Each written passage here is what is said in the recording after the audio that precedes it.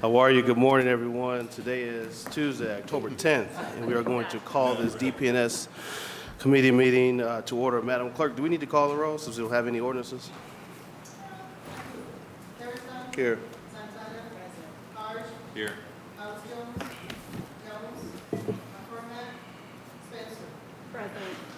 All right. Thank you. Again, good morning, everyone. Today, and for those who are listening, as you know, Cleveland City Council is changing the way that we review our budget, so that way we can have more time to spend in between when the budget is introduced and reconciliation to go through what the needs are and how we will and where we will allocate resources. This operational review oftentimes take place during our 2-week budget process. That's operational questions are wrapped into actual budget questions, wrapped into everything else, and so that really prevents us from spending a good enough time to go through the budget numbers and reconcile appropriately. So the fall time we're now taking, so that way we have good third quarter numbers to work from to help us as we begin to prepare for our upcoming budget cycle. And so that is why you all are here today. And for those who are listening, that's why we have our guests here today. Unless there is a ordinance in particular or a project of some sort that comes up, unless the chair calls for an overview of kind of how the department is going, typically we don't get this opportunity to sit and chat and dialogue about all of the good things that are happening within the departments, all right? And so we're going to go out of order a little bit. We're going to start with BZA first, then landmarks, then go back to EDCD, and I'm going to close with planning and the Planning Commission, all right? Board of Zoning Appeals, if you could please come to the table.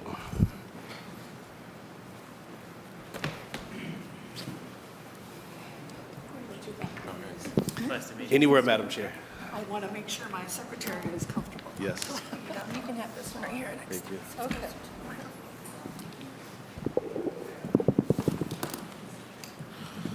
And just a few housekeeping items.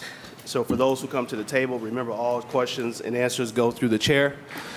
The members are already aware. I just want to make sure for our guests that all questions and answers go through the chair. All right? All right. Good morning. Please state your name and your department, and thank you for being here. Thank you for having us. Absolutely. I'm Alana Faith. I am the acting chairperson for the Board of Zoning Appeals. And I'm Liz Kukla. I'm the Secretary of the Board of Zoning Appeals. And we have Joyce Wong, Director of the Planning Department, and we have oversight over the Board of Zoning Appeals. yes, we are under the umbrella of City Planning Commission. As most of you here at the table know, Here's a clicker for you, too, if you want to, I don't know if we your are presentation. a 5-member board. So I'll go ahead and click through this one and see. Our mission statement is to fairly and objectively hear and decide on actions involving the interpretation of the city's zoning code and any appeal within the authority of the board from an administrative action or an order that may be brought before it.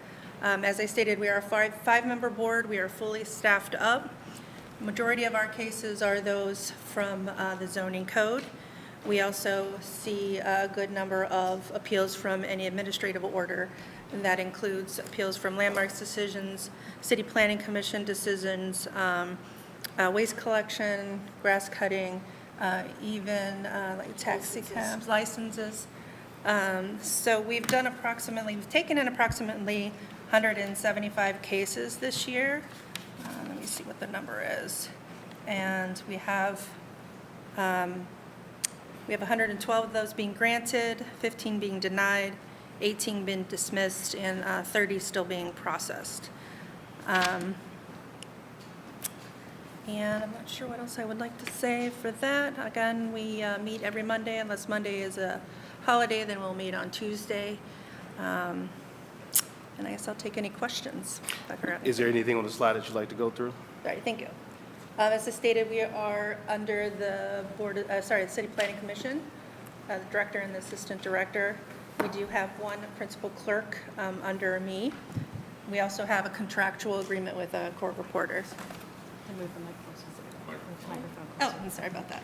Our overall budget is $253,894. That's what it was for this year, assuming it'll be exactly the same next year because our budget is nearly identical.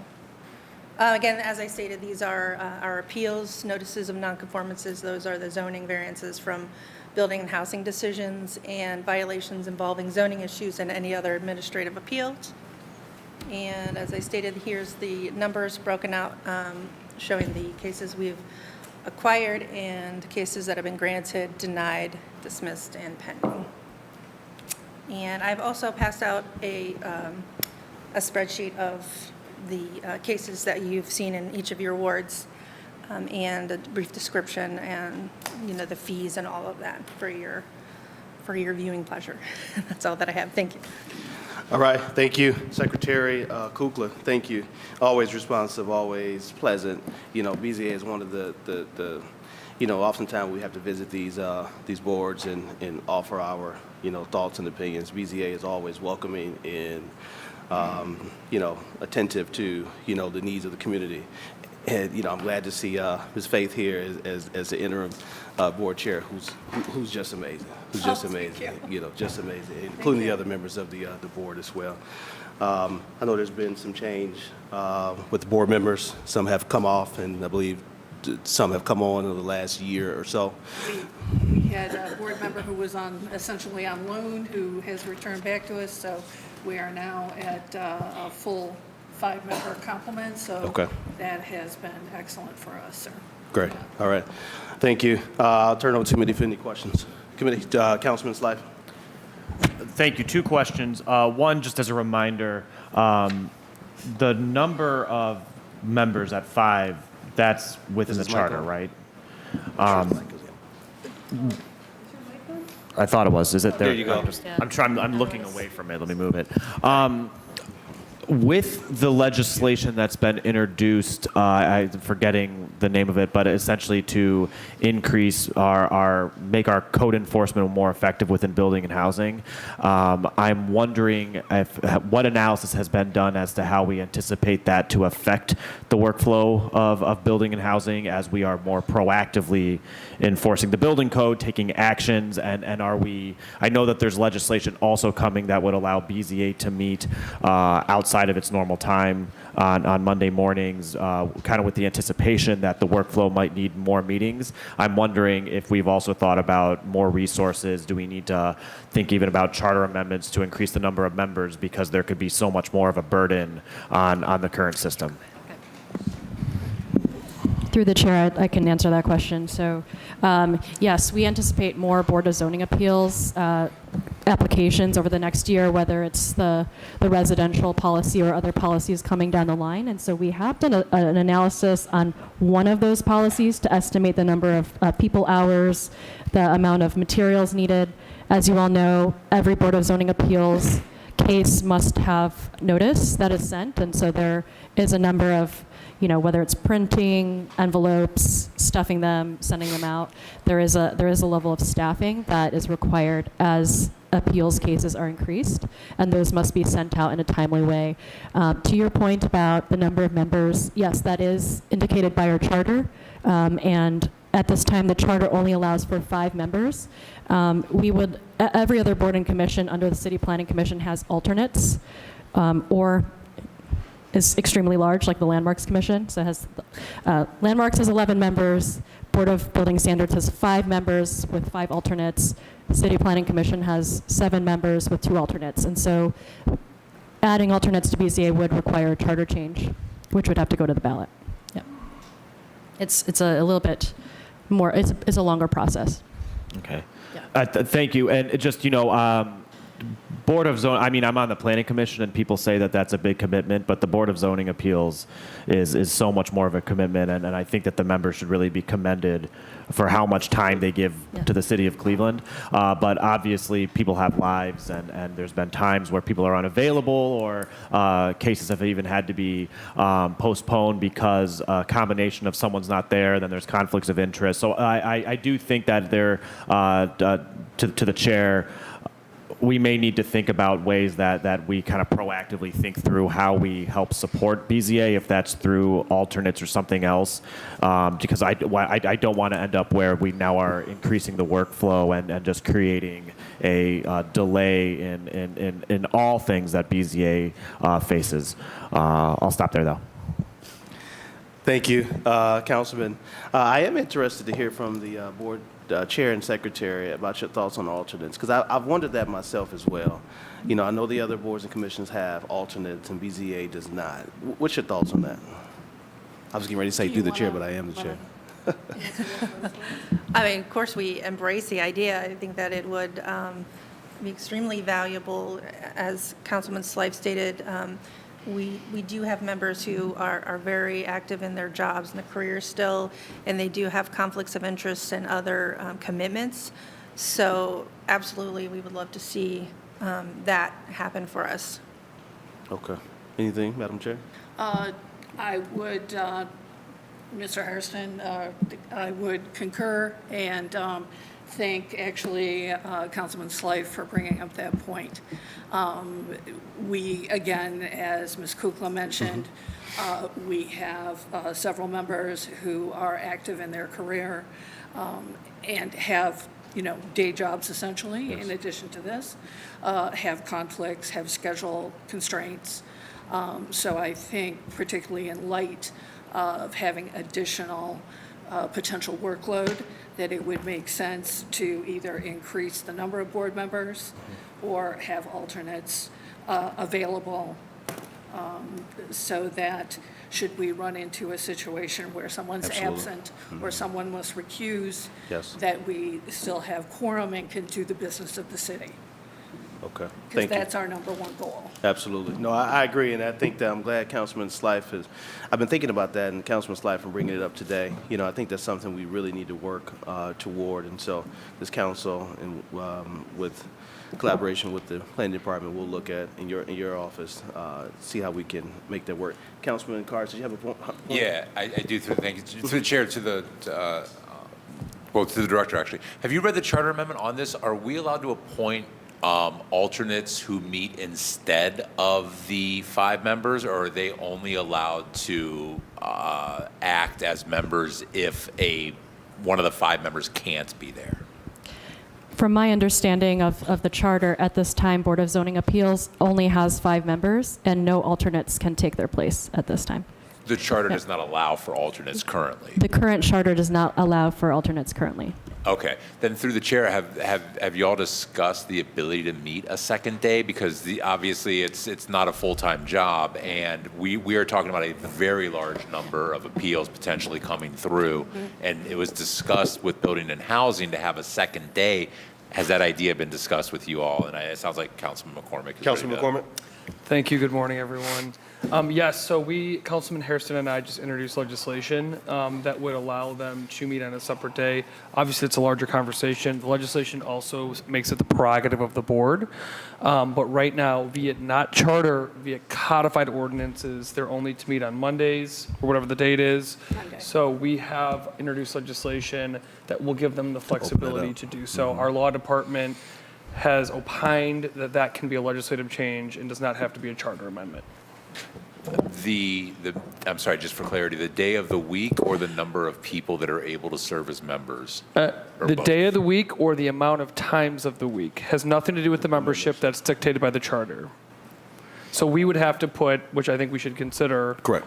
a charter amendment on the ballot, Okay. which this body could just directly do. Right, correct. I Yep. understand that. Yep. There's a significant amount of workload coming your way, we believe, and preparing for that is really important. Absolutely. That's why Councilman McCormick and I introduced a piece, to allow the board flexibility to have additional days and and the ability to meet multiple times during the week. And we very much so will look at the number, whether it's alternates, the number of members, in consultation with the commission. All right. Yes, Councilwoman Spencer. On that point, I also wanted to ask then, thank you for introducing that legislation, Councilman McCormick and Councilman Hairston. My question would be, since this is also kind of a preview to budget season, the individual members of the board do receive some nominal compensation. I don't know if it's called a stipend or what it's functionally referred to as, or what it is referred to as by charter. But there's some compensation. Would it be reasonable if meetings were to be held more frequently that compensation could increase? And what mechanisms would be required in order to do that? I don't know if thought's been given to that point.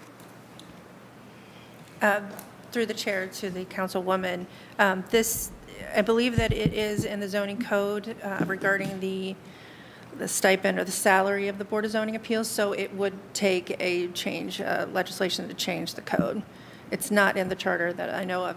There's been an increase, I think, in 2000. Yes. Right. Councilman.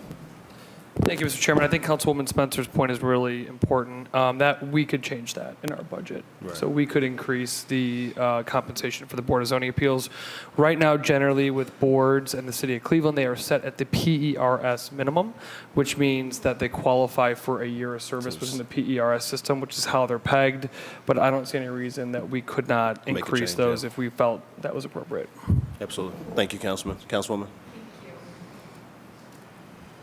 Great discussion on this today. And then my follow-on question would be, is there a proactive effort at the moment to look at changing the charter, which is a much bigger project than updating the code, in terms of potentially allowing for alternates? Is that an active effort, or is that just in discussion? Is there a status on that? Well, the idea has been tossed around. Councilman Slife brought it up at the table today, and my response was that we will actively, begin to work towards making that a reality. Yep. All right. Anything else, Councilwoman? Yes, mine's someone else's time. Go ahead. You're on your time. You go first. I didn't know where the. And then we have Councilwoman House Okay, great. Jones afterwards. Oh, great, perfect. Yeah, I wanted to ask a different question related to one thing I've really appreciated with BZA, a change that I'm sure all of us have noticed is the signage that's gone up, the yard signs, the BZA yard signs. I love the branding. I think they look great. But just recognizing, so I love that level of transparency. I think the community appreciates it. However, that too requires capacity, staff capacity. So while we're talking about increased workloads, I wanted to ask, how is that going? How is that being handled? Is that manageable? I love the practice. Director. To the chair, right now we actually have a city planning employee who currently does that. So this individual goes out to all the sites, takes the photos for the cases, and puts the signage into the front yards. And so right now that's actually not being handled under BZA, but through the city planning department. But it is, it is staff time, and it takes about a whole day to go out to all the sites and do that work. Who's that person? That is Chief City Planner Maurice Rulins. Okay. Thank you, and through the chair to the director, then also retrieving the signs afterwards and the whole cycle of signage. Sounds like, if I understand correctly, that there's a little bit of economy of time with Mr. Rulins has to go out and get photos anyway, so he's placing the signage, but it still is an added workload. So just my last question, Mr. Chair, as a follow-up to that would be, have you all noticed the benefit of that signage? Do you intend to continue that? And then I know we are talking about other boards and commissions yet, but could that be expanded to other boards and commissions through the chair? I could answer the question through the chair regarding the response. It hasn't been huge, but we have definitely received more phone calls. And they do mention the signs, and, you know, they have questions, and of course, we're there to explain everything to them.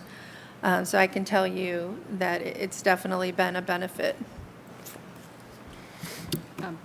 Director? If I may, through the chair, an additional comment. I know we'll get to other boards and commissions later, but I think it's an intention to continue communication in various forms and having an overall strategy related to that. And I personally do think that it is helpful to have the signage out specifically for zoning cases, which are legal in nature, and those are public hearings that require a different type of notice. So we love it, and we intend to continue it.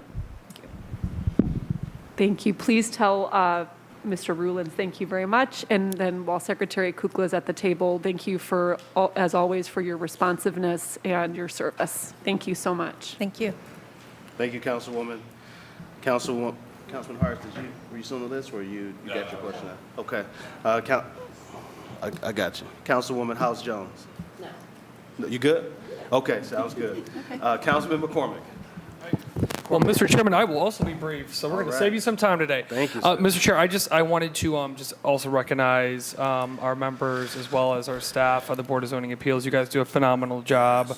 And there's other commissions are here, so forgive me, but I think you guys probably have one of the toughest jobs. I'm getting eyes from everybody in the back. You all have tough jobs, but I know that you get a lot of our residents that show up. You get a lot of the letters. You get the calls. You get all that stuff. So you guys have a really important job, and it's I really appreciate how you all, even if sometimes I don't agree with your decision, I feel that you have sifted through the facts and made the best decision in front of you.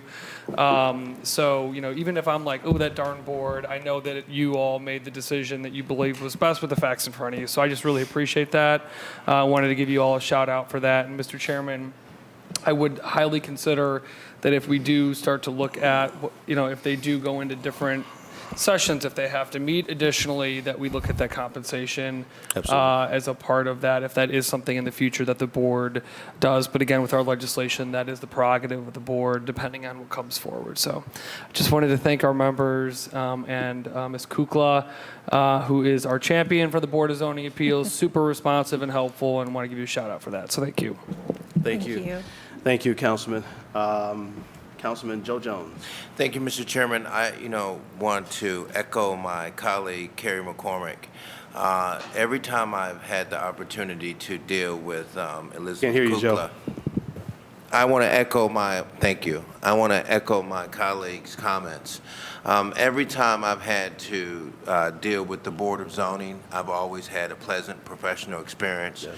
And I really appreciate Elizabeth Kukla being so engaged and assist me in the past with various different issues we've had in our neighborhood, and allowing us to have the opportunity to have a weigh-in on various projects. So I really appreciate the professionalism of your department and its consistency over the last 26 years. Thank you. Thank you, Councilman Jones. Are there any further questions from the committee? All right, seeing no further questions, thank you, BZA, for being here. We thank you so much, and obviously you see we all have a pleasant experience when we visit your meetings. And we will be looking at not only BZA, but all of the other boards and commissions that maybe some changes need to happen with, whether there's a number of members, member makeup, compensation, so forth. So thank you. All right, enjoy your day. Thank you. All right, landmarks, come on up. All right, thanks. Thanks, Mark Chair. Thanks, Liz. I'm telling you. Simple. They got a tough job. You're running easy on those. Yeah, very, very measurable results. All right. Well, good morning, Landmarks Commission. Thank you for being here today. You were sitting in the back, so you heard my comments about everything. Questions and answers go through the chair of the committee. You can share a brief opening, and you can flip through your slides, and then we'll take questions afterwards. All right. And please introduce yourself. All right. First, I'm Dan Musson, Secretary of the Cleveland Landmarks Commission. Thank you. All right. I'm Julie Trott, the Chair of the Landmarks Commission. All right. I guess no choice. The Landmarks Commission is responsible for determining whether buildings, sites, and historic districts are eligible for a designation as landmarks. The Commission follows established criteria listed in the Landmarks Ordinance and uses the Secretary of the Interior standards for rehabilitation to review proposed changes. The Commission conducts a continuing survey of historic properties within the city for the purposes of designation as a Cleveland landmark and/or for listing in the National Register of Historic Places. The Commission also informs citizens about the architectural and historical heritage of Cleveland. The Commission acts as a certified local government in coordination with the State Historic Preservation Office in cases involving Section 106 and environmental reviews and National Register of Historic Places designations. The Landmarks Commission is an 11-member board of preservation-minded individuals consisting of architects, historians, property owners, attorneys, Cleveland City Council representatives, the Director of City Planning, and the Manager of Architecture and Site Development. For the past few years, we've been fortunate to be led by our chairwoman, Julie Trott, who we're grateful to have with us here this morning. We have a full-time staff of 3 made up of myself as well as Carl Brunges and Jessica Beam. While it requires City Council to pass legislation to designate a property as a Cleveland landmark, that process begins after a lengthy research by staff with a nomination by the Cleveland Landmarks Commission. So far this year, the Commission has nominated 1 property for landmarking, but we anticipate finishing the year with at least 4 nominations. Later this month, staff will be presenting our research on 2 properties to the Commission and asking that they nominate them as Cleveland landmarks. So far this year, City Council has designated 3 properties as landmarks, and we're hoping to have at least 1 more property designated before the end of the year, which would put us on par with the previous few years. We currently have 350 individually designated landmarks in the city, in addition to the 29 historic districts, which make up roughly 7,000 permanent parcels throughout the city. When any kind of exterior change is being proposed on a landmark property, it must first obtain a certificate of appropriateness before a permit can be issued.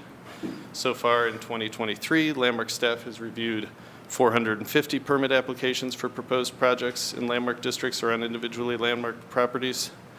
This puts us on pace to have reviewed 600 applications by the end of the year. We see all kinds of projects from roof and window replacements to the new construction of buildings that house hundreds of units. The scale of the project tends to dictate the level of review each project is given. At the beginning of 2023, Landmark staff took on the administration of all of our design review committees. This responsibility was previously overseen by the community development corporations, but it was determined that for the sake of consistency, efficiency, and making the process more straightforward for applicants, the Landmark staff administer and facilitate each of our 7 design review committees. So far in 2023, we've administered 78 design review committee meetings, which puts us on pace to have held over 100 meetings by the end of the year.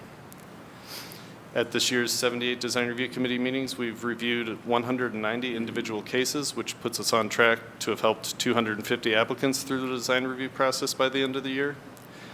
The design review committees are advisory to the Landmarks Commission, so again, depending on the scale and scope of the projects, staff can administratively approve certain actions, and there are other projects are administratively signed off on after review by the Design Review Committee.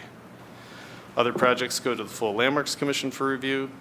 So far, the Landmarks Commission has seen and reviewed 93 individual projects, so we expect to have reviewed about 125 by the end of the year. And while we don't have the data for cases reviewed by the Design Review Committees before Landmark staff took on the administration of those meetings, if the pace keeps up, we'll be on par, surpassing the previous year's caseload in all the categories that we track. So again, I just appreciate the opportunity to sit before you today and welcome any questions you may have for myself, Chairwoman Trott, or Director Wayne. All right, thank you again. Thank you for the presentation. Is Carl didn't come this morning? He's out at a conference this week. Okay, so. all right. Brother Carl always comes and provides some very, very, very interesting information, thorough information as well. I'm always blown away by the presentations that you all present to us when we are discussing landmark designations. Thank you. Anything from Chairwoman Trott? No, I think Mr. Musson stated best about what our purpose is. All right, sounds good. Any questions from the committee? Councilwoman Spencer? Thank you. Mr. Chair, is this Secretary Musson's will this be your first budget cycle coming up? Or is this the second one? I was here for for February of last year. I started in January in this Okay. role. I was going to say, welcome to budget cycle, but okay, you already got your all the taste. fun. But yeah, it's nonetheless exciting to have a new secretary at the table, a new secretary for our Landmarks Commission. Thank you all so much for your service. Our chairwoman, Julie Trott, is a Ward 15 resident, so I'm always very proud to mention that. I wanted just to follow on the line of questioning we were having with Board of Zoning Appeals. In terms of the commission members and the number of members, are there alternates to Landmarks Commission, and how well is that functioning through the chair? Through the chair, we have 11 members. I guess 4 of them are city staff members, so we have 7 seats of residents, and currently we have 1 vacancy. We do not have alternates, but with potential for 11 members, we tend to make quorum and not have an issue. Oh, may I add to that, to the chair? Sure. So we actually have a fully appointed Landmarks Commission. We have 1 more member that is waiting to go through the committee process. And we only need 5 members for quorum, according to the rules. So it is a lower bar in terms of the size of the commission and who may review. Thank you.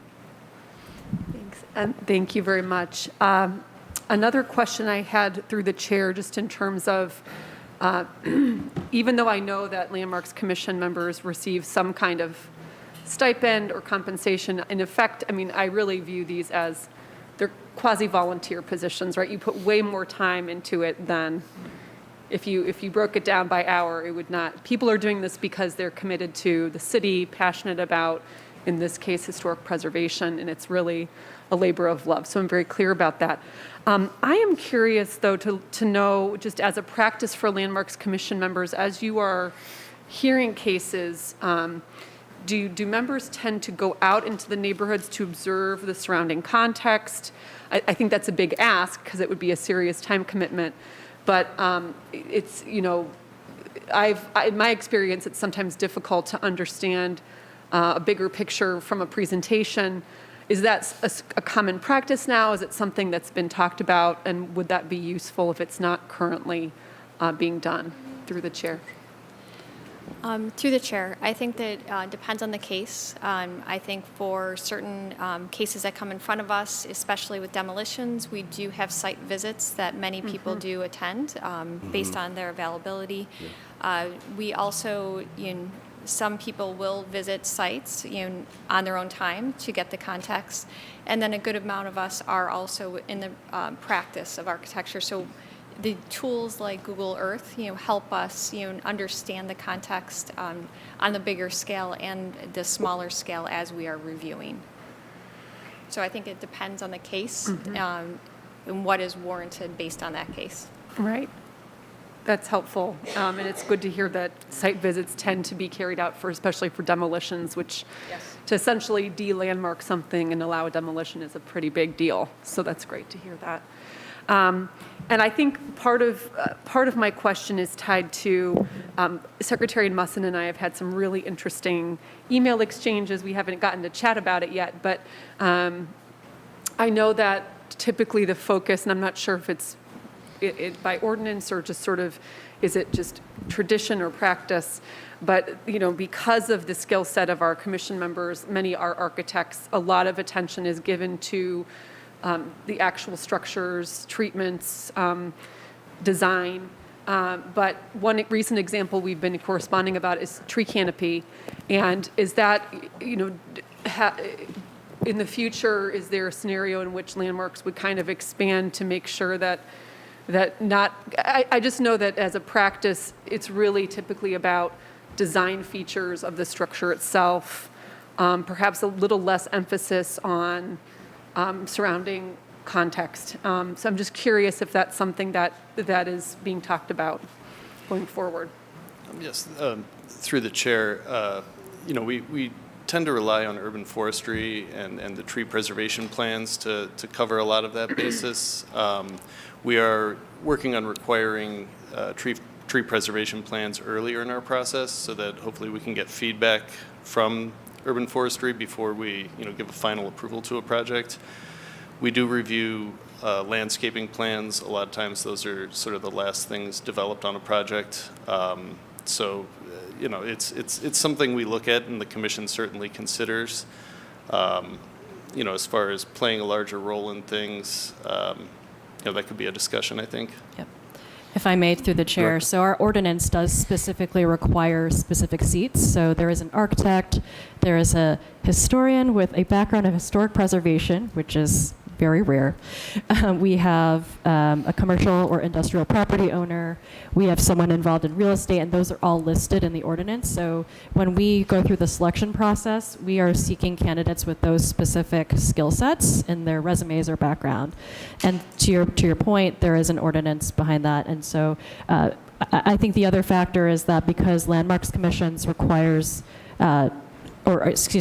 Landmarks Commission reviews everything according to the Secretary of Interior standards, which is federal guidelines for historic preservation. Oftentimes, it is focused on the exteriors and on the actual facades and the windows, et cetera, versus landscape. But we are, as Secretary Musson said, very mindful that public realm is a very important aspect to any project. We hope to accomplish more of that through some of our zoning requirements. And as Secretary Musson stated, rearranging our process so that most of the information, whether it's tree preservation or even other reviews against, building and fire and traffic engineering, are coming before the final review. Great. And then just to conclude my time, Mr. Chair, I really love that answer from Secretary Musson as well, acknowledging that perhaps the tree preservation plans can be integrated earlier into the process. We have a relatively new ordinance that required tree preservation plans. Operationalizing that is really interesting. And I appreciate that sequencing can be very, very helpful. So really appreciate that that's being thought about, and just want to thank you all again for your service. Thank you. All right. Thank you, Councilwoman. Councilman McCormack. Thank you, Mr. Chairman. Also want to thank the chair and our secretary for their hard work. Also not an easy commission on the day-to-day, but appreciate their work. Mr. Chair, just a couple quick questions, and I don't know if the director or the chair want to answer, but the first one is pertaining to kind of the purview of the commission. Obviously the critical components of the commission are on historic preservation and context, but I'm starting to hear more comments around things like rent levels and parking. So is there a way, how does the commission ensure, to be clear, I don't think is the purview of the commission. I don't think the Landmarks Commission should be talking about the amount of parking spaces in a building, for example, my opinion.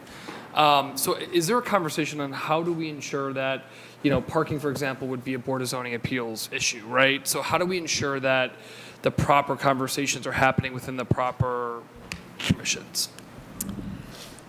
Through the chair, that's a very interesting question because it is a very hot topic, both of the things you've raised. And parking ultimately is a zoning issue. Right. And our hope is that we will perform zoning reviews earlier in the process through, our intention is to continue to encourage pre-application meetings or pre-development meetings where we go through zoning review, we look at all the different requirements of the site prior to coming through the sort of design review process. But ultimately, I do think there is a crossover in the sense of parking interacts with the site plan, and perhaps that's where the commission actually comments is sort of how the parking spots interact with the actual built environment. Rent is not necessarily part of the purview of any of our boards and commissions, even though we are very mindful of that fact. We do not make decisions based on rental factors, even though it's very informative and helpful to understand. We would encourage that discussion around rent into long-term policy making, Right. which is through the long-range planning process or in partnership with you all as council members to make policies around that. No, and I appreciate that, Mr. Chairman, to the commit or to the panel, and just thinking about, I get that how parking can be like, where is it on the site plan, how does it interact, but when we start to hear things like, there isn't enough parking in this building. Well, that's not the purview of the Landmarks Commission, right? And so what I don't want to do is confuse the community to think that the commission has that authority, because then residents will come to you and say there's not enough parking in this plan, and it's kind of not the purview of the commission. So just kind of thinking through that. And then, Mr. Chairman, my last question is my favorite topic, solar panels. So the world is on fire, literally. I appreciate the administration and council who are focused on climate resiliency. How do we streamline the process to allow city residents to put solar panels on their homes? Through the chair, great question. We're actually working on a policy that would sort of set forth specific guidelines for landmark properties that would allow staff to just administratively approve solar panels under certain circumstances, the same way we do a roof replacement when it's just asphalt shingle to asphalt shingle. It's a 5-second sign off. There are going to be more complicated cases where, the way the house is oriented, it doesn't necessarily lend itself well to solar panels, but we've worked through a number of those cases, in the last couple of years, and we hope to have a policy out soon that will ask the commission to approve, giving staff the authority to just administratively approve those. I appreciate that, and I would just hope that we are as supportive as humanly possible for solar panels, and I'd look to the Bibb administration to confirm that it is the administration's position that we want to encourage these everywhere and anywhere possible. Through the chair, yes, the mayor is very interested in promoting sustainability, and we are working through a series of policies, and I trust Secretary Musson that they'll come up with a good citing of those particular solar panels, and if there is one that needs to rise to the level of the commission for discussion, they will. But ultimately, we believe administrative sign-offs for those to keep the process easier and simpler with some bounded rules is helpful. So, yes. No, and I appreciate that, and I would just, again, I would hope that we would make it as easy as possible. We don't want to put hurdles in the way of residents who are trying to power their homes with alternative energy. And reduce. We know that a lot of our electricity in Northeast Ohio is fueled by fossil fuels. So if we can provide more resilient, and this is kind of where the policy from the mayor has to meet the rubber meets the road work, right? And so it's good that the mayor is passionate about this, as am I. But the policy on the ground has to meet that vision, right, in order for it to be effective. So anyways, Chairwoman, Secretary, thank you for your work. Really appreciate it. And that's all, Mr. Chair.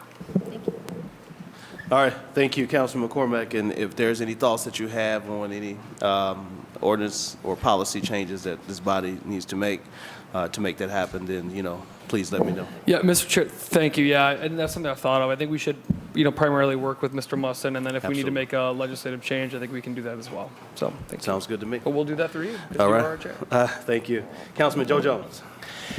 Thank you, Mr. Chairman. Several points. So the first one I want to ask is there a listing, Mr. Chairman, to the commissioner as relates to some of the most significant landmarks in the city of Cleveland? Yes. Yeah, like a list of the landmarks, you mean? A listing of some of the most significant landmarks in the city of Cleveland. Through the chair, we have a list of all the individually designated properties, and then the 29 historic districts as well. I don't know that we don't really have a hierarchy within that list of our 350 landmarks of kind of the more important ones, if that's the question. Yeah, well, it is the question, because one of the things that come to mind when I'm thinking about a great landmarks commission would be having a ideal of what your inventory is, correct? And you make these designations. So, for an example, part of that making those designations, and you can correct me, Mr. Chairman, to the commission, is to prep and prepare those sites for rehabilitation. Is that not correct? Well, through the chair, the commission, action by the commission is typically triggered, by, I guess, an application for design review or through the permitting process. So we do try and educate and work with homeowners and property owners of landmark properties to, help them, guide them through that decision-making process. I guess my reference, Mr. Chairman, is more geographically located, like, not just willy-nilly across the board, right? So looking at your top, for me, it would be, I would like to know, do you have a designated categorical listing? You have the various different areas and districts within the city of Cleveland. So say, for an example, downtown district, if I wanted to look down here, and I wanted to take my family to some landmarks, who would I go to see to show them some of the most significant landmarks in the city of Cleveland? Mr. Chair, if I may, there is an online listing, and I actually have a map here. If you wanted to get a sense of where the please. landmarks are, Please. I'd be happy to pass those around if that would be helpful to you. You may be referring to signage that refers to certain landmarks, and that is managed through the State of Ohio's Historical Society, and those are competitive applications for signage. The other thing I will mention is that, to your point, Councilman Jones, to the chair, I'll give you a second to pass this around. Historic designation gives an extra protection to those particular structures from demolition, for example. If a property owner wants to make an improvement on that structure, it is up to their prerogative to put together a plan to renovate that particular structure. These designations, though, do allow for historic tax preservation, historic tax credit applications to the state as one format, and there's also federal tax credits as well. So these landmarked structures then become eligible for additional financing. So that would be these different locations that you have here on the map? Through the chair, that's correct. Those are the designations. They're also publicly accessible on our GIS map. Do our Landmarks Commission engage in any kind of fundraising events? Or is the commission organizing anything to, say, keep certain landmarks exterior, interior if necessary, or lobby for the preservation of any of the historical landmarks within the city of Cleveland? Councilman, make sure your questions are Mr. to the chair. Chairman. Thank you. To the director. I can start through the chair, and then Secretary Mussing can add on to that. There are no current fundraisers. We also do not provide grants through this particular commission. We rely on partners such as the Cleveland Restoration Society, who does do fundraisers and key projects that are related to renovation. Our goal is to promote the landmarks, to lift them up, and ensure that the exterior renovations that do come through are appropriate. I will also mention that community development has been working heavily on asset redevelopment, which could come up later in a discussion with them. And so we do partner with them on that process. I would like to see, Mr. Chairman, to the director, a more robust commission. Over the years, it's just been like boring. And I hate to say it that way. I don't mean to be rude or disrespectful. I just want to see a robust commission that's out there. We have a listing. We know what some of our historical landmarks in the city of Cleveland. We're working to create ambiance around that, how we attract our community engagement and involvement in the commission and participating in the process. and energizing our corporate community to come around some of these projects that are really significant and historical landmarks in the city of Cleveland, and really raising that bar. We have been here sitting at this table for, I know I've been here for quite a bit of time, and it's been just boring, boring, boring. I don't see of any kind of offense. And as we can wait, Mr. Chairman, to the commission and to the director for stuff to come to us, or we could be proactive. And we can go and say, hey, here's some of the top landmarks. How do we work to get funding for that? How do we expand our commission? How do we engage our board members? How do our board members really fundamentally engage our community? And then really having people who are proactive. If we're going to, Mr. Chairman, to the director, talk about a new Cleveland, a more creative Cleveland, then everyone needs to jump in and put skin in the game. And it's not to say that the commission is not doing that, but I'd like to see some of that kind of activity where we're looking at some of our landmarks. There's some landmarks that are very historical in the city of Cleveland, and they're falling down. And we should not allow those landmarks to fall down and deteriorate to such a degree that we're at a crisis mode.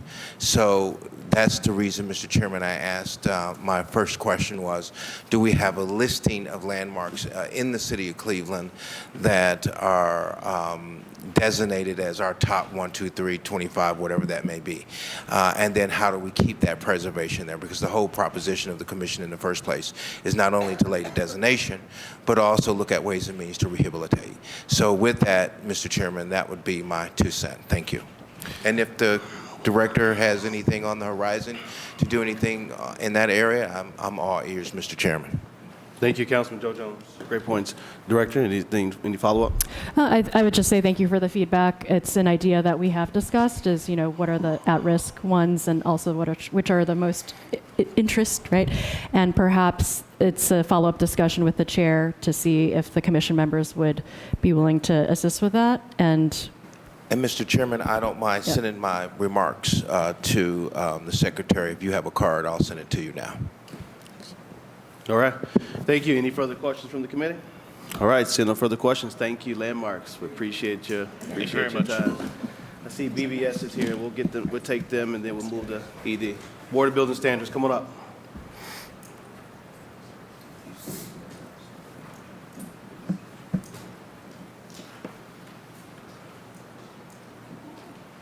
Morning. Happy Tuesday. Happy Tuesday. You sharp as always. Like that piece on your neck. she's always star. Oh, she's stay jazzy. All right, the clicker's there. Again, good morning, thank you. Remember, all questions and answers flow through the chair. And please introduce yourselves and your role, your title with the Board of Building Standards. And we'll take brief opening remarks and we'll click through your presentation. All right, thank you. Go ahead. Okay, through the chair, Patrick Gallagher. Oh, is that on? Just pull it up to you. Hit the button so the green is on. All right, there you go. Thank you.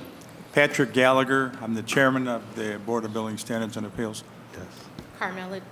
Carmela Davis, Executive Secretary for the Board of Building Standards and Building Appeals. Thank you. Okay, so the mission statement for the Board of Building Standards and Building Appeals is to maintain and ensure high quality and safe standards in building construction by enforcing the Ohio Building Code, the Cleveland Building Code, and the Cleveland Rehabilitation Code. Currently, the board has 4 regular members and 2 alternates with 2 full-time staff members.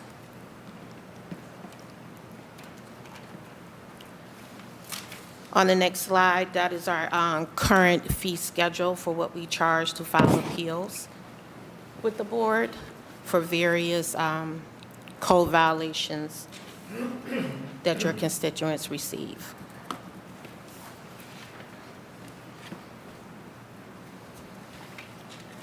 So the output matrix of appeals that we received for the last 3 years, as you can see in 2023, we had starting to get more of an uptick.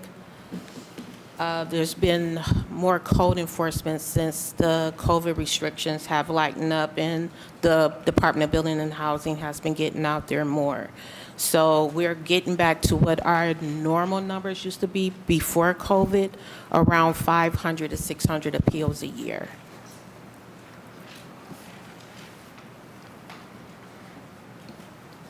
The next slide, you will see the percentage of appeals that we received to date and how many of those appeals are in your ward and how many of your constituents filed appeals.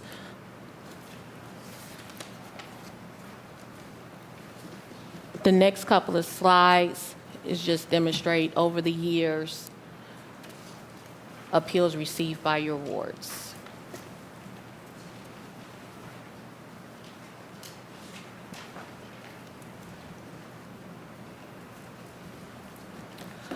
Last time I was here, you guys asked me for more detailed information. So please allow, we're still doing this manually because we do not have a system yet. So there may be some human error when it comes to the numbers. So don't crucify me with that. So as you can see on the next slide is owner-occupied appeals, and I broke it down by the wards. Bless you. Bless you.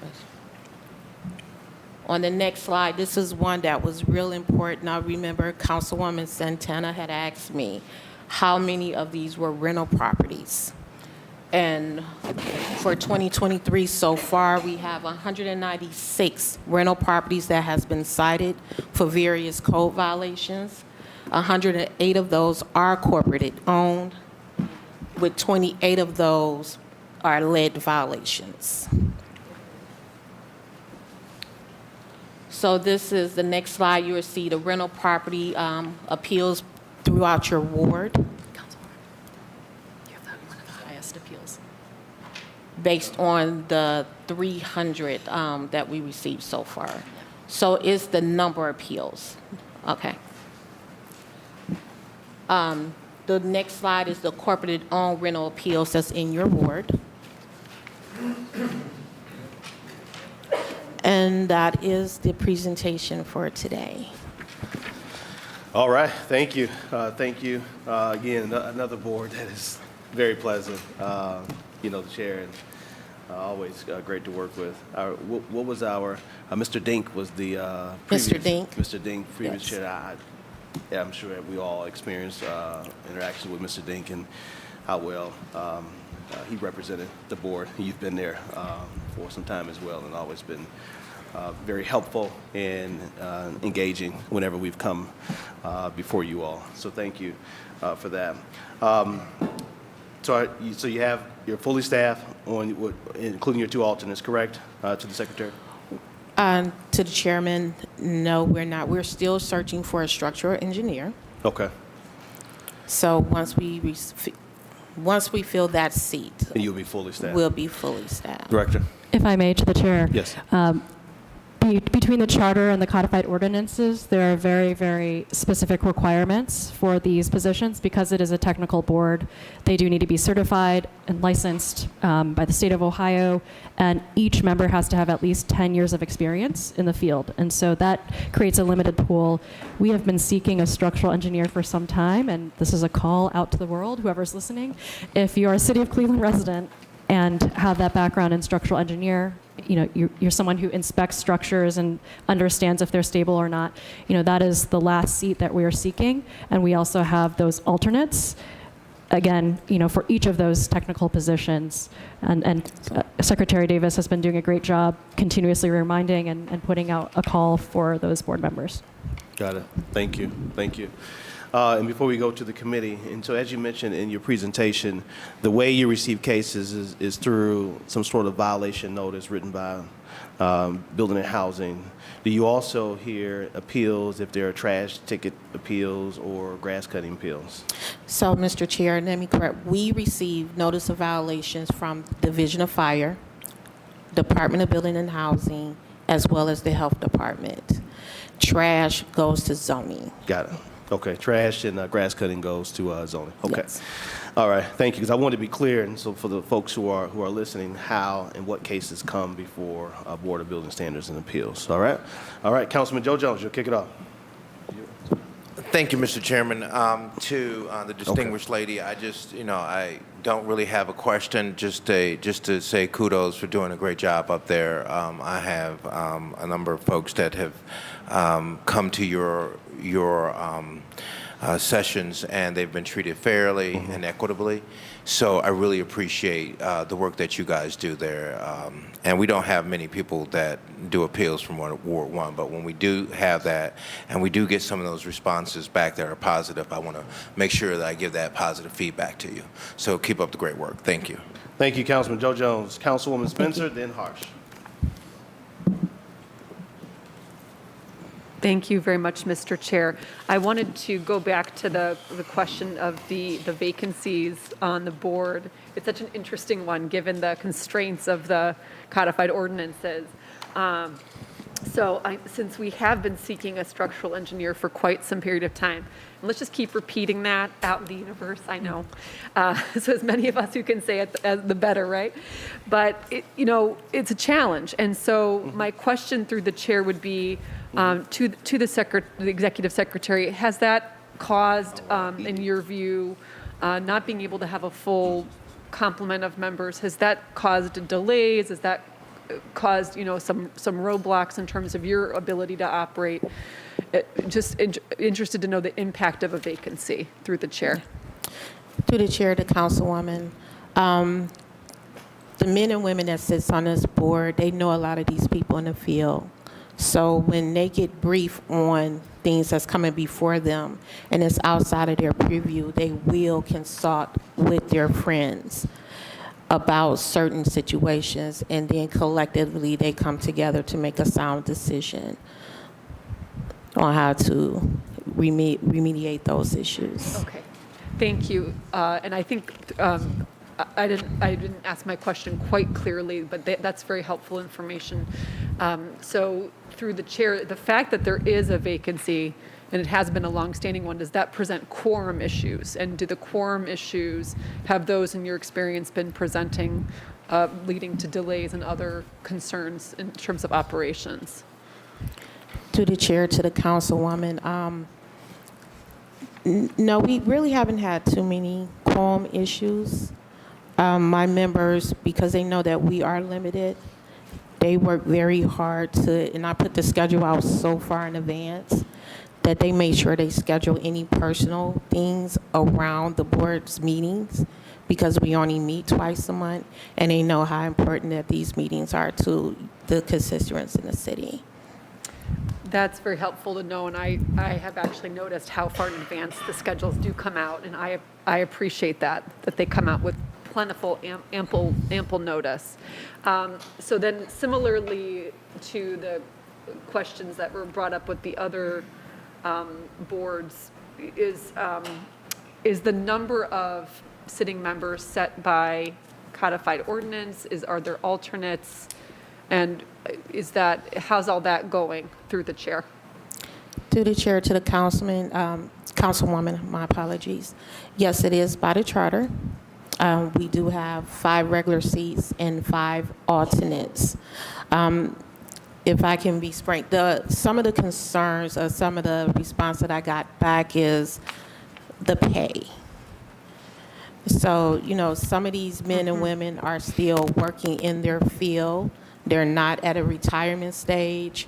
So if our meetings are running 2 to 3 hours, and per the legislation, they're only getting $300 for 4 hours. That's something that they will make in an hour.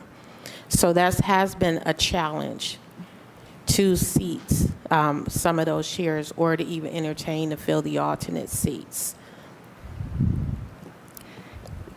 If I may add to that, to the chair, because the requirement is for the City of Cleveland residency for the sitting members, that is also a challenge to find the candidates. However, alternates may be from outside the City of Cleveland, as that is a practice around the state of Ohio. But for the actual sitting members, they have to be City of Cleveland residents.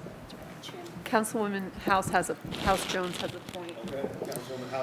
Yeah, thank you. Through the chair to the board, have you all connected with the American Society of Civil Engineers and really tried to look at maybe a retired structural engineer, somebody that has more disposable time and disposable income that can do that. I don't know if you all have made those connections, but. Through the chair to the councilwoman, I have, but if you have a point of contact for me, I will appreciate that plug. Okay, thank you. Great, thank you. Very, very informative. And I mean, since this is, today's discussion is part of our broader budget discussions this year, I would just be interested when we do come back to the table again in February, our increase is recommended, what would be the justification? It sounds like that has been part of what has been the challenge. So I'm very, very glad we're talking about it today. And then, Mr. Chair, I think I just have one more a change in direction with my question, just to the basic workflow question. I should know this stuff cold, but I want to make sure I understand, you building and housing. So again, through our chair, it would be either fire, building and housing, or health with certain kinds of violations. So then when does it actually come to BBSBA? At what point does that violation turn into a BBSBA hearing? Through the chair. Through the chair to the councilwoman, it is up to the violatee to file an appeal. It's not a requirement. So they're giving, depending on the violation, they have either 7 to 30 days to file a violation unless it's a vacate order. Vacate orders are immediately that they need to leave the premises, and they can still come and file an appeal for the board to hear the reasoning of the vacate order. So is like I said, it's volunteer for them to come and file the appeal with the board. Adjudication orders? The adjudication orders, that is also, they can either meet the code or they can file an appeal with that as well. Thank you very much. Thanks, Mr. Chair. Thank you, Councilwoman Spencer. Councilman Harsh. Thank you, Mr. Chair. I guess probably more of just a comment, but Ms. Davis, thank you for putting this together the way that you did. I don't know if it was me that asked for these metrics last year, but whoever it was, I'm very grateful that you put this data before us in this way. If you're following along at home, one of the reasons this is of interest is that the Board of Building Standards has to be objective and fair, and I believe that you are to all people. I've watched you for years, and I think that you're very, very fair to all people. But if you're an outside observer, you see patterns where primarily people use the Board of Building Standards to avoid accountability. They ask for more time, they ask for extensions, and if anybody, journalists out there, wanted to take this corporate-owned data and check it against transfer records, you'll find that a lot of times these appeals are simply extensions before they sell the property. Because they're trying to avoid responsibility entirely, so they end up clogging up the Board of Building Standards, asking for all this time. And what's interesting in here in this data is that the corporate-owned entities have a higher rate of appeal than the non-corporate-owned entities. But even though corporate-owned entities are on the rise, there's still only about 25% of rental properties owned in the city of Cleveland, but yet they take over half the appeals. So what we see is that as out-of-state investors increasingly gobble up rental properties in Cleveland, not only do they have affordability problems for our residents, but they also use more resources as they try to avoid responsibility in maintaining their properties, which is going to come back around when we have our conversation about building and housing shortly. So, Ms. Davis, thank you so much for putting this together. This is very eye-opening data, and I appreciate you taking the effort to do this. But again, I wish every department was as efficient and well run as BBS, Landmarks, and BZA. It's a joy every year. Y'all are just the top-notch, and thank you for the work you do. Thank you. Thank you, Mr. Chairman. I will also be brief. I just want to thank our secretary for always being on top of it with agendas, with communication, with responsiveness. The folks that help us keep the city of Cleveland afloat don't often get praise for that. So I want to thank you, Secretary Davis, and also to the commission members on this panel. I know it's maybe not the city's most glamorous panel, but critically important. So thank you. Thank you. Thank you. Councilwoman Jasmine Santana. Thank you, Mr. Chair. To the chair, to the secretary, thank you for giving me that data that was asked last year. I really appreciate you following up with that request. But through the chair to the secretary, I'm curious to know, and this is probably maybe overall through all maybe like all the departments that you oversee, director. I'm curious to know. I realize like corporate, there's a lot of LLCs and property owners that really understand the process, right? They know those loopholes, as Councilman Harsh talked about, right? They know how to do the appeal. They know how to pull those permits so that they could buy time. How does the communication education work for our regular just residents, really, that are struggling and, you know, maybe they got a citation for a permit or something they want to appeal, but maybe they don't speak the language or maybe they don't understand how this process works. I'm just curious to know, what is the communication plans? I know that you're a huge advocate for this, to the chair, to the director, but I'm just curious to know, through your department, how does that work as far as the communication piece? Through the chair, to the councilwoman, I'm glad you asked. When I took over the board in 2019, there weren't a lot of resources for the elderly and homeowners in Cleveland who wants to do better, who gets a violation, who comes into the office, who's crying because they think it's the end of the world. So I started putting together resources. And I'm sorry I didn't bring any today, but I did put together a home resource guide for them to look through for different programs through the county, different programs with our Department of Aging, our Department of Community Development that they may qualify for to help them abate the violations at their homes. If there is a language barrier, I had updated the appeal applications so we can know that ahead of time. So I can make sure that I contact someone who can interpret for those constituents in the neighborhood to help them along with the abatement process. Sometimes with the language barrier, it's a little challenging because I know all translation may not go over like we expect it to, and some people may get offended. So I've been taking my chance to take courses as well to better educate myself against the melting pot of different cultures throughout our city. So I make sure when we're reaching out that we're not offending anyone. And through the chair, if I may, I really do want to commend Executive Secretary Davis as she has reformed the application process and put together all these resources that, you know, in the past weren't easily accessible. So I think she's doing a great job and is very mindful of our residents, is a Ward 1 resident herself. And my hope and goal is that as we continue to improve our communication strategy, that we'll have better graphics and a better understanding of some of these processes. Not everybody knows they can appeal a demo or whatever it is. And so, you know, an order from various for various reasons. And so I just really do want to commend her for doing an excellent job. Thank you, Secretary. I don't know. Okay, go ahead. Also, she encourages, through the chair, but also Ms. Davis encourages those that are going to appeal, that if they're having problems with online, she encourages them to come in. And then that way there they can also you know, you can prompt them a little easier on what they're going to do. So that's a big item too. Is not everybody can handle the online stuff. Also, the aging, those that are older, there's something there for them also, and they're guided to also, you know, seek them out and use that to help them because sometimes you know, they get too old to handle situation of owning the house, so they need help.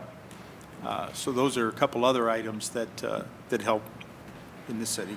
Thank you. Thank you. And through the chair, thank you once again. I commend you on your work. So my last question is communication that is mailed out. Is that, like, my numbers are rising, right? And just all across, even in zoning and so forth. I'm curious to know, is that communication translated? And from what I hear from other departments is it costs money. It costs money to translate, interpret, and send out these notices. Is that something that we need to be looking at to add to the budget all across these departments, specifically now that we're speaking about your department?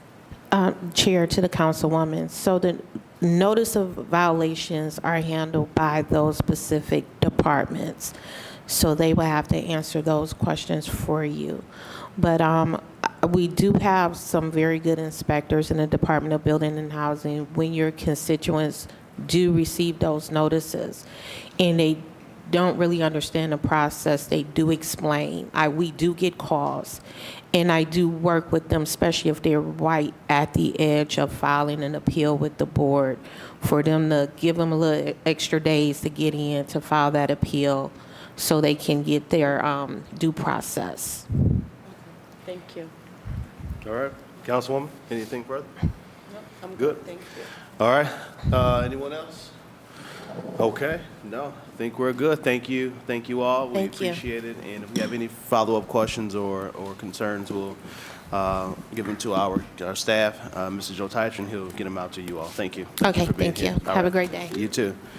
All right, come on up. Economic development.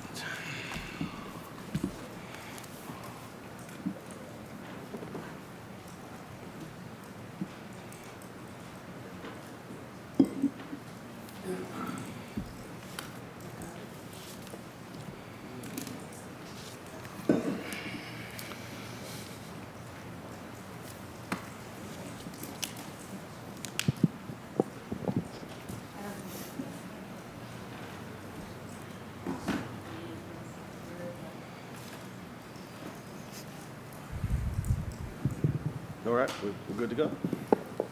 We're all set. All right, good morning, Director. Welcome. I know this is, you've been here, what, a couple times before, right? Yeah, Okay. handful. All right, handful of times. And I think you had a chance to sit in at one of these committee meetings as being the new director already, right? Yes. Okay, so you're familiar with the process. Good to see you got your team here. This morning, if you all will introduce yourselves, and then we'll take your open remarks, and then we'll pivot to the presentation.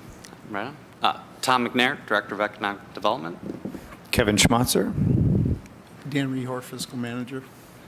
All right. Thank you, Mr. Chair. So first and foremost, I want to take a brief moment here. I know several of you I know fairly well and have had the opportunity to work with over the years, some not as much, right? So again, my name is Tom McNair. First and foremost, I am a resident of the city's 4th Ward. My wife, Katie, daughter Delaney, and son Declan, right? I am a Central Committee precinct member for Ward 4R.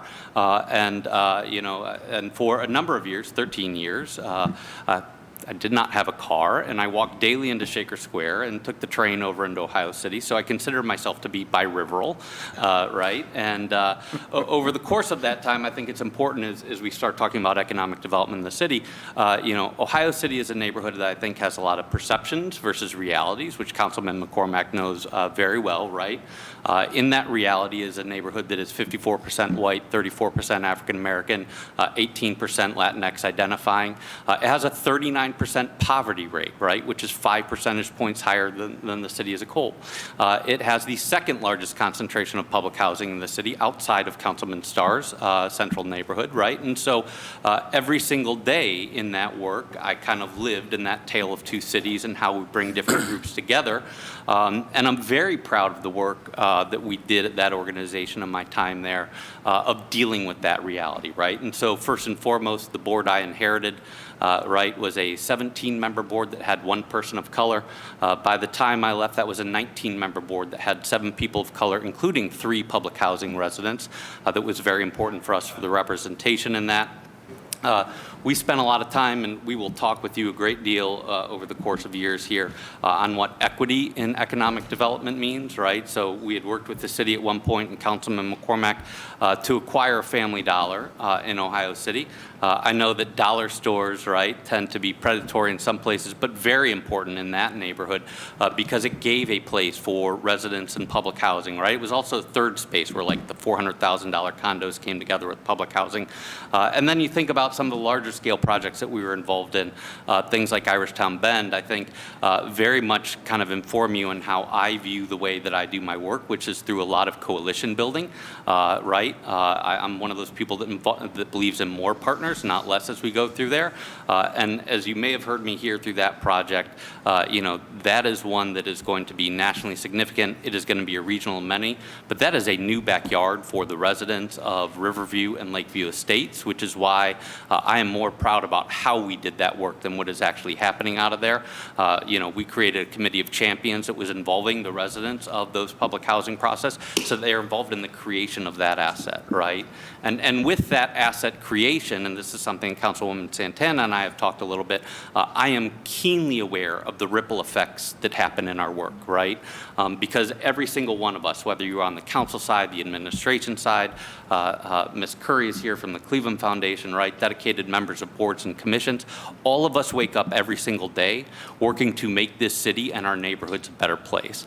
And if we are successful in that, and when we are successful in that, right, there will be ripple effects that will increase the value of homes and properties around us, right? And so what are we doing while we're working with one hand to make things better to ensure that people are actually benefiting from it, right? And all of that is a way, kind of sets the way that I view this work and that we're going to be doing together, right? Because know that I also understand and respect a tremendous amount the work that you guys do as elected officials, right? Several of you I know from and have come from the community development world, right? The elected officials in council, the CDCs, that is like the ground floor of the civic system.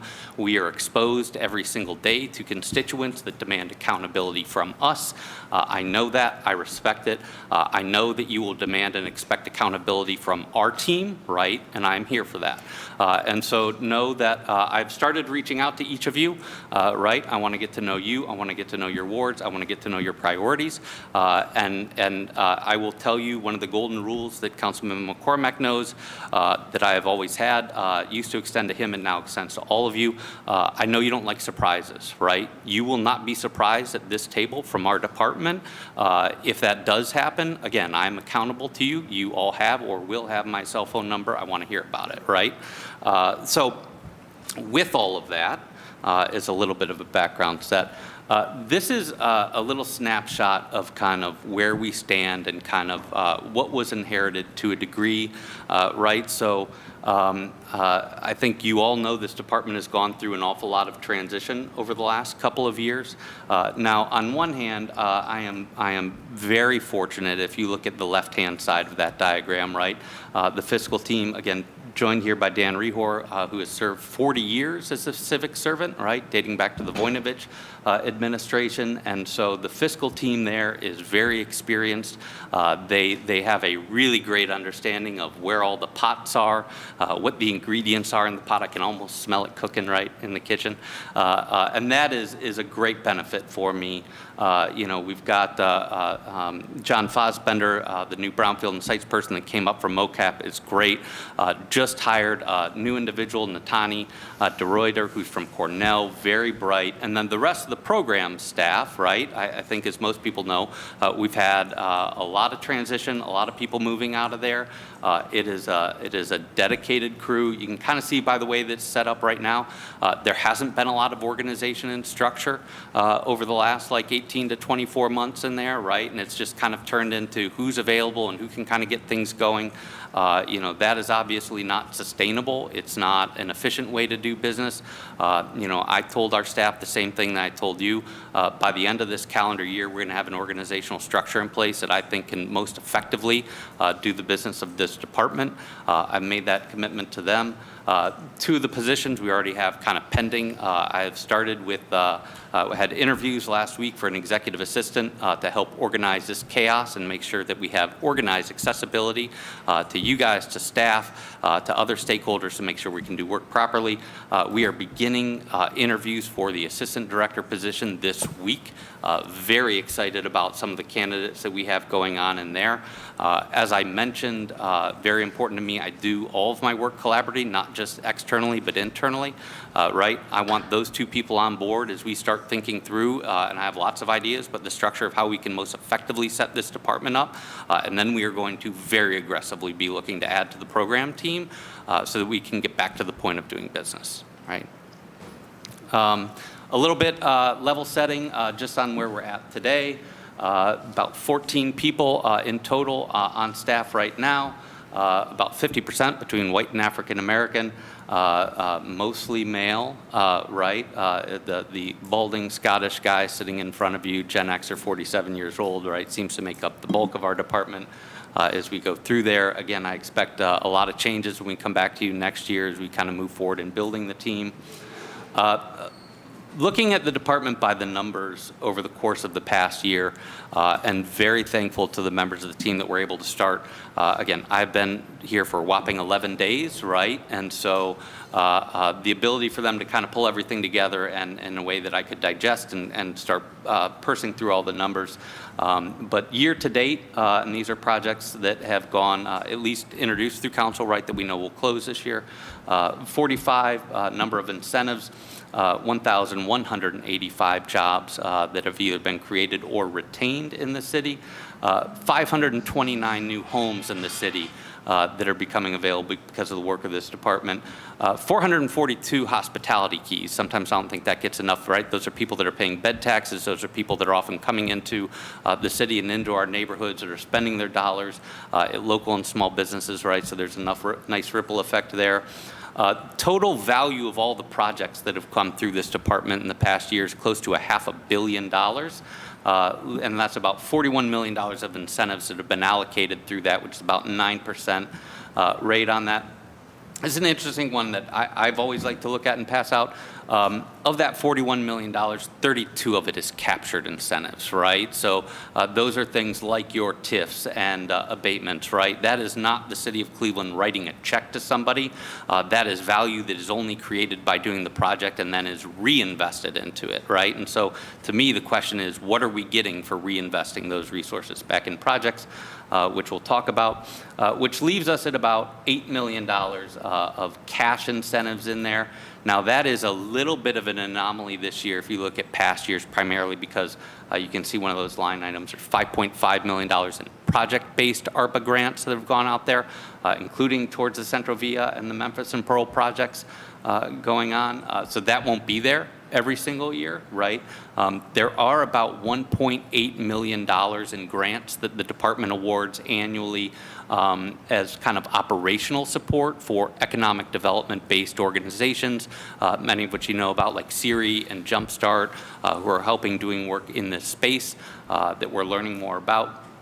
Or I should say I'm learning more about how they kind of all fit into the ecosystem going on, right? And then there's about $500,000 or so in loans that have gone out. The forgivable loans that you see up there, primarily the Vacant Property Initiative program that I know has been talked a lot about, and only $154,000 in the amortized loans. And that is somewhere where I think that we can play a big role moving forward. You know, I think everyone knows, you look at what's happening, interest rates right now at banks have gone from like 0 to 8%. Gaps are left and right, but we have the ability to play in those low interest loans that can help make projects move forward and actually make some money coming back in to more effectively do that and to utilize some of the programs that already exist, right? That is going to require having more staff on hand, which we want to do. And then lastly, while we're sitting here, I think it's important that, you know, the projects that I'm kind of showcasing up there, because I know and understand how important projects like this are and how catalytic they can be in your neighborhoods, right? You know, I think heard Councilman Harsh say yesterday that this is the largest investment in Old Brooklyn in 50 years, right? But these are the types of projects that they can build around. And I think, look, you all know what I know. Every single neighborhood in Cleveland has assets, and it's like, how do we build around those, and how do we create the assets that can continue to attract investment, which then requires that work on the back end of making sure everyone benefits from it.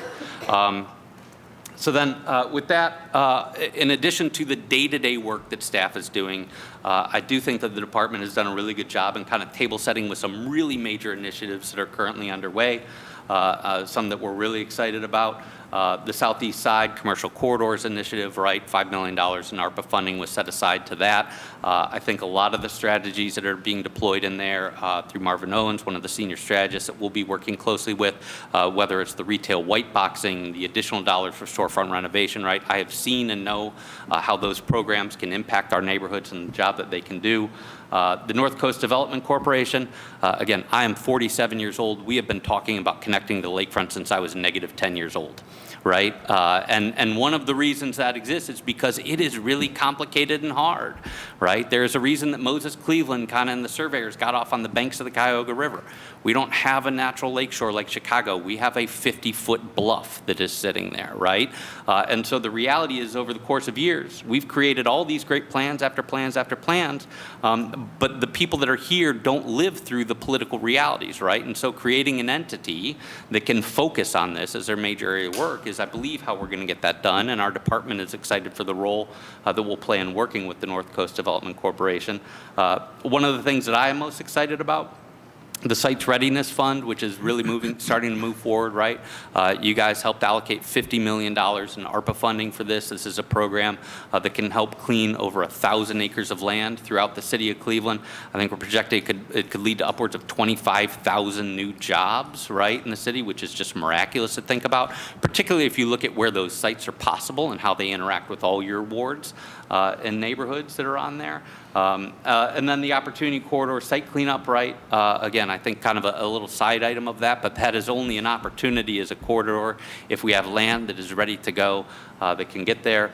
Burke Lakefront Airport feasibility study, again, kind of in that things that have been going on for 50 plus years, better understanding what the possibilities are and aren't.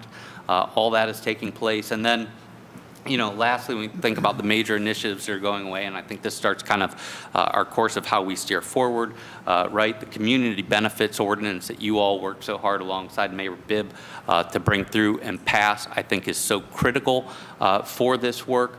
And as that kind of starts to get underway, right, the next set of things, of which is just getting ready to start, and I know I sent out a notice to folks, is hiring Baker Tilly, which is going to look at the incentive review process, right? So not only creating a scorecard for how do we evaluate projects and determine what kind of investment that we want to make in them as a city, but more importantly, again, and the tired way of doing things, we've had the same suite of incentives in this department since the day I started working in the civic sector, 13, 14 years ago.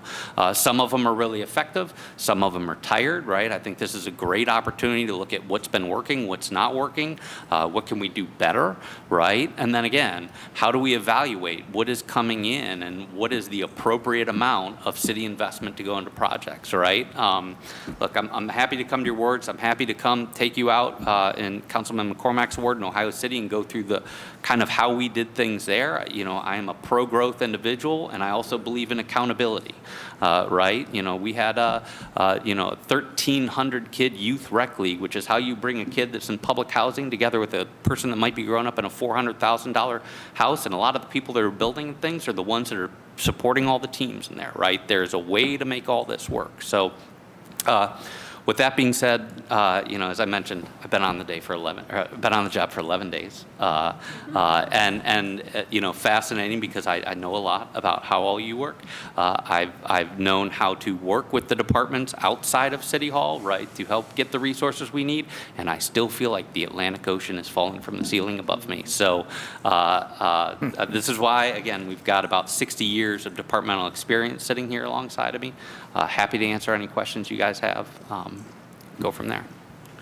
Thank you, Director. Okay, got you done. Thank you, Director, for your opening remarks, and thank you for going through the slide presentation. It's good to see that this assistant director position is moving forward. I know Director Jackson had been looking to make that happen before she left, and so good to see that that's still on track to get done. I think that assistant director position is very critical to that department, very critical to that department. As you are trying to make it all work, somebody has to be internal and kind of keep everything together. So I'm glad to see that is continuing on its way. Baker Tilly also, as you know, when council began our work on the community benefits ordinance. That was something that we absolutely wanted to see happen, and that work had begun under previous leadership, and I'm glad that that is continuing as well. You know, as you will hear from this body, not only the members on this committee, but also other members of the body, that is very important. We want to make sure that the amount of subsidy, the amount of support that we're providing for projects is appropriate, right?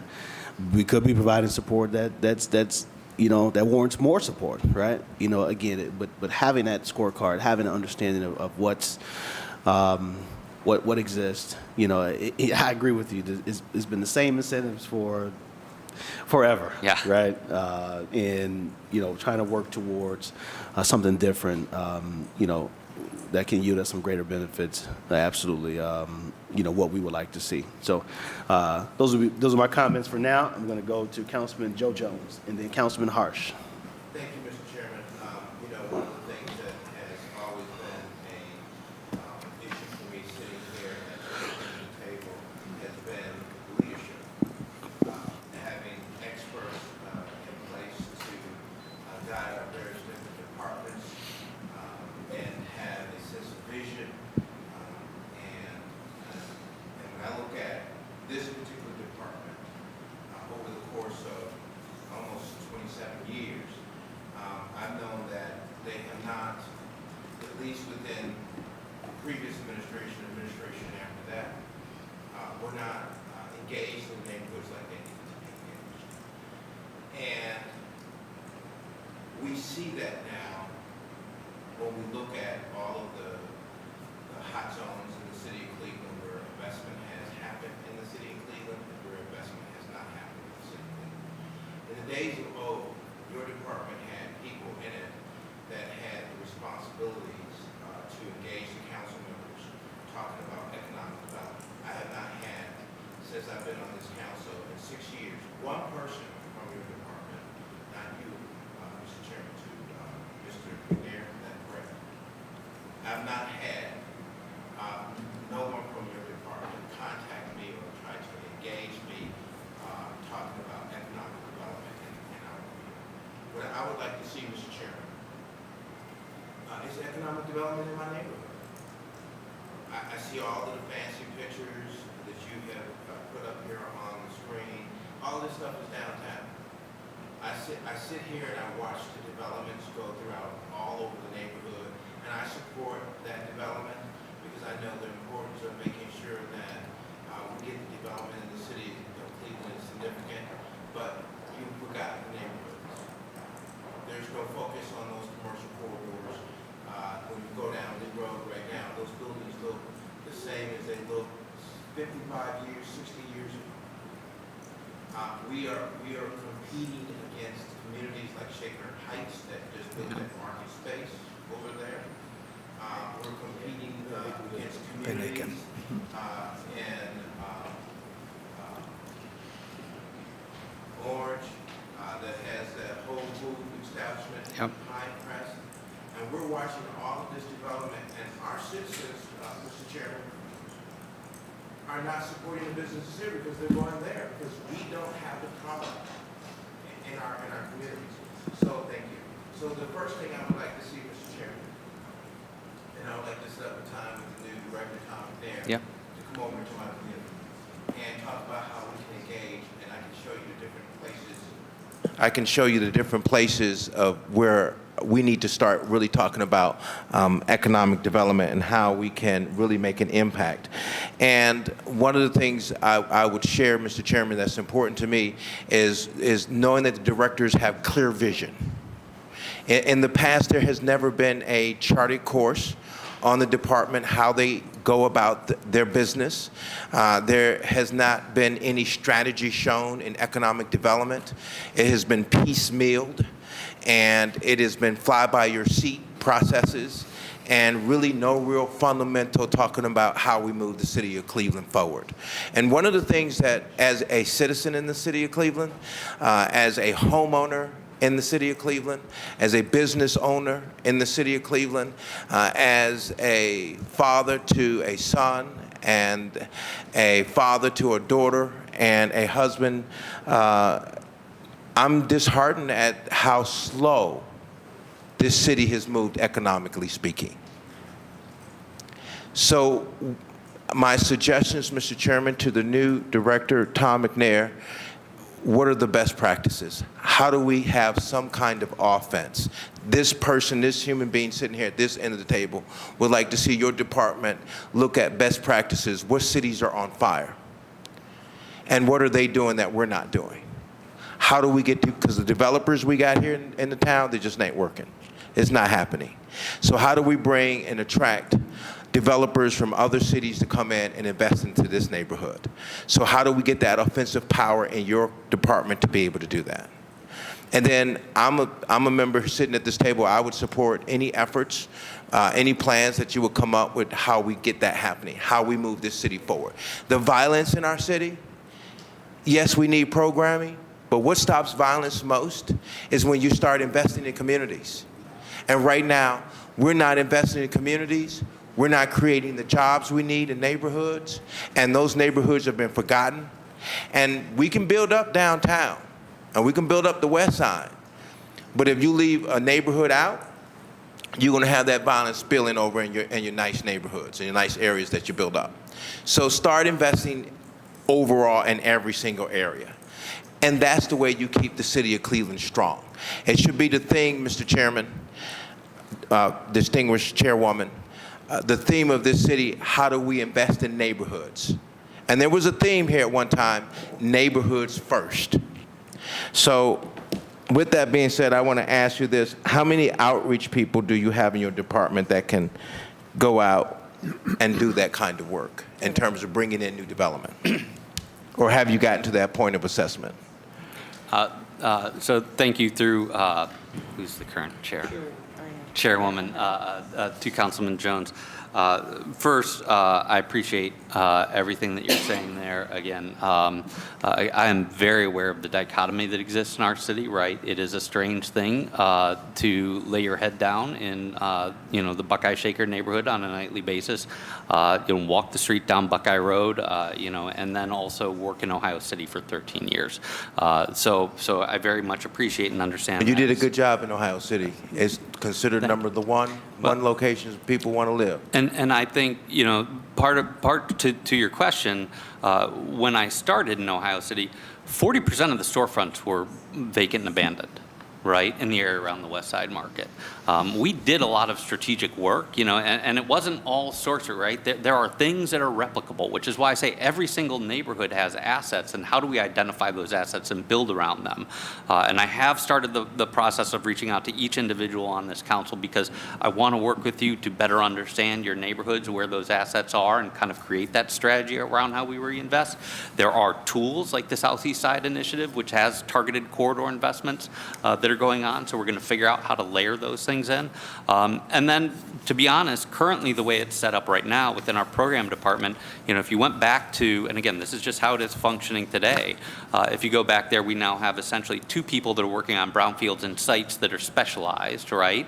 And then you've got other program folks that are kind of generalists, and we are so understaffed at the moment, right, that there is a reality that it is a very responsive department at the moment, right? People are coming, they have projects they want to move forward and get things, and so, Kevin, Stephanie Filbert, Robin Brown, right, they are doing the best they can to keep up with what is put in front of them. That is not strategic. Right, and that is one thing that we need to change by bringing new folks on. But I have started thinking a lot about different ways to structure this. I am keenly aware. You talk about past administrations. You go back to the time when Chris Warren was the director of economic development. Right, they had geographically based people. Right, and there's a lot of merit to that. Right, you look at the city planning department. Right now they have neighborhood based planners. I think there are 5 of them that cover certain territories. Right. And I know that as a CDC and with a council person, we worked very closely with our planner that was going on. And then we worked with whoever it was from economic development, kind of ended up on a project that we were on. So I don't have that answer for you today, but I assure you it's something that I'm looking at. Chairman Harrison mentioned the critical importance of the assistant director. I agree with that. Again, there are some really good folks that we are going to be talking to in the next week or so. I don't want to make decisions on how this department is structured without the input from that individual, right? I already respect them enough that I want them involved in kind of how do we want to set this up to make it work, but I hear you. And I really appreciate the response, and I thank you for having an ideal of the depth of what happened before. Our neighborhood is teetering. Yeah. And this city has moved in a direction that I talked about going all the way back to 2001, that we had a path to choose. If we choose the right path, we're going to be okay. If we choose the wrong path, we're not. And you can pull the tape for that. The issue is right now, our neighborhood is teetering. We lose Southeast Section Ward 1, it's over. Lights out. There won't be that. Our neighborhood is one of the strongest residential neighborhoods on the east side. And we need all the help that we can get to bring in the kind of economic development to build up our storefront businesses along Lee Road and Harvard and East 131st Street and Kinsman Avenue.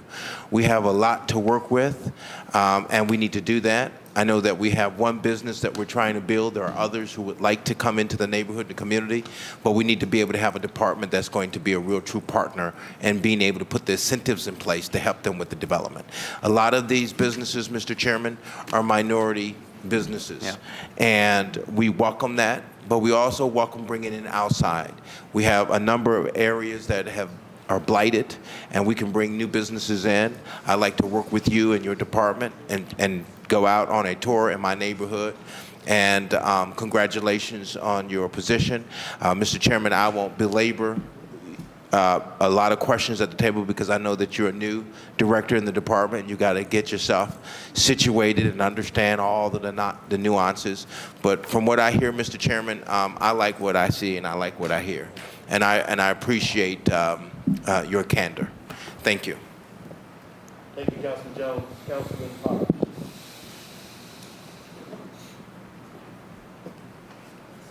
Okay. Thank you, Mr. Chairman.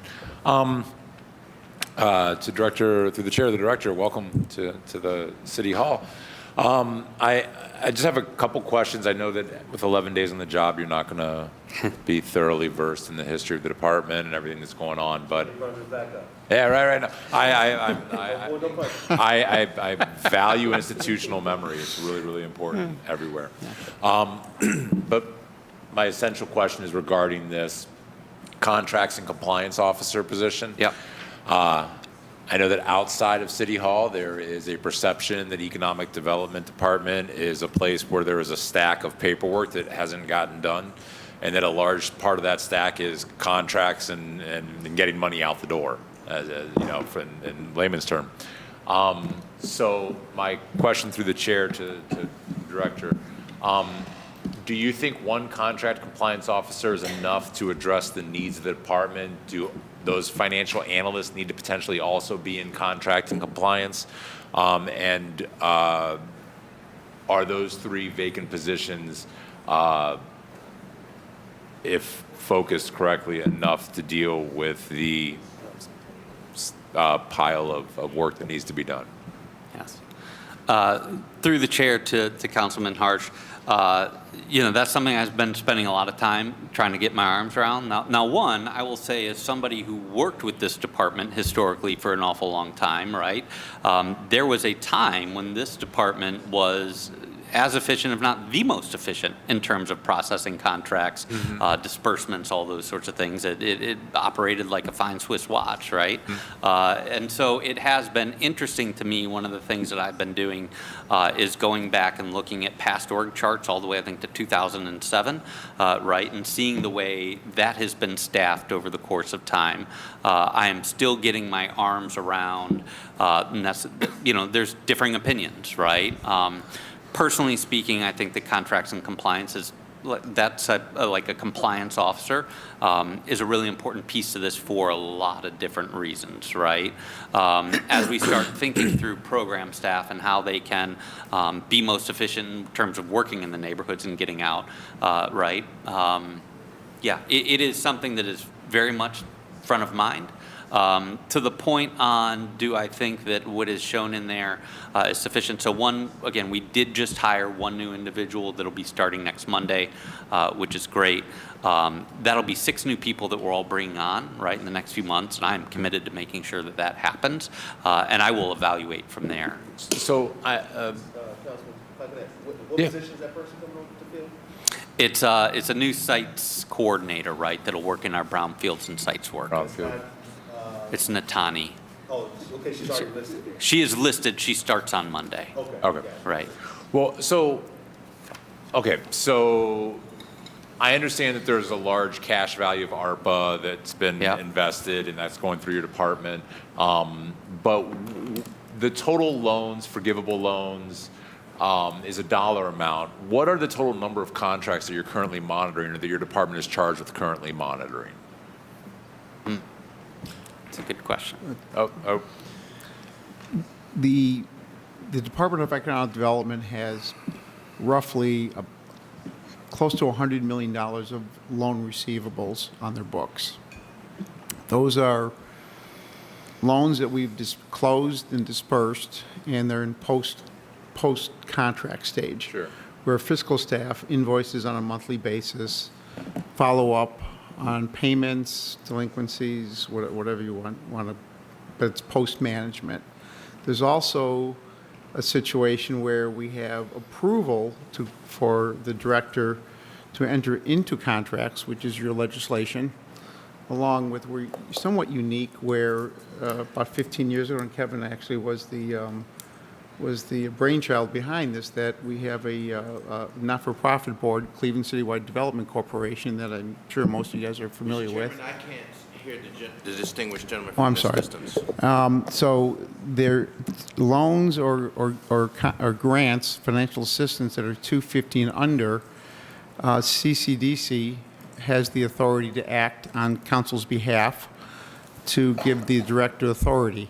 I would say currently we probably have less than 15 to 20 urgent contracts that the director, that Director McNair has the authority to, when drafted and finalized by both the city of Cleveland and the client. So through the chair then, so the $100 million in outstanding loans, is that $1 million loans or is it 10? I'm No. just curious, what is the Sure. workload for To loan give you kind of an compliance? idea that we probably have close to 110 million, I'm sorry, 110 active, what we call working capital loans during the pandemic. Okay. So that's, I would say the majority of your that portfolio is made up of your HUD 108 loans, the historic HUD 108, i.e. the Myers project, Dave's.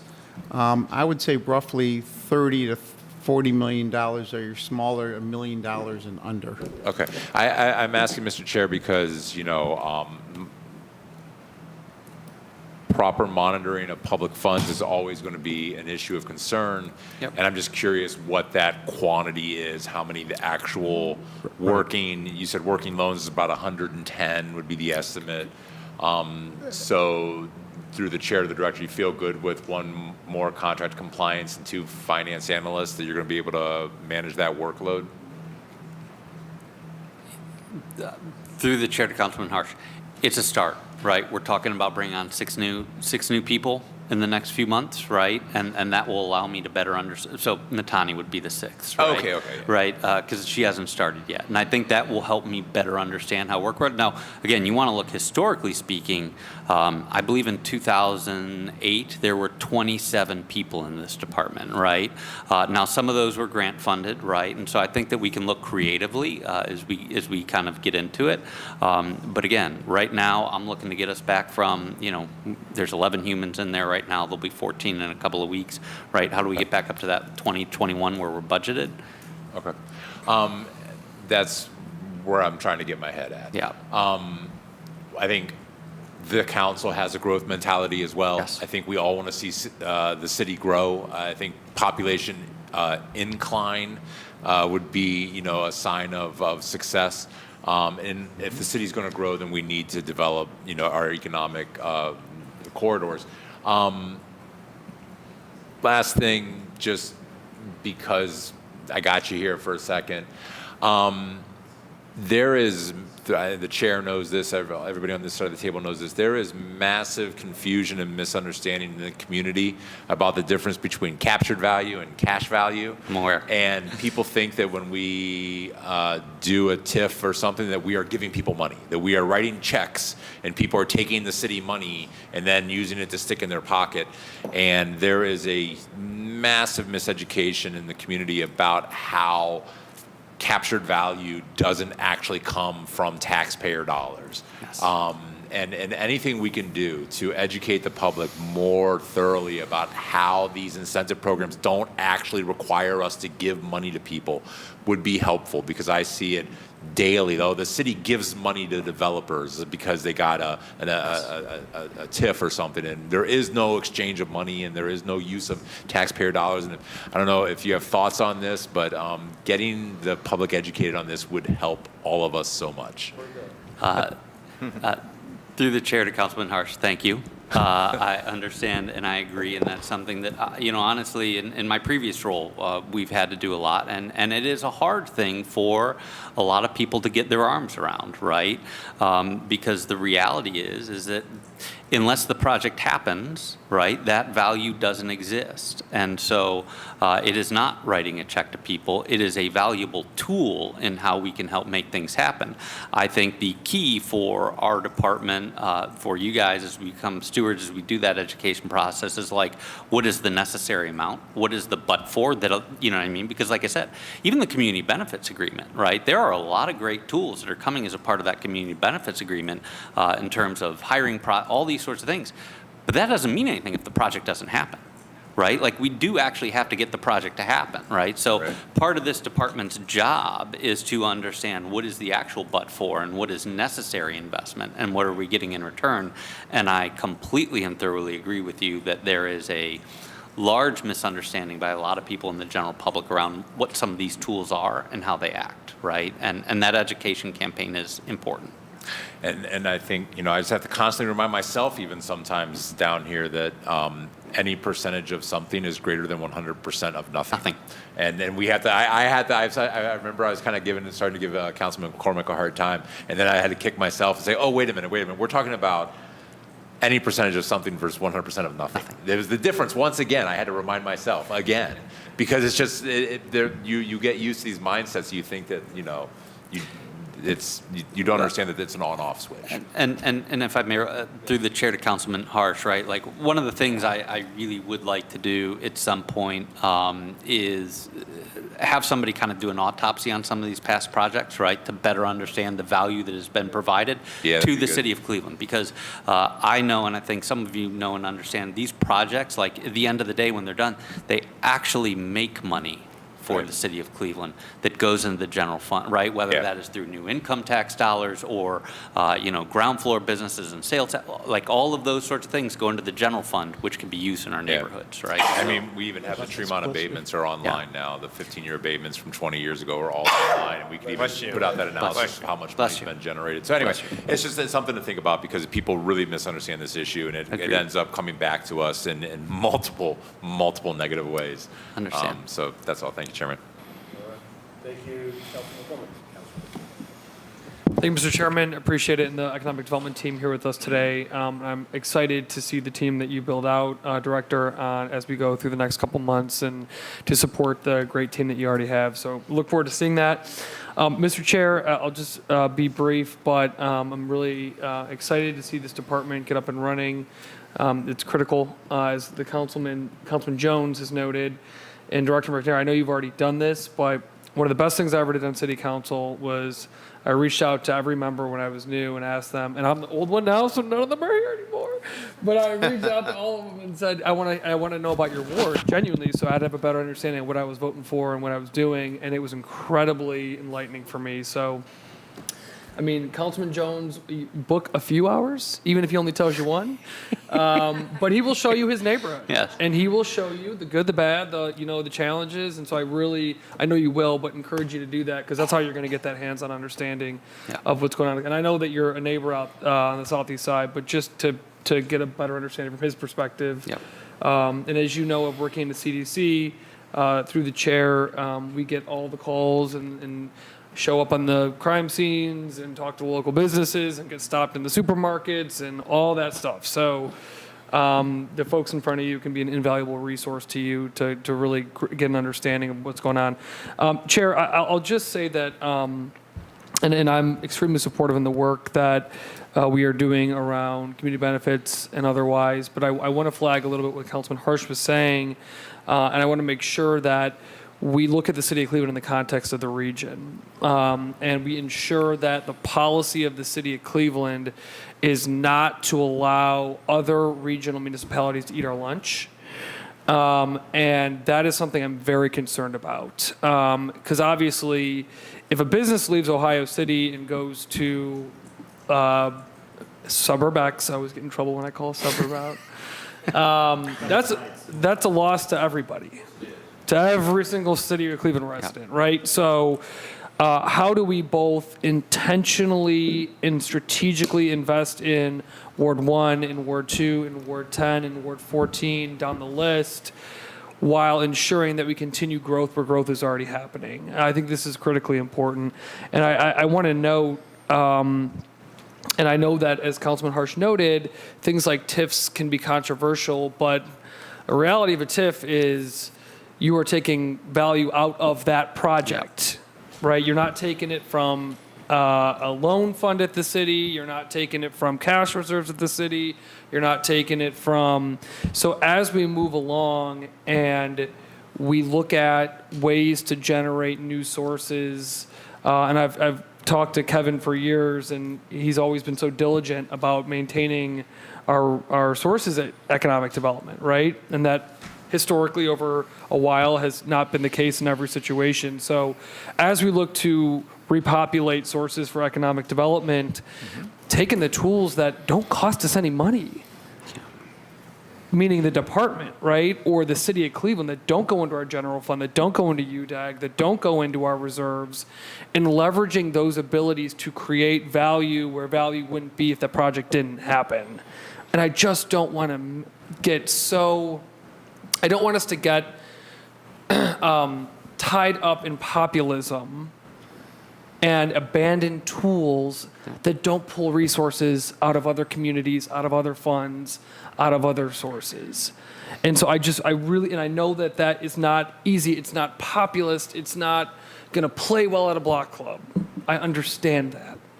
But at the end of the day, if the city determines that it's necessary, which is key, if the city is able to implement a community benefits agreement with those tools, then we shouldn't abandon them because someone thinks they know some kind of thing and yells at city council.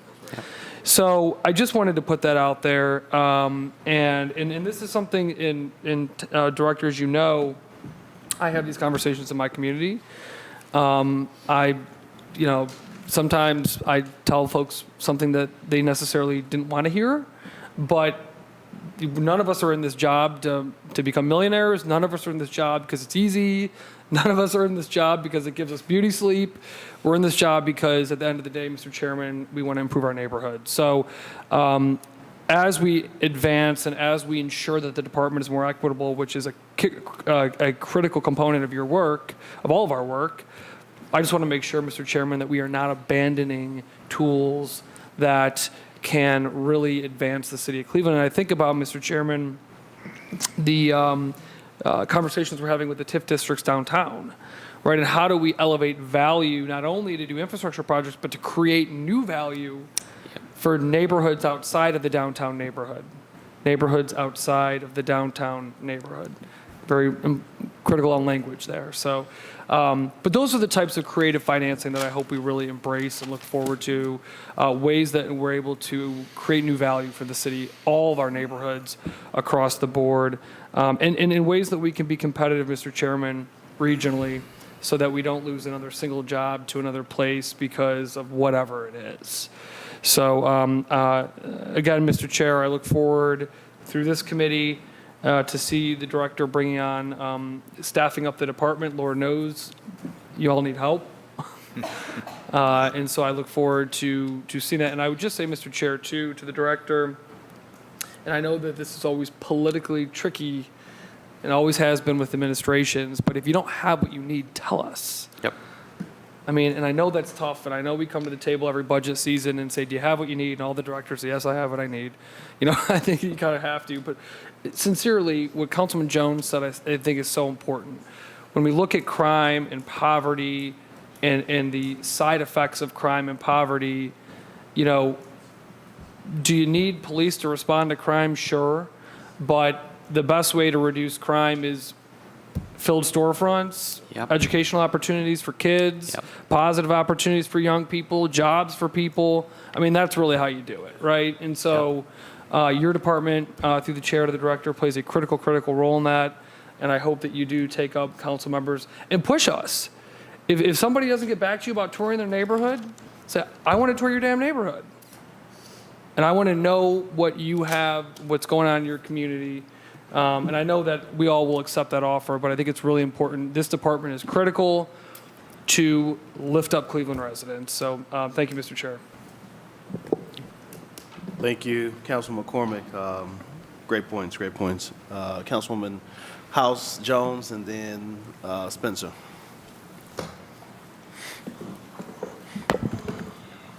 Okay, thank you through the chair to the director and team. I just have I'm not going to get in because we've been talking a long time. I have a quick question. Are there any grants that economic development gives that are given up front and not on a reimbursed basis? Kevin, Dan.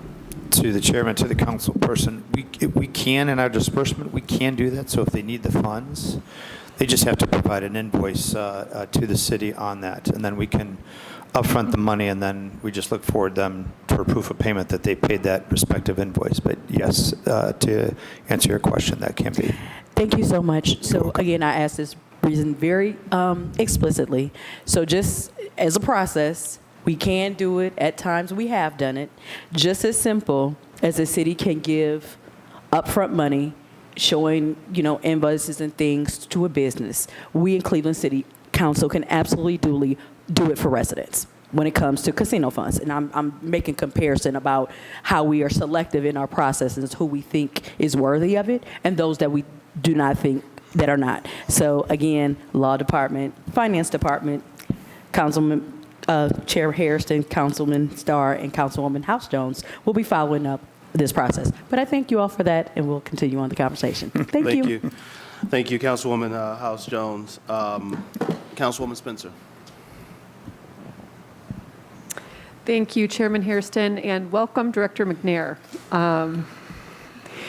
And I also want to acknowledge at the table Mr. Rehor and Mr. Schmatzer. I think you both have been serving the Economic Development Department and the people of Cleveland for an amount of time that is just honors us, and thank you so much for your service and for your continued commitment to the department and this work through through much transition. So just glad to see you at the table today, and thank you for your service. I wanted to just acknowledge in the director's remarks, appreciate that there are big changes afoot. You mentioned the community benefits ordinance and the site readiness fund, among other things. This is an exciting time, I think, to take the helm of the Economic Development Department. I think really a lot of values are in alignment in this work, so it really is an exciting time, and I appreciated the presentation. I think I really have almost a technical question, and I'm sorry if I missed this earlier in the presentation, but looking at your org chart, I wanted to ask through the chair, there's the 3 positions that are vacant, the finance analyst one, 2 finance analyst ones, and 1 contracts and compliance officer. And I'm sorry, I did walk away from the table briefly, so I'm sorry if this is, I apologize if this is repetitive.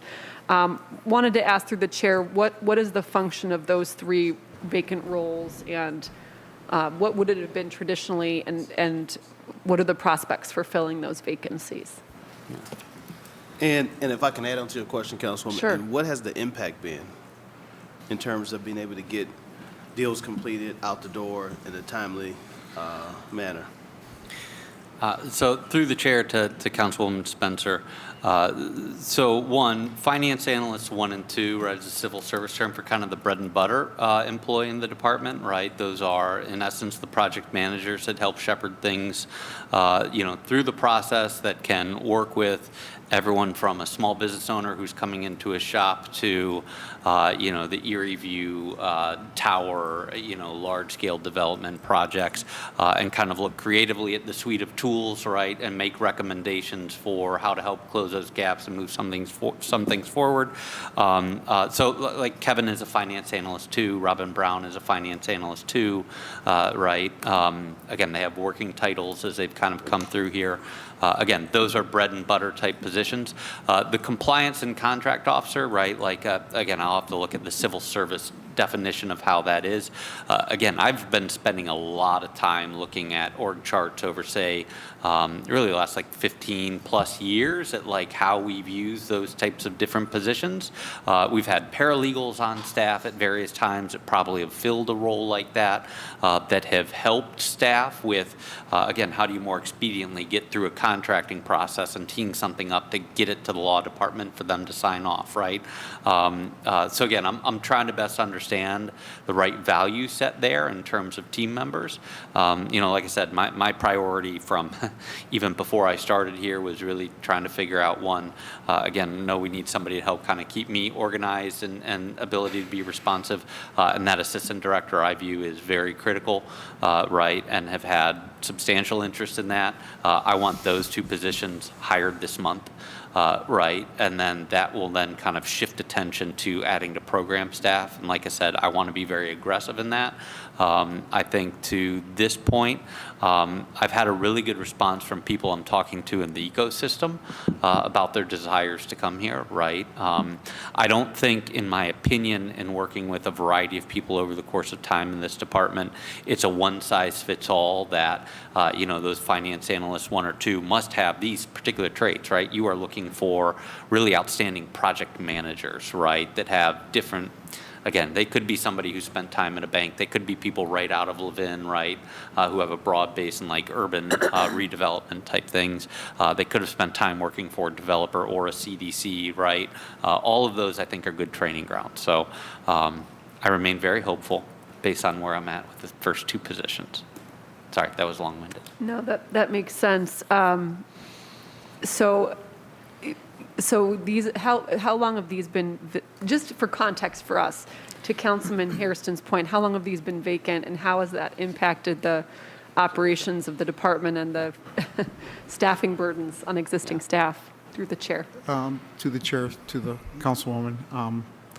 The assistant director has been vacant since Director Ebersol, David Ebersol, was named director, I believe. Then Tracy Nichols left in late 17, 18. So the assistant director has been vacant in PD for 5 years. 7 years. Goes back to 2015. I'm not good with math. That's why I got into this. Anyways, make a long story short, the department has historically had anywhere between 7 to 5 openings, at least for 3 budget cycles. Now, again, you're talking COVID and a few other things happening, but to answer your question directly, the department has not been fully staffed, hit the head count of 20 or 21, probably going into the 4th budget cycle.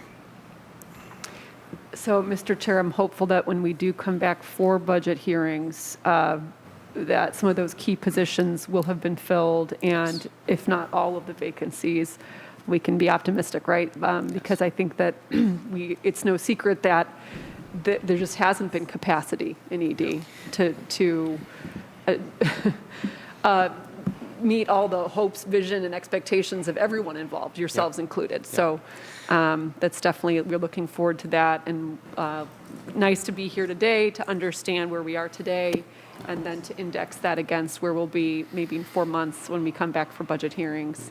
And then I kind of had a follow-on question, which was related to just some interesting dialogue in the community more recently around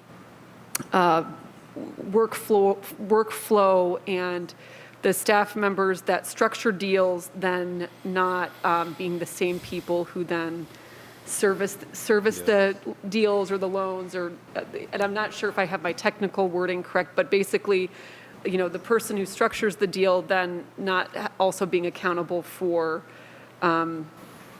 oversight or I hope this makes sense, but just curious about whether a full cadre of staffing would then address that functionality and not overburdening staff where you are structuring a deal and then also having to monitor the deal going forward or the payments going forward, and having that really be a separate role and function. Yeah. And through the chair to the councilwoman, thank you. I feel that that is critically important, right? That is a very active conversation, not just inside our department with the administration right now, and we're committed to getting that right. And, you know, essentially, again, to the point of your prior question as well, right? My number one priority is getting this department staffed adequately, right? It has been far too long. These individuals next to me and everyone else in that department has had way too big a burden in trying to carry the work of an entire city, essentially half-staffed for a while, right? And that's a part of it, though, Councilwoman, and better understanding, right? Again, it's been staffed a couple different ways as it relates to that kind of compliance and oversight, and we're going to get it right. Thank you. Thanks, Mr. Chair. Thank you, Councilwoman. So if you could, Director and your team, if you can put together like a flow chart for us, right? You know, when the deal is, when somebody comes to the table and looking for support, you know, some sort of flow chart to show us who and how that process and what that process is as it goes from contact to final decision, right? Who I know that it shifts different hands as it goes through the process. And then also the deal itself. How's the vetting of those deals happening, right? Who's reviewing these? Is it law department? Is it a particular staff member as well? Is it internal audit? Is it, I don't know who it is, you know? So it's just you, Kevin, okay? Well, it's just whoever has the deal. Whoever has the deal, It's okay. beginning to end. All right.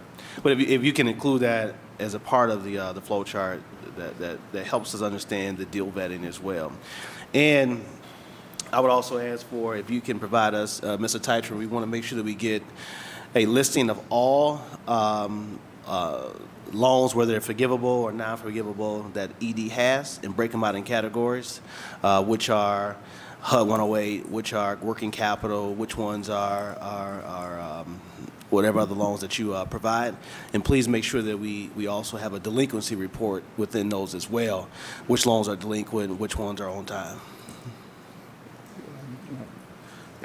Just to the chair, on a monthly basis, we provide monthly reconciliation, exactly loans by funding source. Okay. I.e. working capital, UDAG repayments, HUD 108. So we do that on a monthly basis. Okay. We also provide a delinquency report on a monthly basis and the status of that delinquency report, i.e. 30 days, 60 days, 90 days. Yes. And the amount that's due, as well as the monthly payments that are past due. Got it. We provide that to not only to the director of ED and the decision makers, we also provide that to Cleveland Citywide Development Corporation. So we can happily share that with you.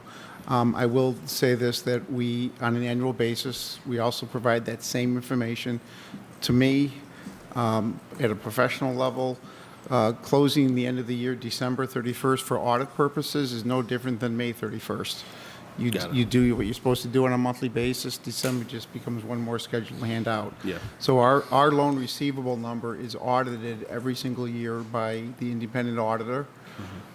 For disclosure purposes. I'm happy to say that we receive very positive feedback, and we never receive a negative feedback. And we do the schedules that you're talking about. We provide them not only to leadership, but we also provide them to the finance department as well as outside auditors for that particular reason. So we can easily do that, for the latest that we have. Good. Thank you. Thank you. And I know that CCDC also gets that information as well, and it's very helpful to see kind of what's out there. You know, what's existing. You know, what's delinquent. You know, and you know what is the game plan to address the delinquencies as well. So, okay, thank you for that. And also, Director, can you just help me really briefly so we can continue to move on here. So if a mom and pop shop, not a entity that has a full-time attorney and a full financial staff working with them, just a mom and pop shop, you know, from a neighborhood comes along and say, hey, you know, I need support, some operating, working capital. I need some support. I'm trying to do some things in my shop, but I don't use QuickBooks. I don't use any of that. I kind of got a shoebox full of receipts, or, you know, it's all in my head. You know, how do we help them, and can we help them, and what does that process look like? If you can kind of. Sure. To the chairperson on your question, that is a great question that is comes up daily with a lot of our respective small businesses in our neighborhoods. One of the things that we work with is to help coordinate with them, with our partners, on getting that stuff prepared so they can come to the city to get that working capital funding, and or with our respective banks. Many times it's with our CDCs or our Urban League, our Hebrew Free Loan Association, SCORE. Those are partners, ECDI. Those are our partners that can help coordinate with these respective small businesses and getting them application prepared so that they can come to the city for some funding. So those are some partners. We also can help them too, but many a times that is something that takes some time with the business. So if we connect them with the relationship with our partners, that has had some great success results where then they are then ready to come in to the city to apply for whatever type of financing might be available. Part of that also is including business plan, also to help them. We don't have the capacity to do any kind of business plan. We'll review them once they're done. Once I talk with Felicia Townsend over at the Urban League or something like that, she said, yes, this business you referred to us, they are now ready. So those are some things with partnerships that help us get to where we are. I hope that answered your question. Yes. No, that does. That's very helpful. And Mr. Titron, can you work with the department to get us a copy of all of the loan/assistant products that's available through the department as of today? If you can get that to us. I know in the past we've been provided that, just kind of what products and assistants are provided. And then lastly from me to the team here, I know the staff that you have listed on this this chart here, but how do you have any other staff, anyone else who's funded out of your department that does not directly work daily with this department? If so, how many? So I do know, and I will ask, we do have a contract with the underwriter. Currently, the department is benefiting from 2 professional service contracts that Cleveland Citywide Development Corporation entered into. The beneficiary of those professional service contracts is economic development. One is with a consultant working with brownfields to support the brownfield position. Christina Jones. Christina Jones, correct. The second is would be a professional service contract for the Baker Tilly for the underscoring CCDCs. Actually, when I say that, they're actually paying for that cost on the behalf of the city of Cleveland. Yeah. But the end user on both those instances would be the city of Cleveland Economic Development. Got it. We do have an underwriter as well, correct? And we also have a third-party professional service.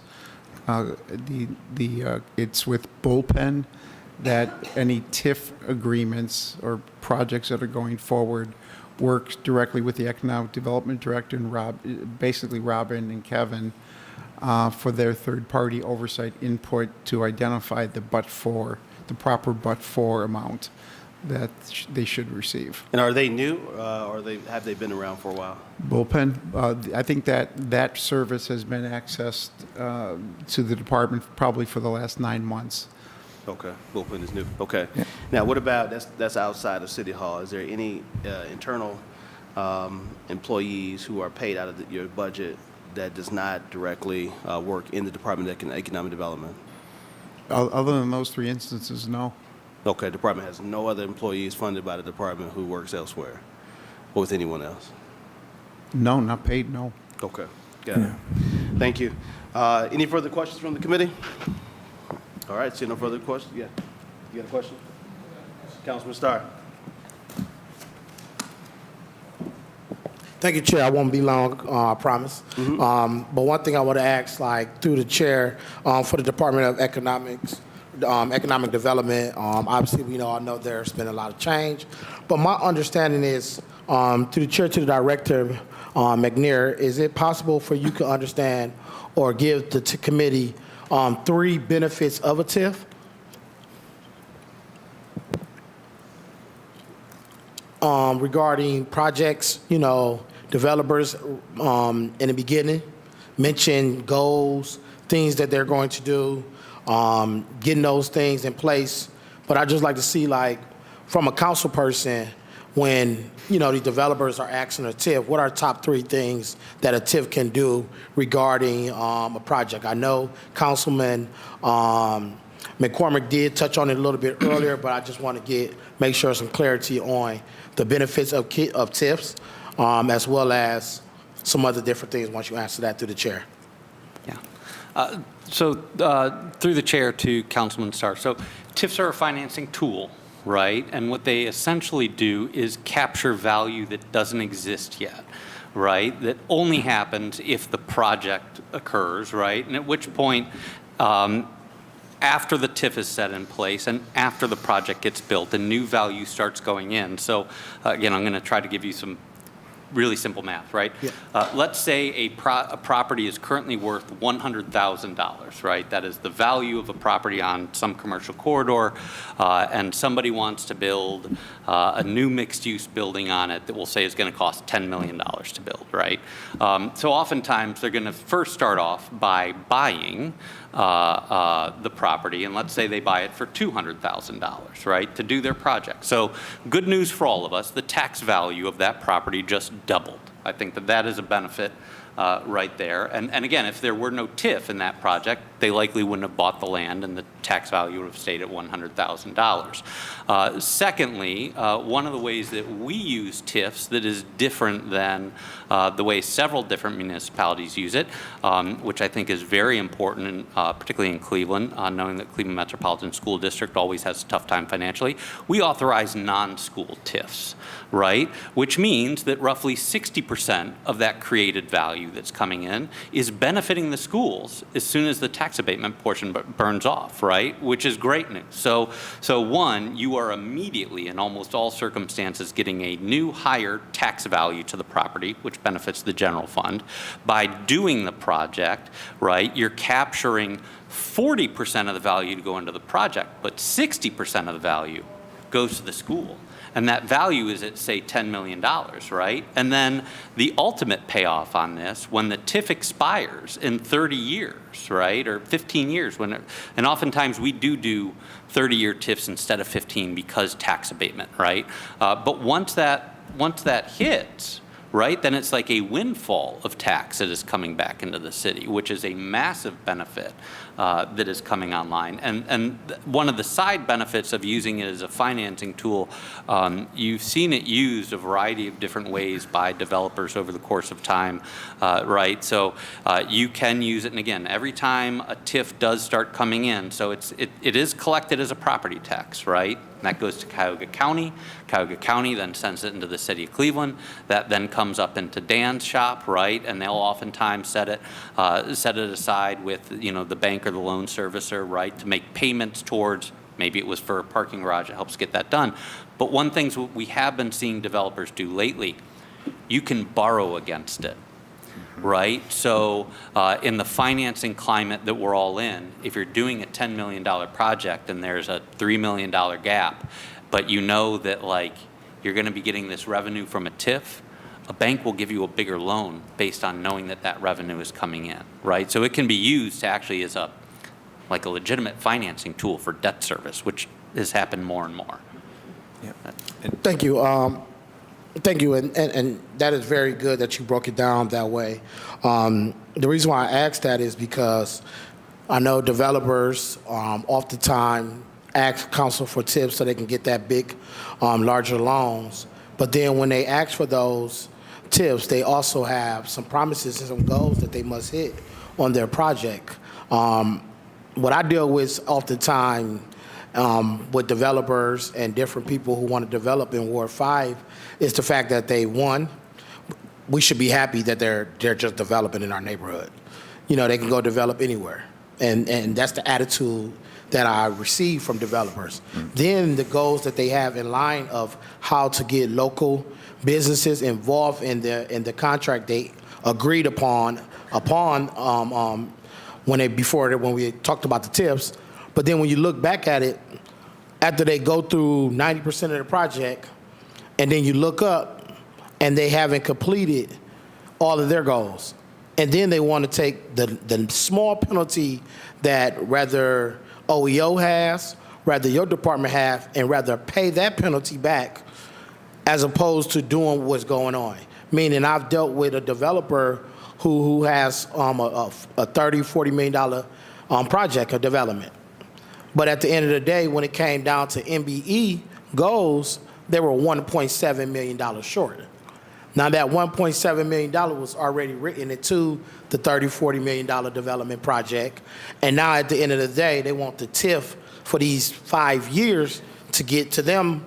And I'm looking like you didn't achieve your goals. So my thought back in my head is, if you didn't do what you asked for, what you said you were going to do, why should I, as a council member, give you a tip, or because you're going to pay a small amount of penalty in which you still possibly have almost $1 million or $1.3 million left that you just put back into your pocket? And I think that is oftentimes a big issue for myself to be able to read those numbers and to see that you really didn't have a good faith effort. You really didn't work with OEO to make sure that you did the most you can. And when you notice that, there's no accountability on that. So my question is, through the chair to Director McNair, is what are your thoughts on clawbacks? You know, I've been doing some research on clawback. If you don't do your part, we should be able to claw back that TIF or any other financial assistance that you have. Meaning to developers, it's the day and age of you stating, we should be happy you developing in our city and you're not doing things the right way, is no longer exist no more. We as members of council are really, really vetting projects, and we're following up throughout the process to see how you are really helping those citizens, those stakeholders in Cleveland to be able to get a chance to bid on projects that they long overdue. And I just wanted to make sure, like, through the chair to the director, like, what's your thoughts on, like, holding people accountable and developers accountable and those financial assistance that they want? If you want the taxpayer dollars in the city of Cleveland to help you on your project, we think we should be entitled to have some jobs, opportunities, to help those small development companies or construction companies, those MBEs, those FBEs that's in the city of Cleveland, to get a chance to be able to be mentored, be groomed, be a part of a process so they can one day become the developer and be able to do more things. We can't keep people at just boxed out just because of where they started at. Because if I look around the table, a lot of us started from the bottom, but we're here right now and we're seeing different things through the chair to the director. I was just definitely, just to sum up most of the things I said, what's your thoughts on the accountability structure, the penalty, that's the things that we have in place, how can we be more assertive and more aggressive, as well as from us council, what we need to do from the legislative body to make sure we hold people to their foot to the fire, making sure they work with our residents, and also clawbacks as well through the chair. So through the chair to Councilman Starr, one, I hear you.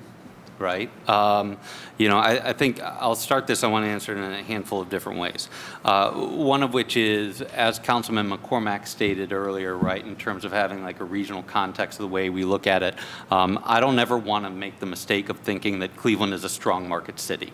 Right? We are the poorest big city in the country.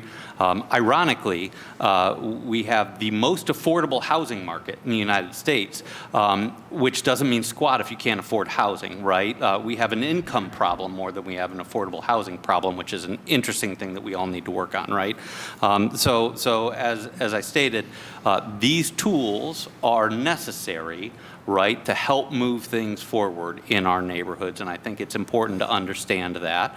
And that being said, accountability is absolutely necessary as we do it. I've had an opportunity to kind of really start looking at the community benefits agreement, working with Director Mitchell, and that I think he's doing a really good job. I think that there are, like if you look at what the Guardians are doing right now in terms of meeting their goals for the Guardians, like they're doing an outstanding job, right? I think it is incumbent on us as an administration to help set the table for, again, from a workforce development perspective. How are we getting it so that, A, it is easier for these developers to hit their metrics, right? And at the same time, yes, I do believe in accountability. Now, I will also state alongside of that, though, I don't know that it could just be as simple as clawback TIF, right? Because as I mentioned, the fundamental of a TIF, right? Those are taxes that are basically being collected. They are then coming into the city and they're going to like a loan servicer to go on. So if you try to take that back, it could very likely send a project into default, right? And that being said, again, I think that CBA is going through kind of its final stages right now. I think accountability is incredibly important. I think that it is all our jobs, right? I think it is part of the development community's jobs to help grow that workforce that's coming on there. And I hope this kind of adequately answers your question, but do know I am very open to having this conversation with you, learning more about your perspectives and figuring out how we can be better as a department. Which council member is that? Oh, it's definitely anytime. Mr. Chairman, too, the director, one of the things that, when we started talking about, and I think my colleague Richard Starr hit it on the head, accountability. And part of that accountability is making sure that a deal is a deal is a deal. And, it's about having a strong partnership and collaboration with the business community to let them know that this is the deal. And there are, Mr. Chairman, to the director, a number of cases which I'm very familiar with, where the company has the capacity to do their part, and they did not. So the issue comes down to a level of accountability on our side and holding the businesses accountable to doing their part of the collaboration, the deal that we struck with them. And if this city does not have the capacity to just a paper tiger, then we're going to continue to lose the funds. Yep. And I've seen that on a number of occasions, going back years in the city of Cleveland. We make a deal with the company, and the company comes back. They'd have made a lot of money off this deal, and then they come back and they try to whistle their way out of it. So, Mr. Chairman, I just think that, as the new director, we should look at ways and means and be frank and up forward, and then have some teeth to really do what the Councilman Richard Starr is talking about. How do we bring back those funds, which you have not, agreed to, or you have not been a part of your partnership and an agreement with, and then you just want to do what you want to do. Thanks, Councilman. Thank you. Councilman Starr, can Councilman McCormick chime in on that real quick? Councilman McCormick. Thank you, Mr. Chair. I actually, and not because he's my friend, I think Councilman Starr's question is probably one of the most important of the day. And Councilman Hairston and I are dealing with a project in Ward 3 where we're trying to deal with a project in Ward 3. I'll leave it there. Yep. That's right. And I just want to hammer this home. I believe in the city being involved in these projects, as have already been made clear. But if they don't do their part, not only does that project need to face consequences, but what's important about that is it sends the signal to everybody else that you will be held accountable. So I want to double down on what Councilman Starr is saying. I understand it's important for the city to be a partner in these projects, but when they make a commitment, it can't be loosely known out there that the city isn't really going to do anything if we don't do what we got to do, right? So I just want to double down on what Councilman Starr is saying and really endorse his line of questioning. Thank you, Mr. Chair. Thank you, Councilman. Councilman Starr, you close us out. Yep, just to that point, it's just really, really important to us. People do what they say they're going to do, so we can be able to do what we're going to do. One thing I dislike is a resident noticing a big project or development occurring in their neighborhood, and no one from their neighborhood or no one from the city of Cleveland is involved on that project.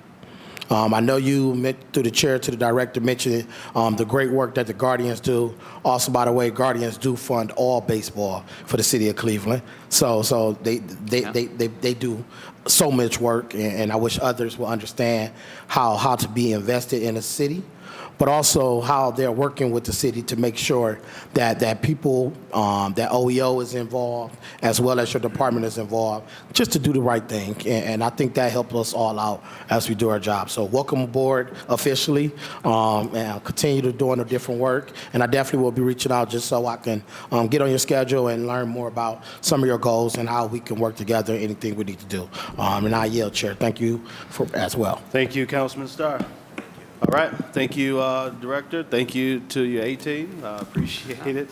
And we'll get those requests over to you all from our council staff, Joe Tytron. All right? Thank you all. Thank you. Take care.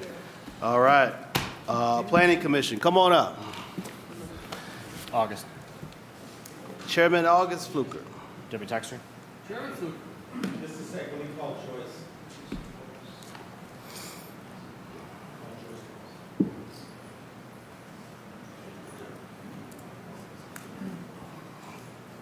Okay, then after planning, we're going to wrap up with community development.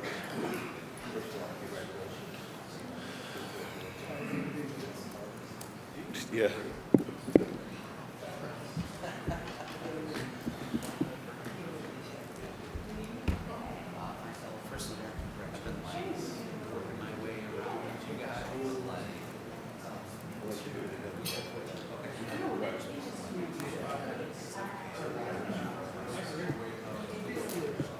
All right, we'll take 5 minutes for bathroom break while we're waiting on Director of Planning.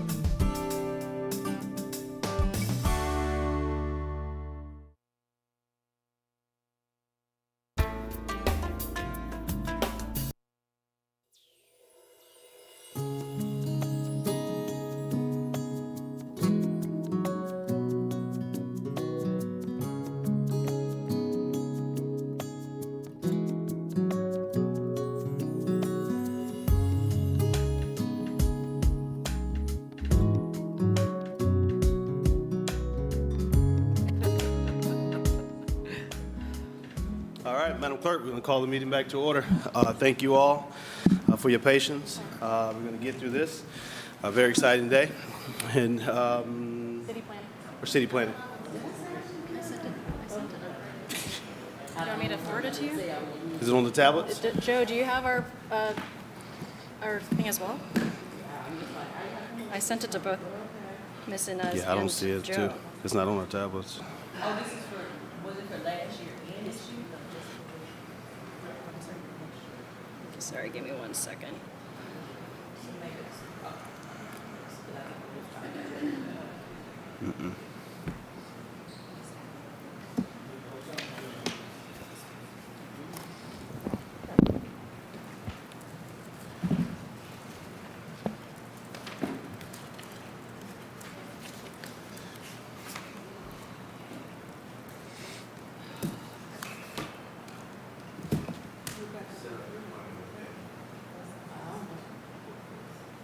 Just give us a moment. We're trying to get the City Planning Commission's presentation up on the big screen. Sent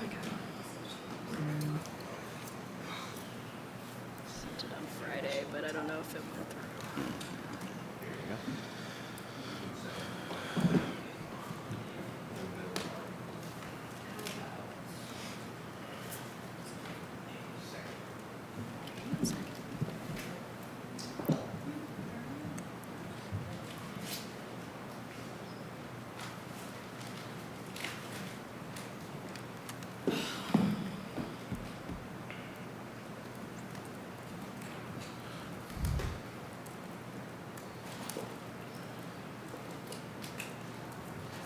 Hi. Oh. Nothing ever surprises me. This is what happens, right?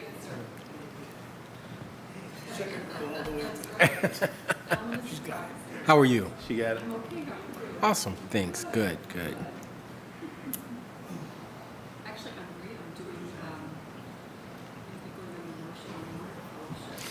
Oh, congratulations. How many weeks? So where are you traveling? Got it?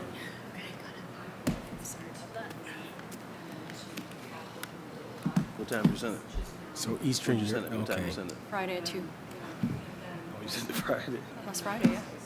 Cool. Actually, you should. My wife, Sent it to Joe. some time ago, 20. Yeah, I think he sent it. No, I'm not that important. No, it literally. It's great. First of all, I mean, you have a lot of alumni, right?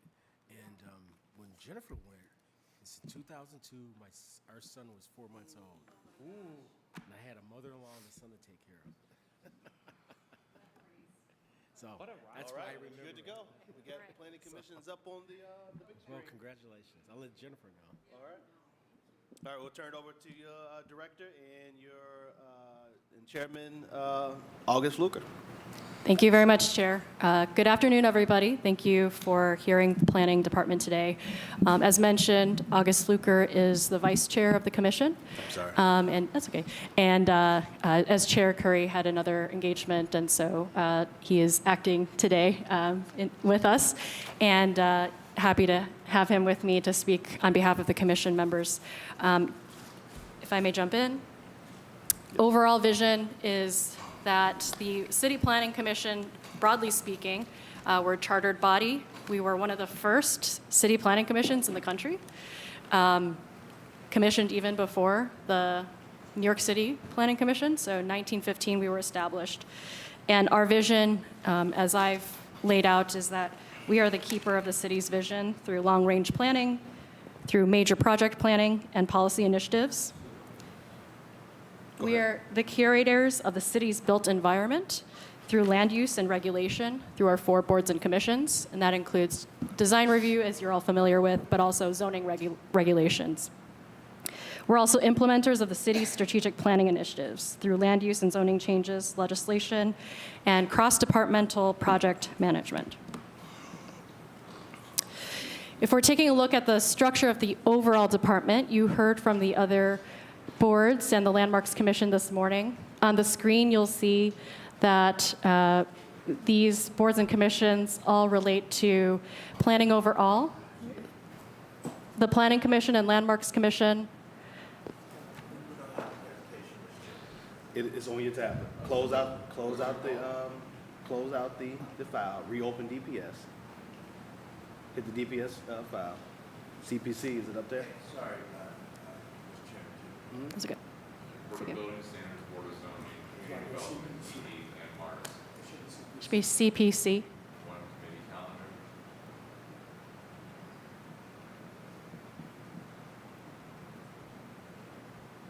It's there.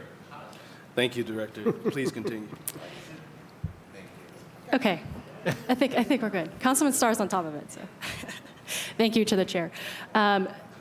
So the Planning Commission and Landmarks Commission provide rulings on policy and various initiatives. And then as you heard today, the Board of Zoning Appeals and Board of Building Standards are quasi-judicial, meaning that they make legal rulings, and those are court recorded. There are official resolutions that are created from those. And the Planning Commission members, we have 7 members. We are fully appointed as of this morning. We have 6 seated, and we do have 2 alternates that are not yet seated. Within the purview of the Planning Commission, we do several things. So notably, we do have neighborhood planners. They handle administrative efforts such as design review and also long-range planning. So as of now, they are generalists that perform both duties. Zoning and technology staff oversee the zoning regulations, and those are the legal elements attached to each parcel. Strategic initiatives and policy was created last year in 2022, and this is to promote citywide efforts such as 15-minute cities, some major strategies, including along our riverfront, and other major elements. We do have new transportation staff as a part of Mayor Bibb's initiative on increasing transportation planning and infrastructure. We have public realm and major projects, which is also a new section. And this is really dealing with the interaction between the public and private realm and thinking about how place can be enhanced through plazas, through better infrastructure design, and major projects such as the many that are happening all around our city, including the lakefront and riverfront. Public art, you're all familiar likely with our process. We do have our capital 1.5% towards public art set aside, but also a coordination with our community members around public art installation. And then we also have administrative support. This is our team. I always like to give praise to this team. You've met some of the other boards and commissions staff this morning. What we do is not possible without our team members. One thing that I've been very focused on this year operationally is increasing the professional development and training of our staff members. So we aim to send 5 individuals through Racial Equity Institute each year. We have DISC workplace profiles that help us understand how we communicate and work together. And then we also send individuals to various conferences, including the American Planning Association, both the state of Ohio and national conferences, in order to gain ideas about how to encourage solid planning practices.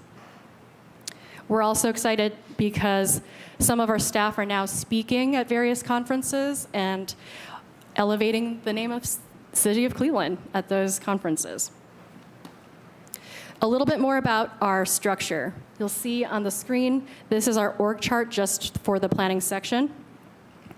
The boxes in red denote the different sections that we do have.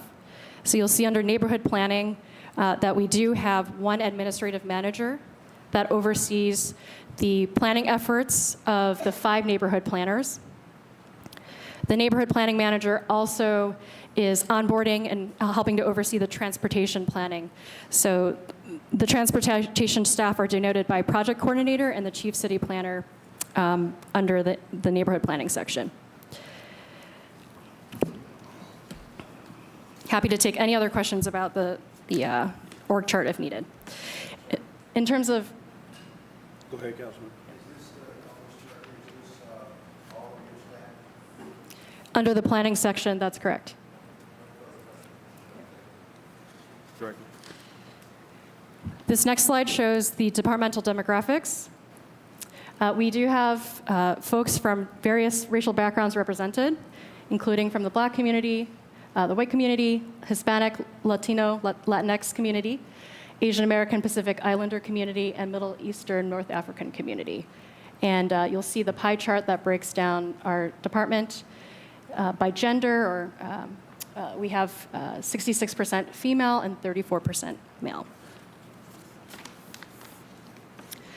Some key milestones. We have worked really hard for hiring. I would like to point out that we're not doing age. There's some age discrimination going on. This is the youngest department I've seen. This is a beautiful thing. I'm saying this jokingly because it's a good thing, but this is the youngest department I've seen. And is there a Gen Xer left in here? This is millennial capital over here. Mr. Chair, to that point, millennial and Gen Z. Gen Z is moving in, right? We got a lot of Gen Zs, which is really fun and exciting. So, I just wanted to say that. Thank you, Councilman Harris. thanks, Councilman.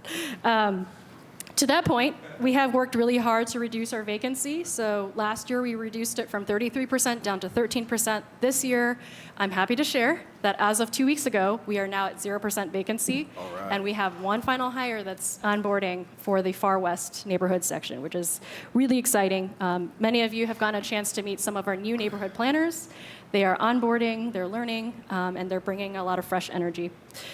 Full appointments for the Planning Commission, Landmarks Commission, Board of Zoning Appeals. That is something that we've worked hard to do and have included more of a process, including sourcing resumes and doing kind of brief interviews, making sure that the skill sets are complementary. I mentioned the new transportation planning staff that were hired. We incorporated one new project coordinator that will handle major transportation projects. And so their role is to coordinate between planning and MOCAP for several of the large capital projects that are on its way. And that is to help facilitate, the ideals of the planning process and transferring as needed into the capital projects planning process. We also hired a senior planner in active transportation who will be handling the mobility plan, and she onboarded just a few weeks ago. A year in review. This is where I highlight some of our key initiatives through partnership with you all. The first is that the 15-Minute Cities initiative around transportation demand management was passed earlier this year. This is a new program that allows for parking swap and increasing different modes of transportation. So thank you to the committee for your support of that. We also have released the mobility plan RFP and are currently reviewing the 4 firms that have made it to the top of the list. And Councilman McCormack is a part of those interviews and is engaged in that process.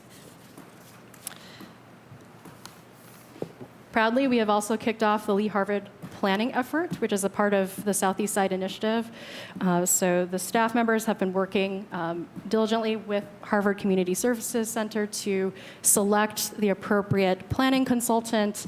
And you'll see a picture on the left of one of the stakeholder kickoffs. And there are charrettes happening next week with the community for the Lee Road, Miles Road, and Harvard Road area. We've also been engaged with form-based code educational meetings.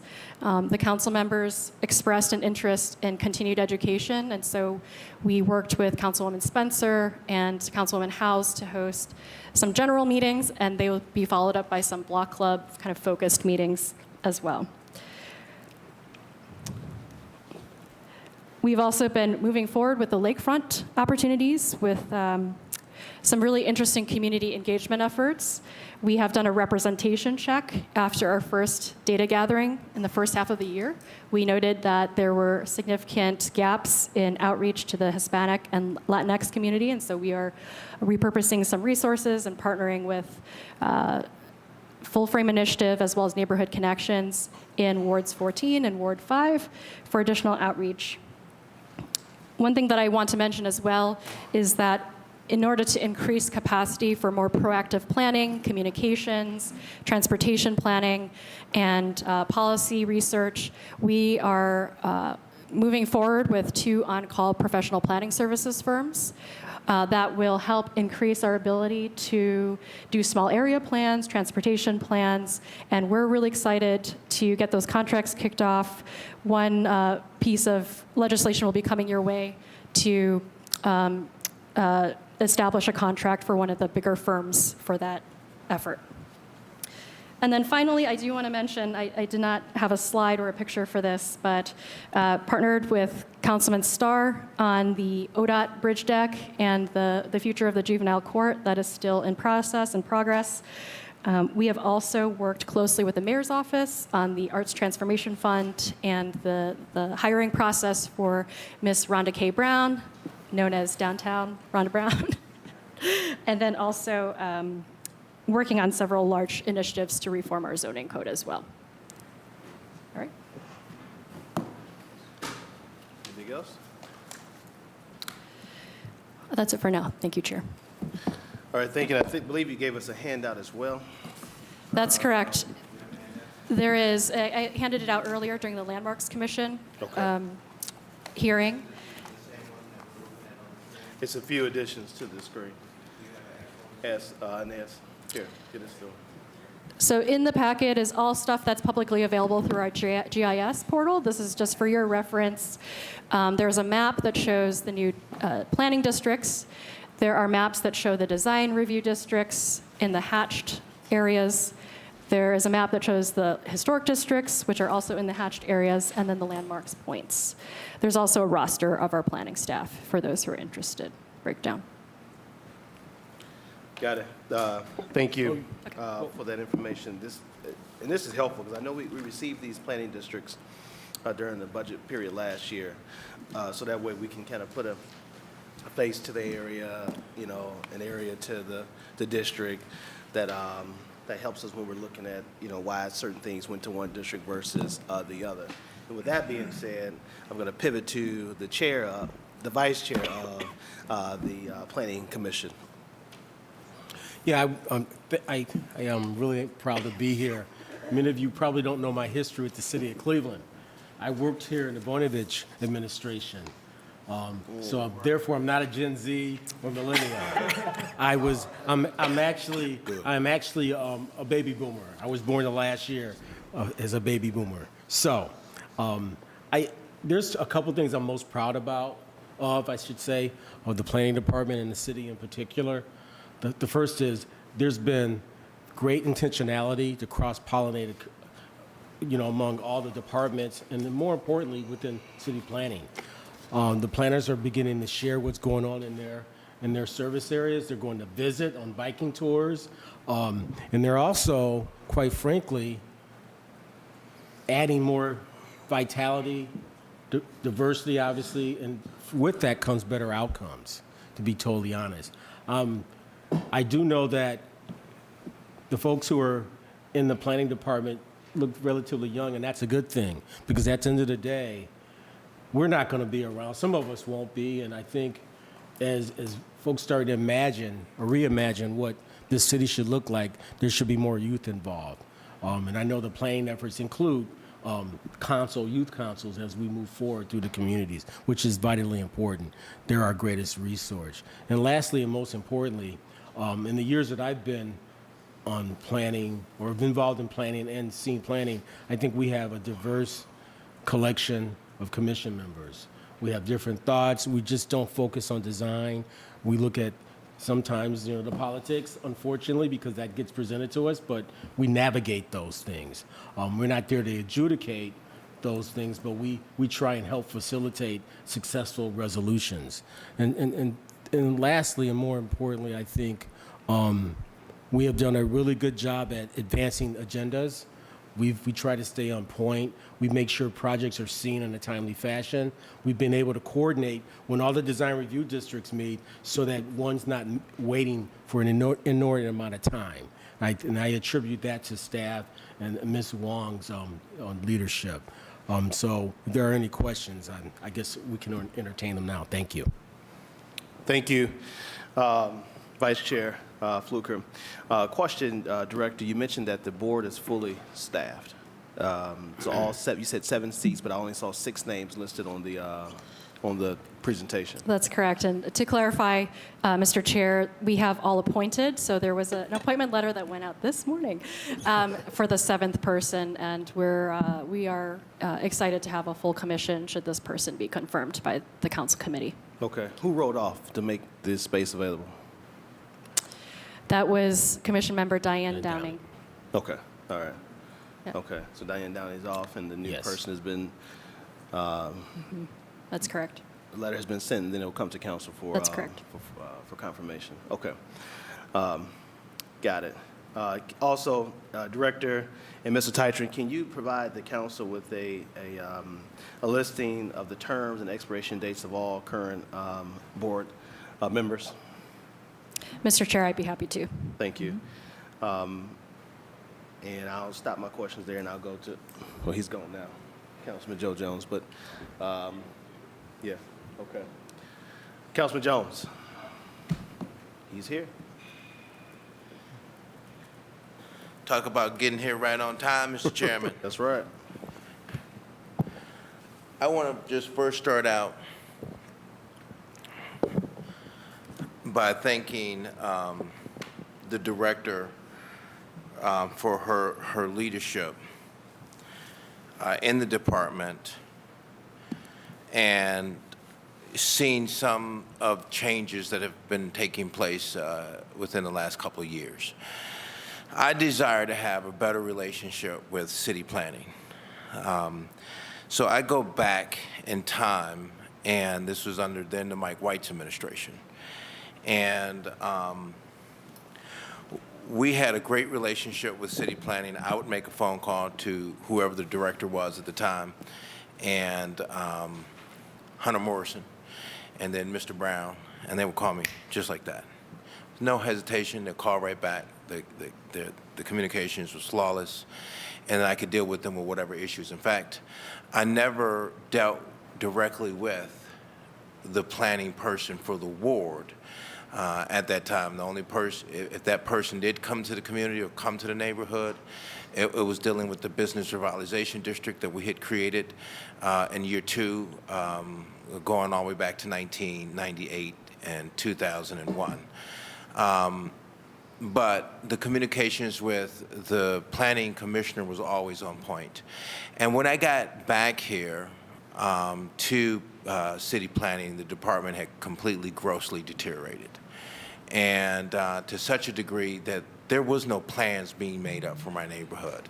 So as you may have been paying attention to, or may not have been, but these hot spots in our neighborhoods, and the reason why some communities look the way they are and some don't, is because of community planning. It's supposed to be because of community planning. And one of the things that I noted, and I want to read this because I think this is important to read it in its entirety.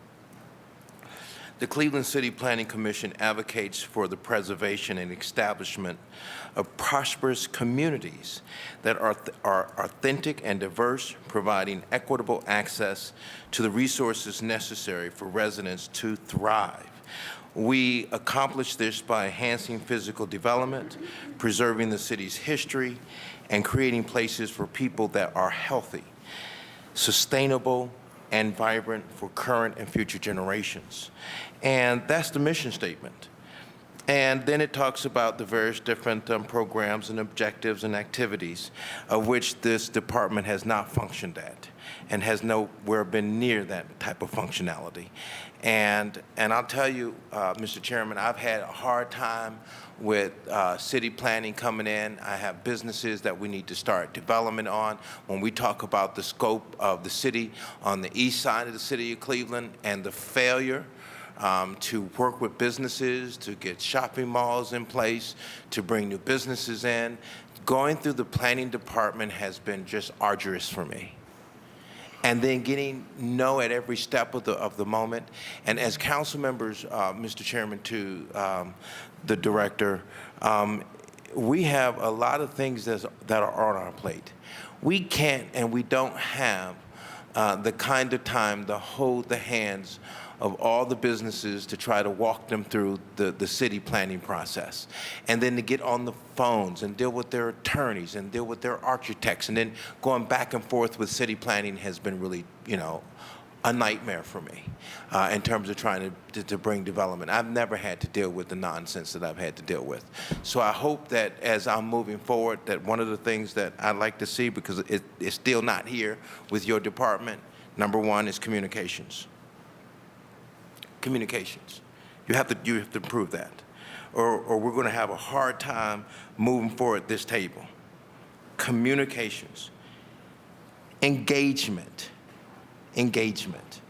So the communications needs to improve, and the engagement of your department needs to improve with me. Engagement is important because we have a lot of stakeholders that are excited about the administration and then about the opportunity of hopefully new development coming in. We want to make sure that whoever those planners are, and if you're engaged with me, that's fine. Me and you can be in engagement, and then the rest of them can follow whatever that engagement is. But that engagement and communications between myself and you have to exist, and I don't see it in place right now. And so I'd like to see it in place. And then number 3, transparency and accountability. I need to have a more transparent and accountability process with you. When it comes to our business revitalization district, we purposely created it for Ward 1 only. We didn't create it to be this big octopus it has become. And we created for the proposition of being able to hold accountable businesses within our business district, to promote business, economic development in our neighborhood, and that was the initial purpose of when it was established in 2001. So coming back and seeing this octopus that's in place and having no kind of flexibility to work with it has been disheartening for me. So I would like to improve that with you. And I'm sorry I have to air it out like this. The next thing that I would say is in your department, collaboration, adaptability, professionalism. I would like to see, Mr. Chairman, when I ask for certain things, I would get them. Not that I'm standing here now, 6 years later, and the very things I've asked for, I still don't have it on my table. When I called the previous director, Brown, when I was not even an elected official, he would send the map to me. When I would talk to him or then the previous commissioner, they would send the information to me just like that. Now I can't even get that. And then that collaboration is important because whoever is the planner, every time I try to get something done in my neighborhood, you know what I hear? No. It's not a no direct like that, but it's all of the longevity of the process of going back and forth, back and forth. And guess what for? A parking lot. A parking lot. And then all of the add-ons for that parking lot that puts that parking lot out of the reach for a small mom and pop's business that don't have those funds to do all of this exciting. We're not downtown. We don't have that kind of economic resource available to us. So I would just say on that end, on that shelf, we'll put all that to the side. But I think that overall, looking at what you have done has been excellent. And hearing your presentation and seeing how you have expanded the department, knowing that there are challenges that are facing our entire city, is really important to really get out and get ahead of the time, not just for the projects, but have a department that has an offensive capacity that's engaging the community, what they would like to see, what they would like to see happen with their storefront business districts and so on, et cetera. Because I believe, Director, Mr. Chairman, through the Director, that if we can can engage our neighborhood and improve our districts, especially our commercial district corridors in all of these communities, we will strengthen the very foundation of our communities, and then we can really start talking about growing. So I know that this is a presentation. I want to ask you any questions, but if you have any comments, I would appreciate them. Director? Sure. Through the chair to the councilperson, I do appreciate all your feedback. Certainly, communications is something that we are going to focus on in this coming year. I do believe that with our on-call planning services, we'll be able to have a lot more graphical representations of what, for example, what the design review process is or various processes, and also, kind of various tools for communication. With regard to the Design Review District and the Business Improvement District, I think I will clarify that those are two different things. Business Improvement Districts, not sure exactly when, have been repealed for some time, and Design Review is really, the purview of it is exterior review of the business district, the design review district. Well, on that point, I'd like to work with you to see how do we reestablish it in our neighborhood, that district. Through the chair, I would say that I think the planning of Lee Road and Harvard and Miles actually will help to accomplish that, because the planning effort sets that long-term vision for what we want to see. And it's really a vision document that can help sort of market the neighborhood. And so I would say to that we are taking the steps to ensure that that happens. And if I may talk a little bit about our small businesses, because I know that is something that both you and I care about. Yes. It's actually very interesting because some of the small to medium-sized projects can sometimes be the most complicated. We often think of the large residential projects or mixed-use projects as kind of the sort of spotlight. But oftentimes it is the smaller lot consolidations, the zoning matters that are harder to understand. And so one element that I would like to put in place is that pre-application meeting, where up front, we are able to talk about the goals of the project and, our goals as well, city planning's goals, and talk about the different steps needed in order to accomplish that goal. Because right now, things are coming in through different channels, whether it's building permits, zoning review, design review, and having one conversation at the beginning can help unearth a lot of those issues. And that's something that we've encouraged starting this fall, given some of the timelines related to tax abatement and things like that. So if I may, that is a process that I'd like to put in place. It's starting to be put in place with PEPBOT and other kind of review bodies so that our applicants have much more upfront information. Thank you. And Mr. Chairman, would like to, because we haven't done it, if you can come with me to the neighborhood, because what I'll tell you, even though we're going through all the planning process, it's all right up here in his brain. And we're going to do it, and it's going to still come out and be the same thing I've already said. Only reason why I say it this way to some degree is because I live and breathe my neighborhood since infancy. And so I know what the people feel. I can just automatically tell what they will say, what they won't say, the positives, the pros, and the cons.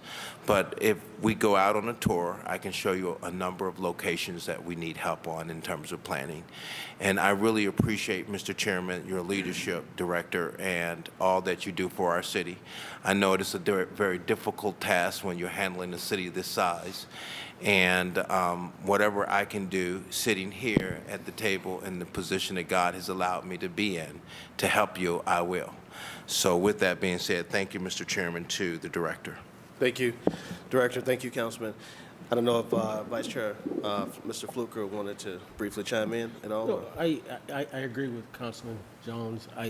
What I found in the last few years of primarily focusing on people and not buildings and stuff is we have to look at planning in Black and brown communities as deferred maintenance. And it's going to be a heavier lift. It's going to be more intentional. It's going to cost more money. Because if I gave any of you, Mr. Chairman, a house that was immaculately maintained for 100 years and I took the house that wasn't, guess what? It's going to take more. And I think we need to do a better job with our banks. We need to do a better job with appraisals and market studies because we have to create those markets. That's right. And if you don't, we're going to continue to perpetuate the redlining that has existed for decades. Absolutely. And so I agree. We need to listen to one another. We need to offer constructive criticism, and we need to do it together. Gotcha. Thank you, Mr. Chair. Before I go to Councilman Harsh, Councilman Jones asked a question, and you gave a response about neighborhood plans, right?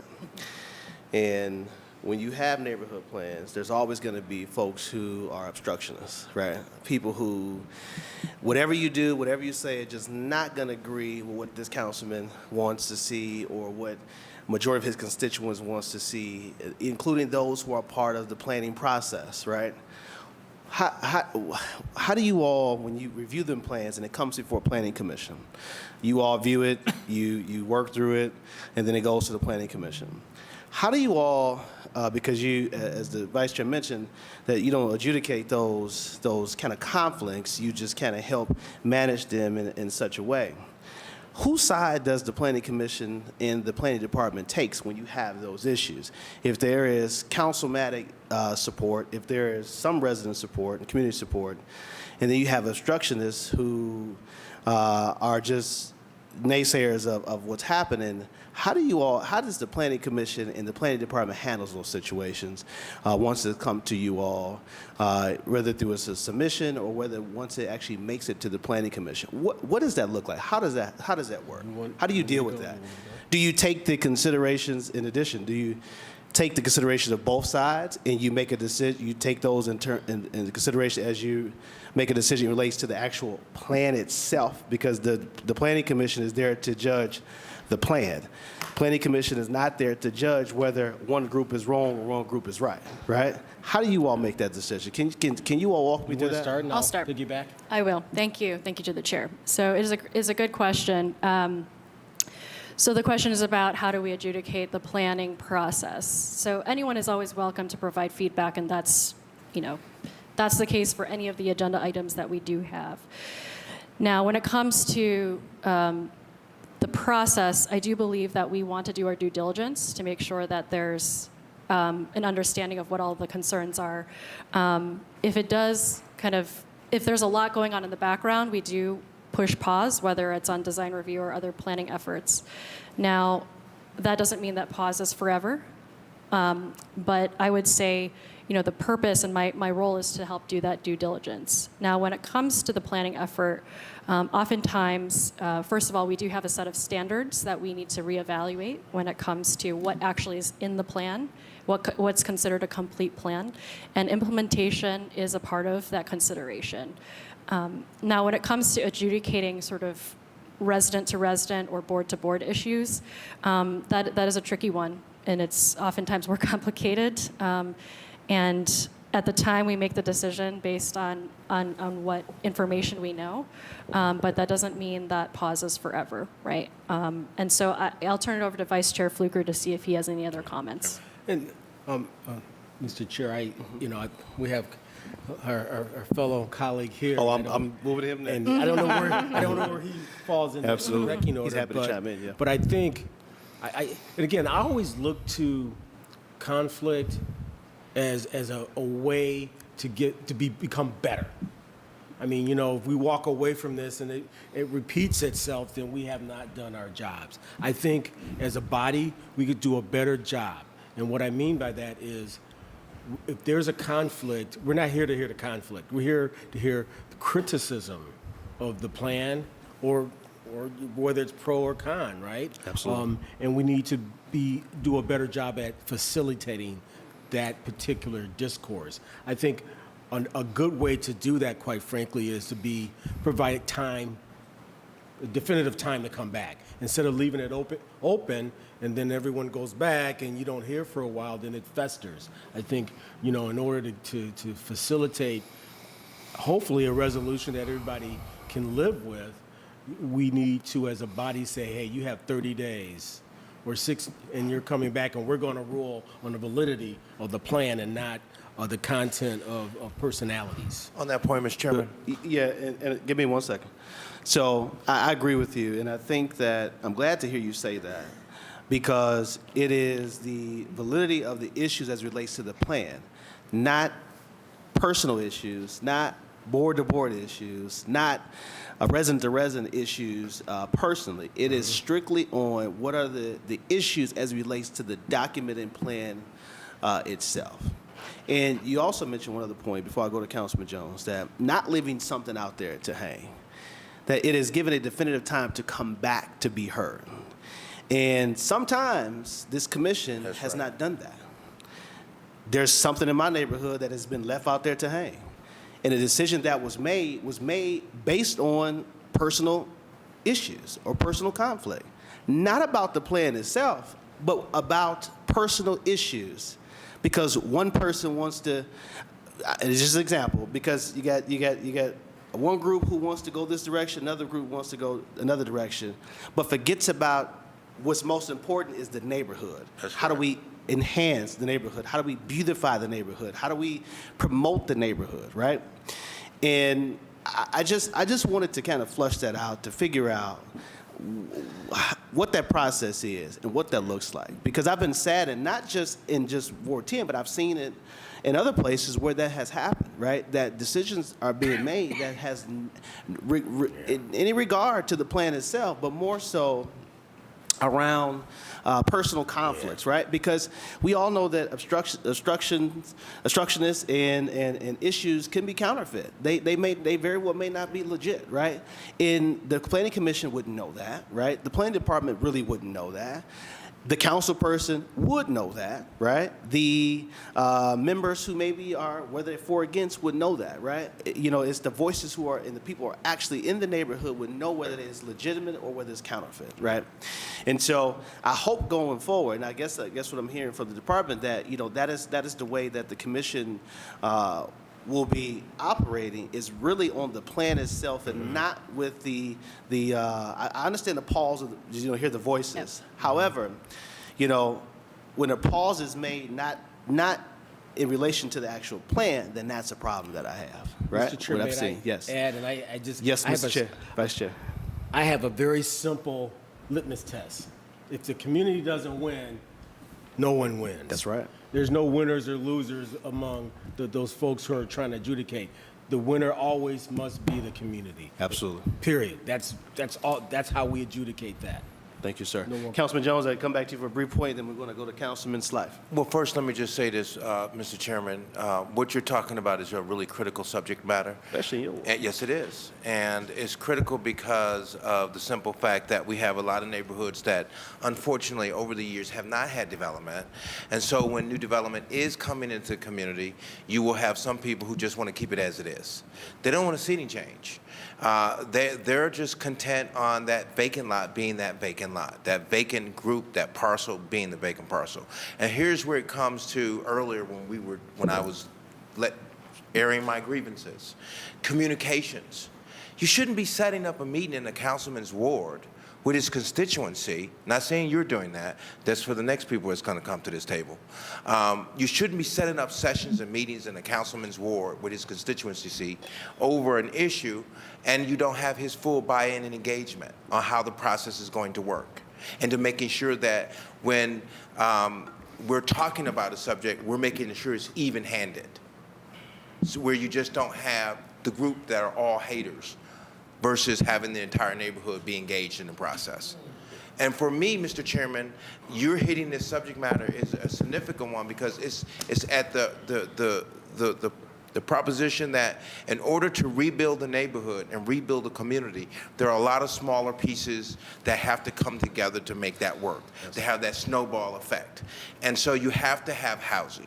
You have to have new amenities. You have to have new businesses come in. You have to have storefront renovations. You have to look at new ways. And so my suggestion, Mr. Chairman, would be work with the council people, make sure that you're engaged in that whole proposition, not only with the council person, but also the community development organization that's in the neighborhood, and then work collaboratively to set up those sessions and hear and have a full assessment of engagement of the constituencies concerning those projects, number one. Number two, surveys. And this would help us, Mr. Chairman. So if, say for an example, we want housing on that location, or say we want a entertainment district, then we should have surveys go throughout the entire neighborhood. This is what the majority of the citizens want. And then that is what fuels your, okay, let's check off on this mark and say that this is okay. Versus, like you say, individuals' personal feelings or emotions about a site location. And when you have the majority of the people and you have that survey in place, the administration should move in that direction. Thank you, Mr. Chairman. Thank you, Councilman Jones. You want to add to that? To that point, Mr. Chair, so part of the planning process is often community engagement at a large scale, right? So those surveys, those input mechanisms, whatever they are part of the planning process. I hope you all know that I am for change in the city of Cleveland, that we ought to be really mindful about the type of change we want to see. We know that we are declining in population right now, and people are electing to choose other places, and we need to create those vibrant spaces. And so, part of that is, again, the planning process that provides that vision and that marketing tool as a neighborhood of choice. Yeah, absolutely. Thank you. And that's one of the reasons I was happy that August came to the board, because for someone who's been like entrenched in these neighborhoods for so long, he's seen a lot east to west, right?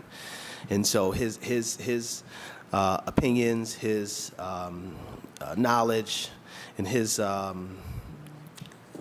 just kind of his attention to some of the conditions throughout these neighborhoods are invaluable, because he's been around. So I hope he stays around. Mr. Chair, you call me old?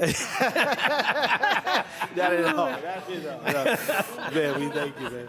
And I'm going to pivot before we go to Councilman Harsh to Councilman Charles Slive, who is our representative for council on the Planning Commission. Councilman Slive. Thank you. Yes, shortly after joining council, Councilman McCormick saw Mark and realized his opportunity to get his Friday mornings back. So, credit where credit's due. No, I'm happy to serve on Planning Commission. It's twice a month, and I try to make sure that I'm in communication with different colleagues as things are coming up in each of the 17 wards, especially larger projects, and kind of having my antenna up to know where there could be points of contention in the neighborhood, and try to make sure that things are a little seamless. I am excited for this opportunity to tell Director Wongrad I really think. I'm just joking. So I'm not.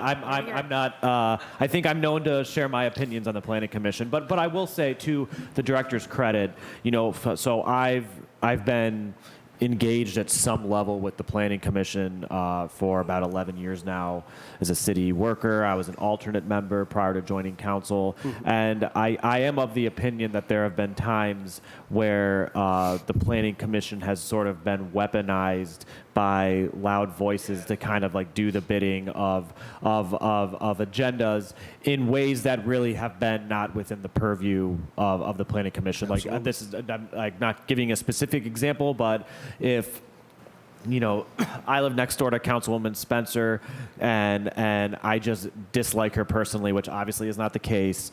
That's not a reason for me to block a otherwise legitimate lot split and consolidation or project. And I think there have been kind of attempts to use the Planning Commission to resolve interpersonal, intra-neighborhood conflicts. And I think that the director has really made an effort to be more explicit about what the rules of the road are, what the standards for decisions are, why motions are being made, being more explicit about the justification for a motion, for motions, so that we are not putting ourselves in a place where we're allowing that to happen, not only because I think it's improper, but also because it opens the city, it causes credibility issues for the entirety of the process and could even open us up to litigation should someone feel that this legal process was used in an adversarial way. So I do commend you for that, Director, and I think that it's been important. But I will say it has been, I think, a bit of a learning curve for everybody involved, especially as we've come back from COVID and people are coming back into the physical room of how we seek to plan all neighborhoods, and make sure that, as August said, that the winners are the community, and which could be an agenda, it could not be. But I guess I don't have any specific questions because I feel like I am innately familiar. But happy to continue serving on the Planning Commission for as long as my colleagues are happy with it. But you're welcome to your Friday mornings if you'd like to have a try anyone. So there you go. So, yeah. We are very happy to have you on the committee. Mr. Chair, if I may Yes. respond. Yes. I thank you, Councilman McCormack, and this is where I have to I have to accredit the staff because they are the ones who are airtight about procedure. Shout out Mr. Bozak. And also, we are implementing in the Planning Commission basically staff report, design review report, so that there's the fuller understanding of what the laws say, what the design review ruling is, and that has been a process. But I'm happy to elevate the staff who are doing that, reporting out and doing that. So. Thank you. And before you go away, I will say that I think that that's also gone over into the same thing could have been said during the Board of Zoning Appeals, which is focusing on legal standards, and there's a number of different ways that all of these planning landmarks, BZA, I think the director has been working diligently to have a process that is a little more predictable and certainly more in line with what these entities are codified to do. So. Thank you, Councilman. Appreciate your comments. You're spot on that. We can allow voices that are not genuine to influence, the Planning Commission's decision that should be based on the plan that's in front of them, right? You have some very experienced members on this commission, who know right from wrong as relates to the plan, and I hope that the department also moved by that same metric that although we pause to make sure that there is or at least try to attempt unity as relates to a particular project, and you won't always get 100%. Yeah, we all know that. Yeah, that's true. But the pause is based on the plan itself and not on personal issues and conflicts that may exist in our neighborhoods, right? And so I thank you, Councilman Harsh, for that. We're going to go to Councilman Slight for that. We're going to go to Councilman Harsh and then Councilman Spencer. Go ahead. Thank you, Mr. Chair. The reason I don't grow a beard is so that I don't further confuse people in this council. And I know I don't have the beautiful hair that Councilman Slife and McCormick have, but I specifically shave my face to avoid. Anyway, I don't have a ton of questions, I don't believe, but we are here ostensibly to prepare for budget. So I do want to ask a couple questions about that. So through the chair, Director Wong, I've got your Planning Commission at 27 staff. Is that correct in your department?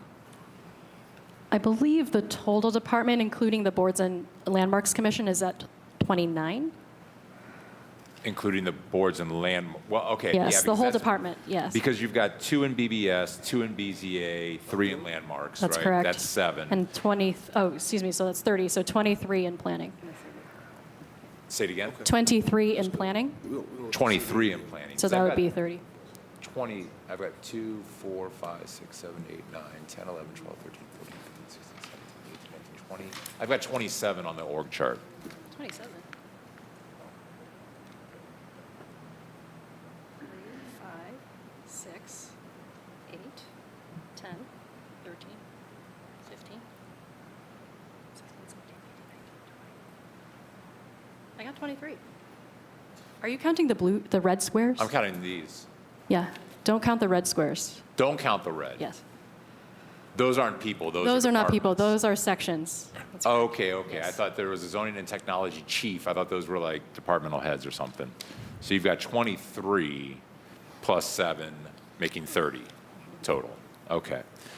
Okay, and that represents a fully staffed, there are no more positions out there? That is correct. Okay.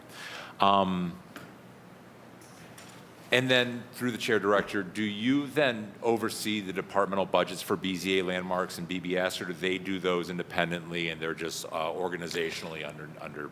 Great question. Those are all separate budgets, but I do review the budgets with each secretary in advance, if that makes sense. You review, but then they go in separately and you just take care of the planning commission's That's budget? correct. Got it. Okay, great. So I didn't ask Chief McNair because there's short 5 positions in economic development, but you're fully staffed. So should voters decide to require council to do 2% cuts to departments as a result of issue 38, do you feel that your departments and the rest of these are able to take a 2% cut in budgeting without having to lose any personnel? Through the chair, it would be difficult because we are pressed for quite a bit of people power. Sure. That would be, something to consider. But at the same time, we're a resilient department, and so we will do what we can. But that would require a decrease in administration in terms of, some of the processes that we have in order to make room for the proactive planning that we want to do. So if just to reframe that, we would have to reduce certain activities in order to continue operating at the pace that we are. So you, through the chair, you'd be okay on staff side, but the number of tasks that they're working on would have to be decreased. Is that what you would have to do? I would say that we would want it to be proportionate to the amount of staff that we have. Okay, because should the voters put us in this situation and we have to make those cuts, I think across the board, every department is going to be the easiest way to start. And so we're doing this budget for next year. We won't know for another month whether or not we have to make those cuts to every department, but knowing how people can manage a 2% loss would be good for us to know going into this, depending on, we'll see how things turn out here in another month. But that's good to know. That was the only question I had. Thanks. Councilman Harsh. Thank you, Director. Thank you, Mr. Chair. Thank you for your patience. We truly appreciate it. All right. Thank you. If we have any other questions, we'll follow up through Mr. Joe Titron. All right. Community Development, come on up. This is our last department. Before we end. Just a question. Yes, sir. Since we're only focusing on the general fund portion of departments like community development and health, or are we talking about the larger operations as well? Correct. So the general fund aspect, but I'm sure some of the general questions for CD will creep in, Okay. which we're okay to take those. We still will have our CDBG hearing process that'll happen once we cross over into 2024. Gotcha. Thank you. All right. Thank you. He does exist. How are you, sir? Doing okay? I know. I've seen him. He know what I'm talking about. He know what I'm talking about. I do. But that's okay. All right. Thank you, Assistant Director Wackers and Mr. Jeff Chakars. Jeff, thank you for being here this morning. Thank you for your patience. All right, Director. Thank you, Chairman and members of the board. We have a quick presentation, only a handful of slides, really give you an overview of where the department is and where we're going. We did give you the actual numbers on entitlement and the general fund budget, because I was actually instructed to sort of provide the whole picture. Yes. And that meant sort of everything. Mm-hmm. But as you are aware, the department, with new leadership, has been implementing a number of different policies. First and foremost, really trying to rationalize what is that community development does, and there's a department vision statement developed by the department staff to really sort of direct what we want to invest in and how we can best benefit the city of Cleveland. It's worth restating it, but as the Department of Community Development envisions a Cleveland where stakeholders are empowered to build pathways to equity. This vision is to realize by creating quality housing and vibrant neighborhoods that serves as the foundation for generational wealth and community prosperity. In addition to this, the City of Cleveland, through the Planning Commission, adopted a Cleveland housing plan, a housing equity plan, where the director's been calling that our North Star. But it really is to sort of preserve, protect, produce, and position the city of Cleveland over the next decade and touch around 100,000 homes with the city. And that's important, largely based on the next slide. We are focusing on really a number of different ways to reposition the department so it could best serve the city. The first is a little bit of focusing on our accomplishments, making sure that what we are doing results in something tangible for the city of Cleveland and its residents and taxpayers. And in doing that, we're trying to start selling our story and reaching out to community as a result. More importantly, we're starting to really refocus on how we achieve these accomplishments and are we working at scale to really address the problems of the city.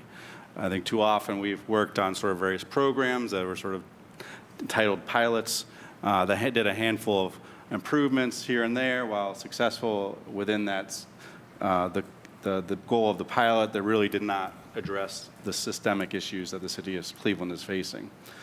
There is a summary of sort of the accomplishments we had with the closeout of grant year and fiscal year 2022, which ended in June of this past year. Across all of our metrics, we essentially met the numbers we were hoping to achieve and some. And as 2023 is underway, we see a positive trend line in terms of what we want to achieve for the city of Cleveland.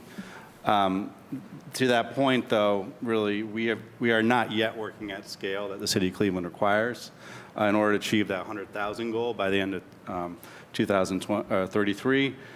We really need to actually be doubling a lot of the outputs that we're doing across housing, putting vacant land back into productive use and providing programs to small businesses, especially in majority neighborhoods. In order to do that, we've been expanding capacity. We've added staff. We added 16 new staff in the last year. We're also adding contractors to our contractor pool. We're up to 14 now and looking to try and get up to 20 shortly. And we want to sort of, in the medium term, get up to a pool of around 40 contractors. Supplemental, we also brought on supplemental consultant support that is augmenting a lot of the functions within the Department of Community Development, as well as doing some specific consultant work in terms of reorganizing the department, making sure that we're efficient in our business processes, so that way we aren't bogged down in the day-to-day sort of issues that you're all probably familiar with. With that, improved processes, two things that we've really been focusing on is, in addition to bringing on more contractors, we've changed the way we bid out projects. We are no longer bidding each project and trying to get 3 contractors to bid on it. We're establishing a fixed price system. There's around 120 different items that we have identified that the majority of our specs in any given project contain. As a result, we're able to bid those components out to contractors. They give us a price. We develop that into a price list that all the contractors sign off on. If a contractor signs off on the price list, they can participate in our contractor pool. And then as a result, we're able to take that pool and then rotate them through various projects and quickly assign them, as opposed to the 2 to 4 week process we had for bidding out every single project. And if you times that by the 200 to 300 that we're trying to achieve each year, that was a lot of time wasted. We're also investing in technology. The department has actually done a fairly good job in digitizing the entire process.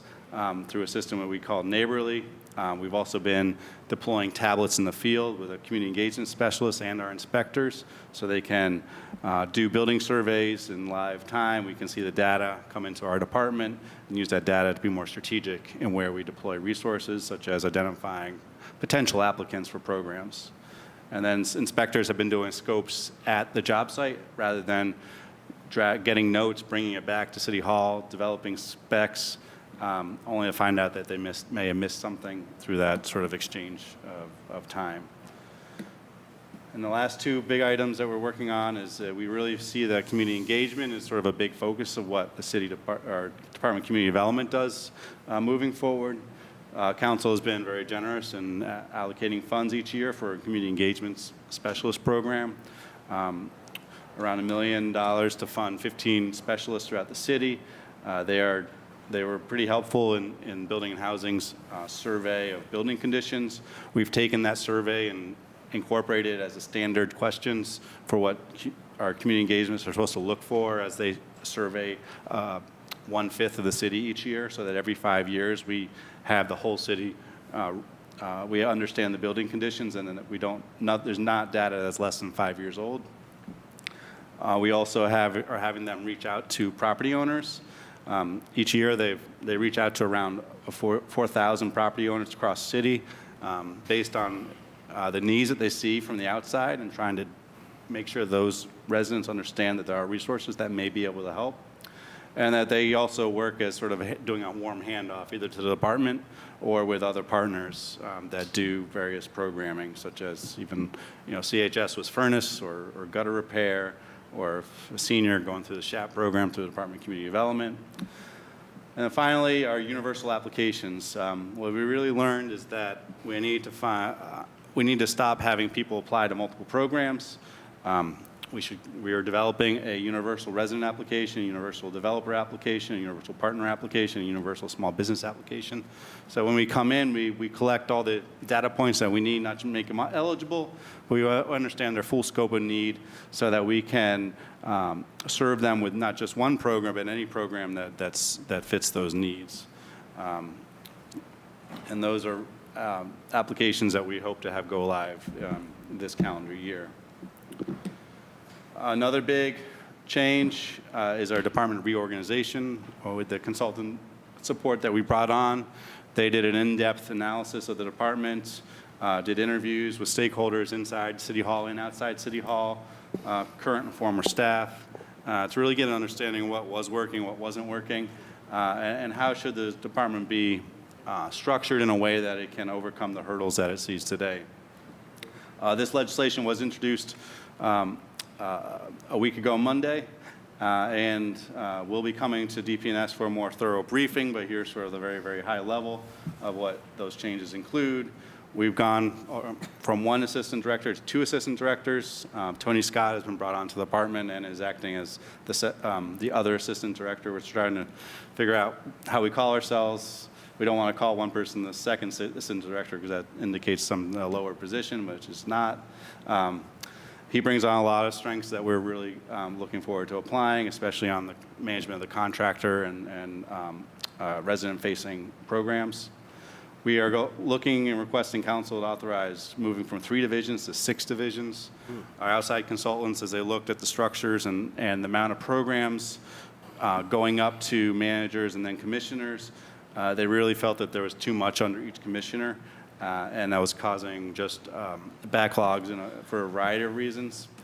But we also implemented something where we really wanted to be more strategic, not just have more capacity from a decision-making and sign-off level, but also more of a capacity to make time to do the strategic aspects of filling the pipeline with residents, filling the pipeline with small businesses, getting vacant land into productive use, and that requires having a more nimble workforce that's not solely dedicated to processing the day-to-day business functions, but being able to be out in the community and make time for that as a result. So as you can see there on the screen, there's 6 new divisions. There's a division of program operations, a division of community programming, a division of resident improvement, a division of housing development, Division of Enterprise Operations and a Division of Asset Redevelopment. And we can go into a lot more detail when it comes to DPS. We're also simplifying the department positions, not just creating new divisions, but we're focusing on core skills rather than specialized positions. We're really trying to move away from a URA compliance person, trying to create more of a universal compliance person that is focused more to training other staff around the department as opposed to being a hurdle along the process. And we're looking at hiring staff who are hired to the Department of Community Development and then assigned by the director to a division. That way, if we need to redeploy people, we know their core competent skills would then serve in ways that can serve other divisions if we need to reallocate staff as a result. We're also looking to bring on a city attorney, and the director is currently working with Chief Griffin on what that might look like. And we're creating 2 new offices, as I said, are moving away from a compliance section to a training and compliance section, and also creating an office of community engagement to really give the leadership and the support and strategic oversight that the community engagement specialists need to have in the community. And that is everything that I had. All right, thank you, Director. A lot of good information. As the Assistant Director mentioned, the proposed reorganization of the department will come back to a DPS for a special hearing. I am in no rush to move that piece forward until this committee has fully vetted and took a deep dive on the request that the administration is making for us to create 3 additional divisions. I mean, I'm right on the mic. I'm sorry. Can't hear. So DPS will hold a special meeting to go through the proposed request to add 3 additional divisions to the Department of Community Development. We won't be able to get through it all today. We're going to hold a special meeting to go through the request that the administration is making to reorganize the department. I am in no rush to move that forward. I am in no rush to move that forward. That we will take a deep dive and we will thoroughly vet the request from the administration of why they need 3 more commissioners and 3 more divisions to help the department operate at what they classified as more efficiently. All right? So we will come back to that at another DPS hearing. So we'll probably dedicate half of a meeting for that, or a whole meeting just for that purpose, so we can get a better understanding. All right? And Director, if I'm not mistaken, Commissioner Louise Jackson is retired. She's no longer with us. Yes, she had her retirement party about a week and a half ago. Really? Didn't you all get invited? No, I didn't get invited. Oh, me either. Okay. Oh, okay. All right. Well, she's a Cleveland resident, so we know where to find her. Secondly, because Commissioner Jackson is gone, who is handling the lead hazard remediation program? I sent the email to the commissioner on, I don't know if she was gone at that time yet, and yourself. Had not heard back. Well, who handles that? So the lead remediation program, lead abatement program, is managed by Larry Haley. And right now, Tony Scott is stepping in as acting commissioner. He's stepping in as acting commissioner. Okay, so Larry Haley. All right. Can you get us through Joe Titron an updated department roster, please, so that way we can have who's currently in place to do what, so that way we are not emailing and calling wrong individuals? That'll be very helpful to us. Also, can you get us a listing of all the HHS initiative staff, and please include wherever there's a vacancy on that list as well. All right? I can. And if I'm not mistaken, also to the Assistant Director, that the land bank position has been filled? That is correct, Manager? Chair. So the manager of the land bank position has been filled. The manager's name is Joseph Giuliano. He has been with the city now for 90 days. With city 90 days, okay. Has Joseph from Ward 3, I think. Okay. know the name? He's certainly a city resident. Okay, got it. So we have a new land bank manager, and to the committee, we'll also bring the land bank manager here as well the day we look at the reorganization of the department to talk with the land bank manager about, he's gotten some time to get in and kind of analyze his department, or his area rather, to see what's working, what's not working, what he needs, and I'm sure he can have an informed conversation with us when we bring him back to the committee, okay?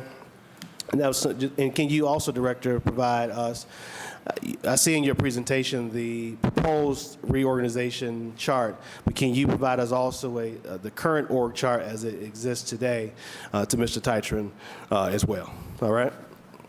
And Mr. Titron, do we have a listing of the current vacancies in the department as well? Yeah, through the chair, there was a handout that was shared with Mr. Titron. It looks like this. Okay. All the vacancies are listed down below. All right, we'll make sure everyone gets a copy of that. That shows the number of positions allocated versus vacancies that we have at the end of the third quarter. Correct, Mr. Titron? Yes, at the end of third quarter. All right, we'll go to questions. Councilman Harsh? Yeah, Mr. Chair, I guess I'm a little bit confused about what the purpose of CD being here today is. We're not really diving into the departmental budget. We're not really getting a full overview of what's going on. What am I supposed to be gleaming from this? Because we definitely have to get deeper into the weeds on this as part of our new budget process, right? So you go through whether you have questions around the staffing, the allocation that they receive from the department, because the CD is split between two. They have CDBG funds and they have general fund dollars. Is this our full CD budget hearing right now? This is not our CDBG budget hearing, no. No. No. Okay. But if there's questions that you have about process, procedure, and the goal of this is to understand the process and the procedures to know how we allocate their budget. But I mean, well, Mr. Chair, I guess this is just a very small amount of information to be using to look at their budget and their needs. Through the chair. Well, if you don't see anything in here that will answer your question, you don't ask the question. So how many full-time staffers are currently in the Department of Community Development? Through the chair, there are 77 as of September 28th. That's about right. And how many are you looking to fill? So we currently have 19 vacancies that we'd want to fill. And what percentage, what raw number of the full-time staff are funded through the general fund as opposed to other revenue sources? Correct. Through the chair, I believe there are 5 staff that are funded. 4 plus 1 vacant. 4 staff are, so it's 5 that are funded on the general fund, 4 are occupied, 1 is vacant. I'm sorry. So 5 staff are funded on the general fund. The other 72 are funded through CDBG and other funding sources? Correct. Okay. So 5 from general fund. Okay. And then what percentage of departmental budget is federal? No, non-labor. So through the chair, this can give you a bit of a breakdown. There's a chart that's a little longer. At the bottom, it actually shows all the labor or the staff costs. So $6 million was expended on staff costs within the department. The rest were all programmatic. And what was the amount? The programmatic cost was $24.7 million. And what percentage of the programmatic is general fund versus other revenue? There's only, so of the programmatic, 1.5 million is general fund, the rest is federal funds. Okay. So through the chair then, 2% cut in general fund would only be a 2% cut of 1.5 million for programmatic and 2% of 5 positions on the staffing. Through the chair, would the department be okay with that? So to the chair, to the councilman, so I think where the cuts would land would be on the community engagement program. That is certainly a key component to how we see the department moving forward on. We don't manage the general fund, so I think we will communicate the challenges, but also look at how we can maintain that. Okay, it's just the same issue, you know. We're going to have to find out whether or not we have to cut every department. So I just want to make sure that we, you know, have this conversation now. In case we have to have a more difficult conversation later, we should start the ball rolling. Hope not. And I just wanted to, I guess the good news is most of your department is insulated from general fund. It's mostly HUD funding and other federal sources. So a 2% cut doesn't hit you as hard. So that's good to clarify. I guess my only other question off this then is on page 3 of your slide. When you've got your housing, total person, business, total parcel, facilities, proposed, accomplished, and then you start over again with underway of September. These accomplished are for the fiscal year that runs July 1st to June 30th, ending in 2023. Is that what the accomplished column is? Correct. So the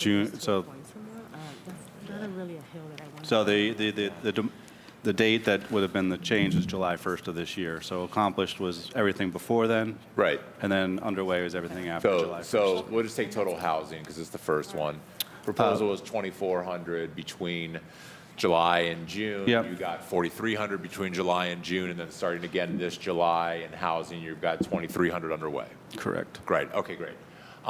So when the one that I don't understand is parcels, what does that mean?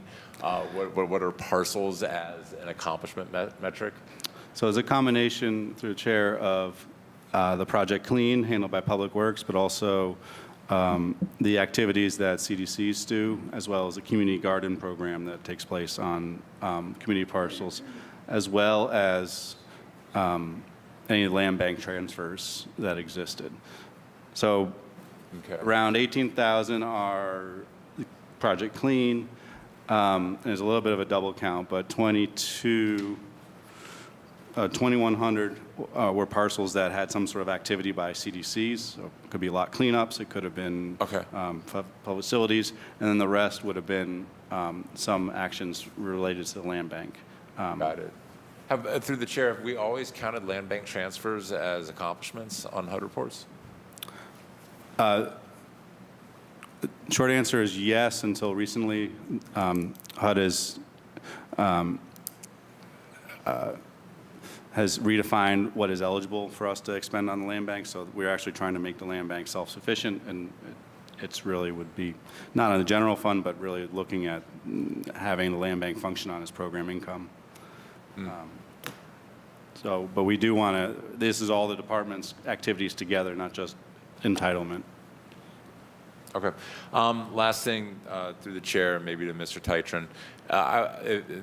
Obviously, Mr. Wackers, if we could get a complete organizational chart. I understand you're reorganizing the department, but as it exists today, would probably also then help the conversation about whether or how to reorganize the department to see the full organizational chart as it exists. And I know that it might not fit on one page. It's a big department, but okay. Oh, great then. Right minds think alike. All right, thank you. Thank you, Councilman Harsh. And we're going to go to Councilman Jones to wrap us up. Thank you, Mr. Chairman. I really appreciate your leadership this morning, Mr. Anthony Hairston. And sometimes when I'm down here at this end of the table, I can't hear. So I really appreciate you speaking up loudly. You got it, Councilman Jones. And I'd like to say, Mr. Chairman, one of the things is this, I think, taking the time to do a deeper dive here on community development is significantly important and in so many ways. And The first one, and it's just trying to grasp, because there's so many different moving parts in community development, that it would take some time, and I'm not going to take all the time I need to take, but I'm glad that you are going to open this up for a deeper dive. Here's some suggestions that I think that are important for community development, and just moving back a little bit into time. The Community Development Department in the city of Cleveland in the 90s was in that transitional phase where they were looking for partners. And so they developed the concept of reaching out to local development corporations, helping to create and foster and develop that whole proposition so that they could farm out some of the work that they were doing here in the city of Cleveland. One of those things now that we've fully transitioned that space and time, and now we're at a point in time where, unfortunately, the city of Cleveland has the distinction of being one of the largest big poor cities in the nation. And so when we talk about economic development and getting projects moving forward, and looking at the organizational chart, I think, Mr. Chairman, to the Assistant Director, we're going in the right direction.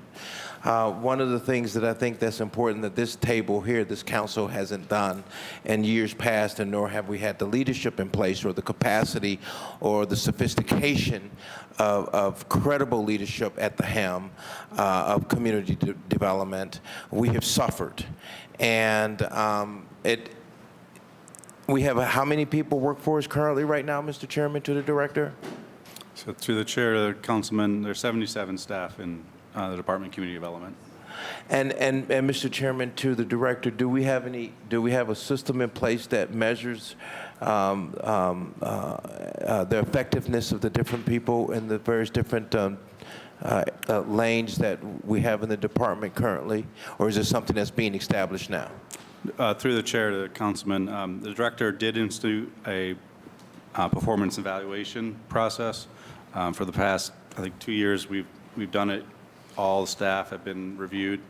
In addition, we've really tightened up on the probationary period with new staff, and on doing the 30-day evaluations, 60, 90, all the way to 180, even to the tune where, as she says, she doesn't like dead weight around the department, that we have let go staff that were in their probationary period or send them back to prior to other departments where they came from.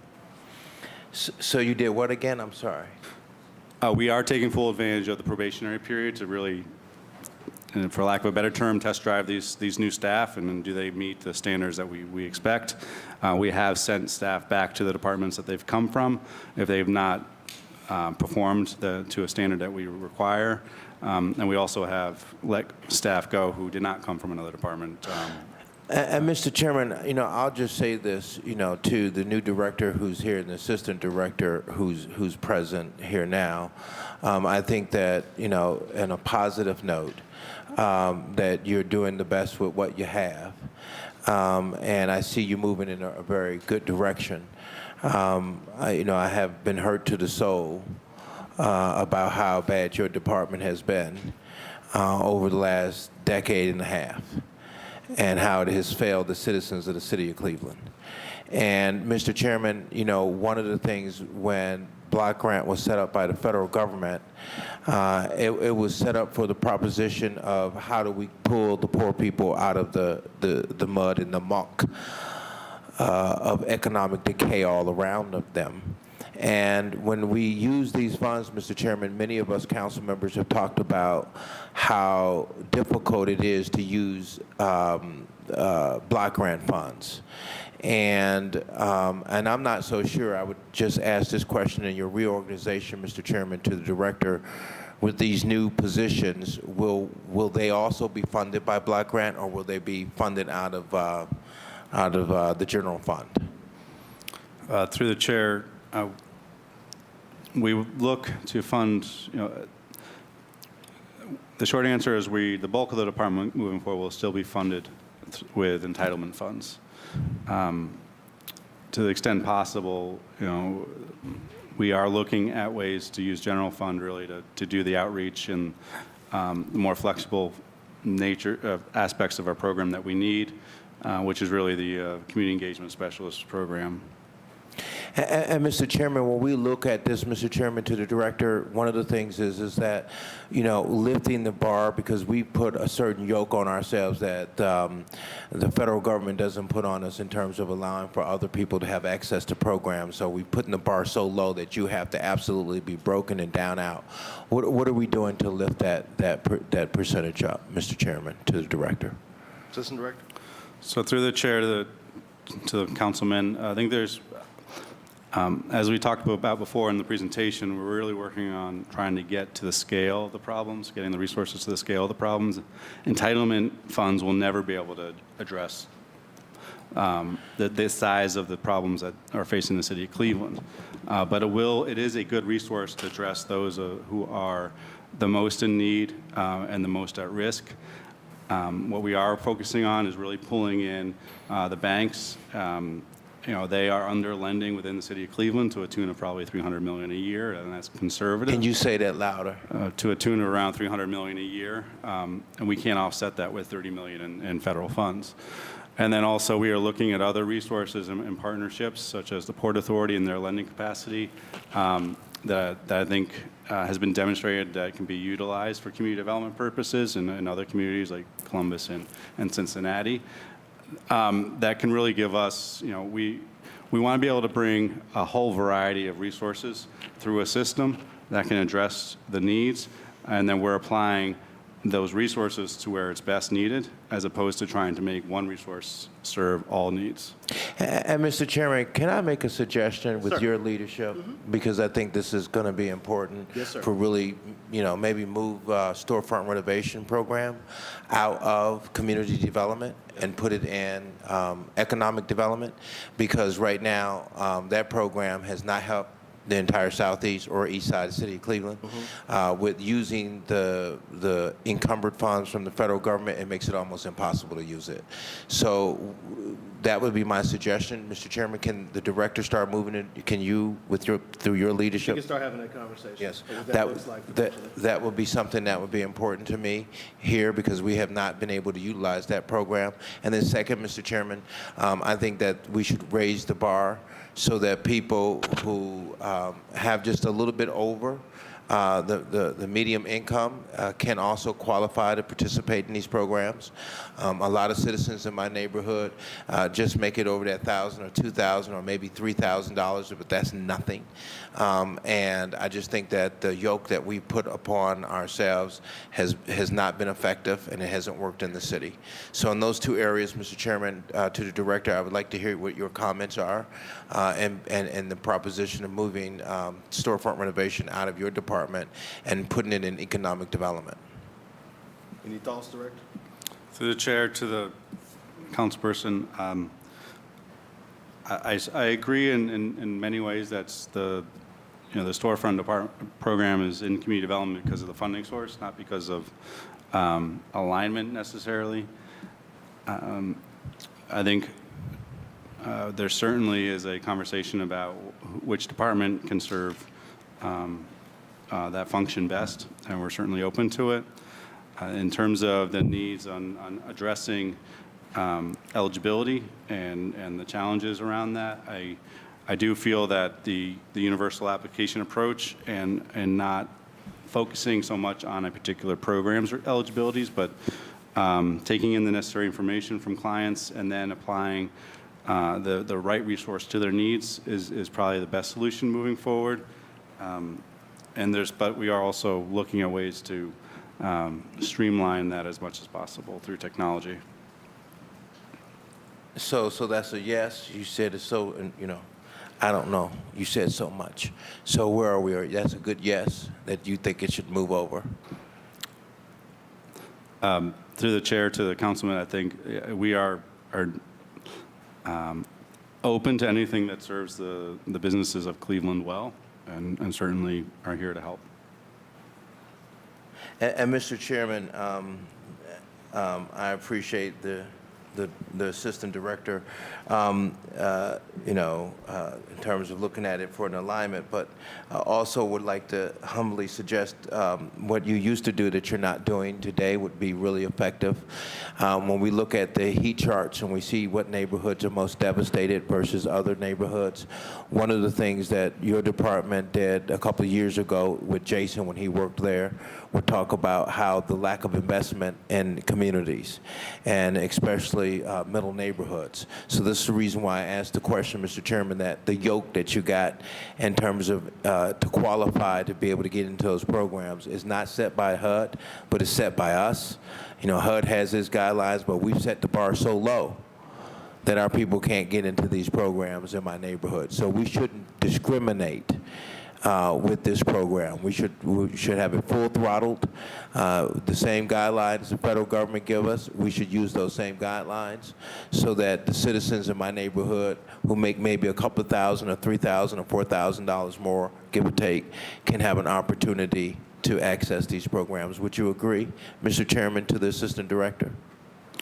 Through the chair to the councilman, we certainly want to serve as many Cleveland residents as possible, and we want to create the portfolio of resources that we can serve each of your residents. Well, okay. Well, I would hope that you'd lift the bar. Would you lift the bar, Mr. Chairman? Don came back in 3 different ways. Through the chair to the councilman, I think that the short answer is I want to get there, yes. To the nuance I would add on to that is that the scale of the issues is not just about lifting the bar, but how do we make the pie bigger so that we can serve the residents' needs. Otherwise, we will just be, it'll be a lottery of who can get the resources and who doesn't. Well, Mr. Chairman, hey, we agree to disagree about a lottery. That's fancy words. Basically, my people call in, they need help. And then if they call in their city and they're 80 years old or 90 years old and they're trying to get their front steps done or some small task done and you can't help them, they feel like, wow, I've been here all these years. I now need some help. I'm on fixed income and I can't get no help from my city. So that is an issue for us. Mr. Chairman, moving on. Communications and outreach. Councilman, I need you to wrap up because we're running over into, I got one more after community outreach. I would like to see, and what I haven't seen in the last several years, is the community development go out into neighborhoods. I haven't seen that at all. It used to happen. I don't know why that doesn't happen now, but you're supposed to be seeking the input of the community. And I'd like to have you come out to my neighborhood, talk about all your programs and what you do on the annual basis at least. Can you make that happen, Mr. Chairman? Through the chair to the councilman, that is a commitment by the director to do that. We have already looked at ways in what we want to get the department out of 3rd floor and into the neighborhoods. We also know that we did have a monitoring this summer, and one of the findings will be around community engagement. There's a bigger aspect. We don't have the final ruling yet from HUD, but we are going to have to demonstrate that to HUD, not just to you, Councilman. I see. And so also, Mr. Chairman, lastly, because this is a really significant one here, and it's the last one, and I'm not sure if you kind of like started cutting in on this. We funded a number of programs through ARPA, through your department. And are those fundings that we sent to your department on various different programs, are they also going to now be regulated by or encumbered by rules or regulations and processes of block grant money? Through the chair to the councilman, to the best of my understanding, most, if not all, the funding we received, I think some of the housing development projects might be an exception, are really that general fund type of ARPA that was recaptured. A lot of the contracts that we've been developing now have taken out a lot of the sort of standard federal language and requirements. So the short answer is no. We've really We're treating the funds as different. The contracting has been different, and now we're in the process of doing the reporting. And Mr. Chairman, on those programs, how soon because we passed off quite a bit, and I know that for me, it's the issue of capacity. You only have like 19 more people that you have to hire in, and you're looking at changing the department. How soon will these programs hit the street, and how soon can you make them available? Let me know so that I can communicate that and have a meeting in my neighborhood. So through the chair, ballpark, we're looking probably around the neighborhood of $65 million that was allocated to the department for various programs. Around half of that has really been either contracted or committed. Actually, probably more than half of that, probably around 40 to 45 million. And then we have the home repair and the small minority contractor. We've just sent the attorney assignments down to law in September, and we're working on getting the contracts so that those programs can start by the first of the year. By then, all the dollars that you've sent to our department will have been contracted and working in the city of Cleveland. I see. And Mr. Chairman, can we get like once you said in the first of the year you're going to have most of this has already been contracted out, and so it'll be ready hitting the streets in the first of next year? That will be the last of the contracts. So there is a significant amount of money that's now with the organizations, and they are working on their programs. Can you make that listing available to me and to those? Work with Mr. Tytron to get it, so that we all can have That's it. right. Certainly. All right. Make that available, that stuff that is already ready going out and who's going to and what the programs are, so that I can go ahead and put it together in a booklet and give it to folks so they can have an opportunity to get a good stab at it. Thank you, Mr. Chairman. Thank you, Mr. Councilman Joe Jones. Thank you all. Thank you, CD, for being here. Thank you to the committee. Thank you for the folks who are waiting in their patience. We'll be back here to take a deeper dive on the reorganization of the department, the proposed reorganization in the land bank. Thank you. DPS is adjourned. Thank you.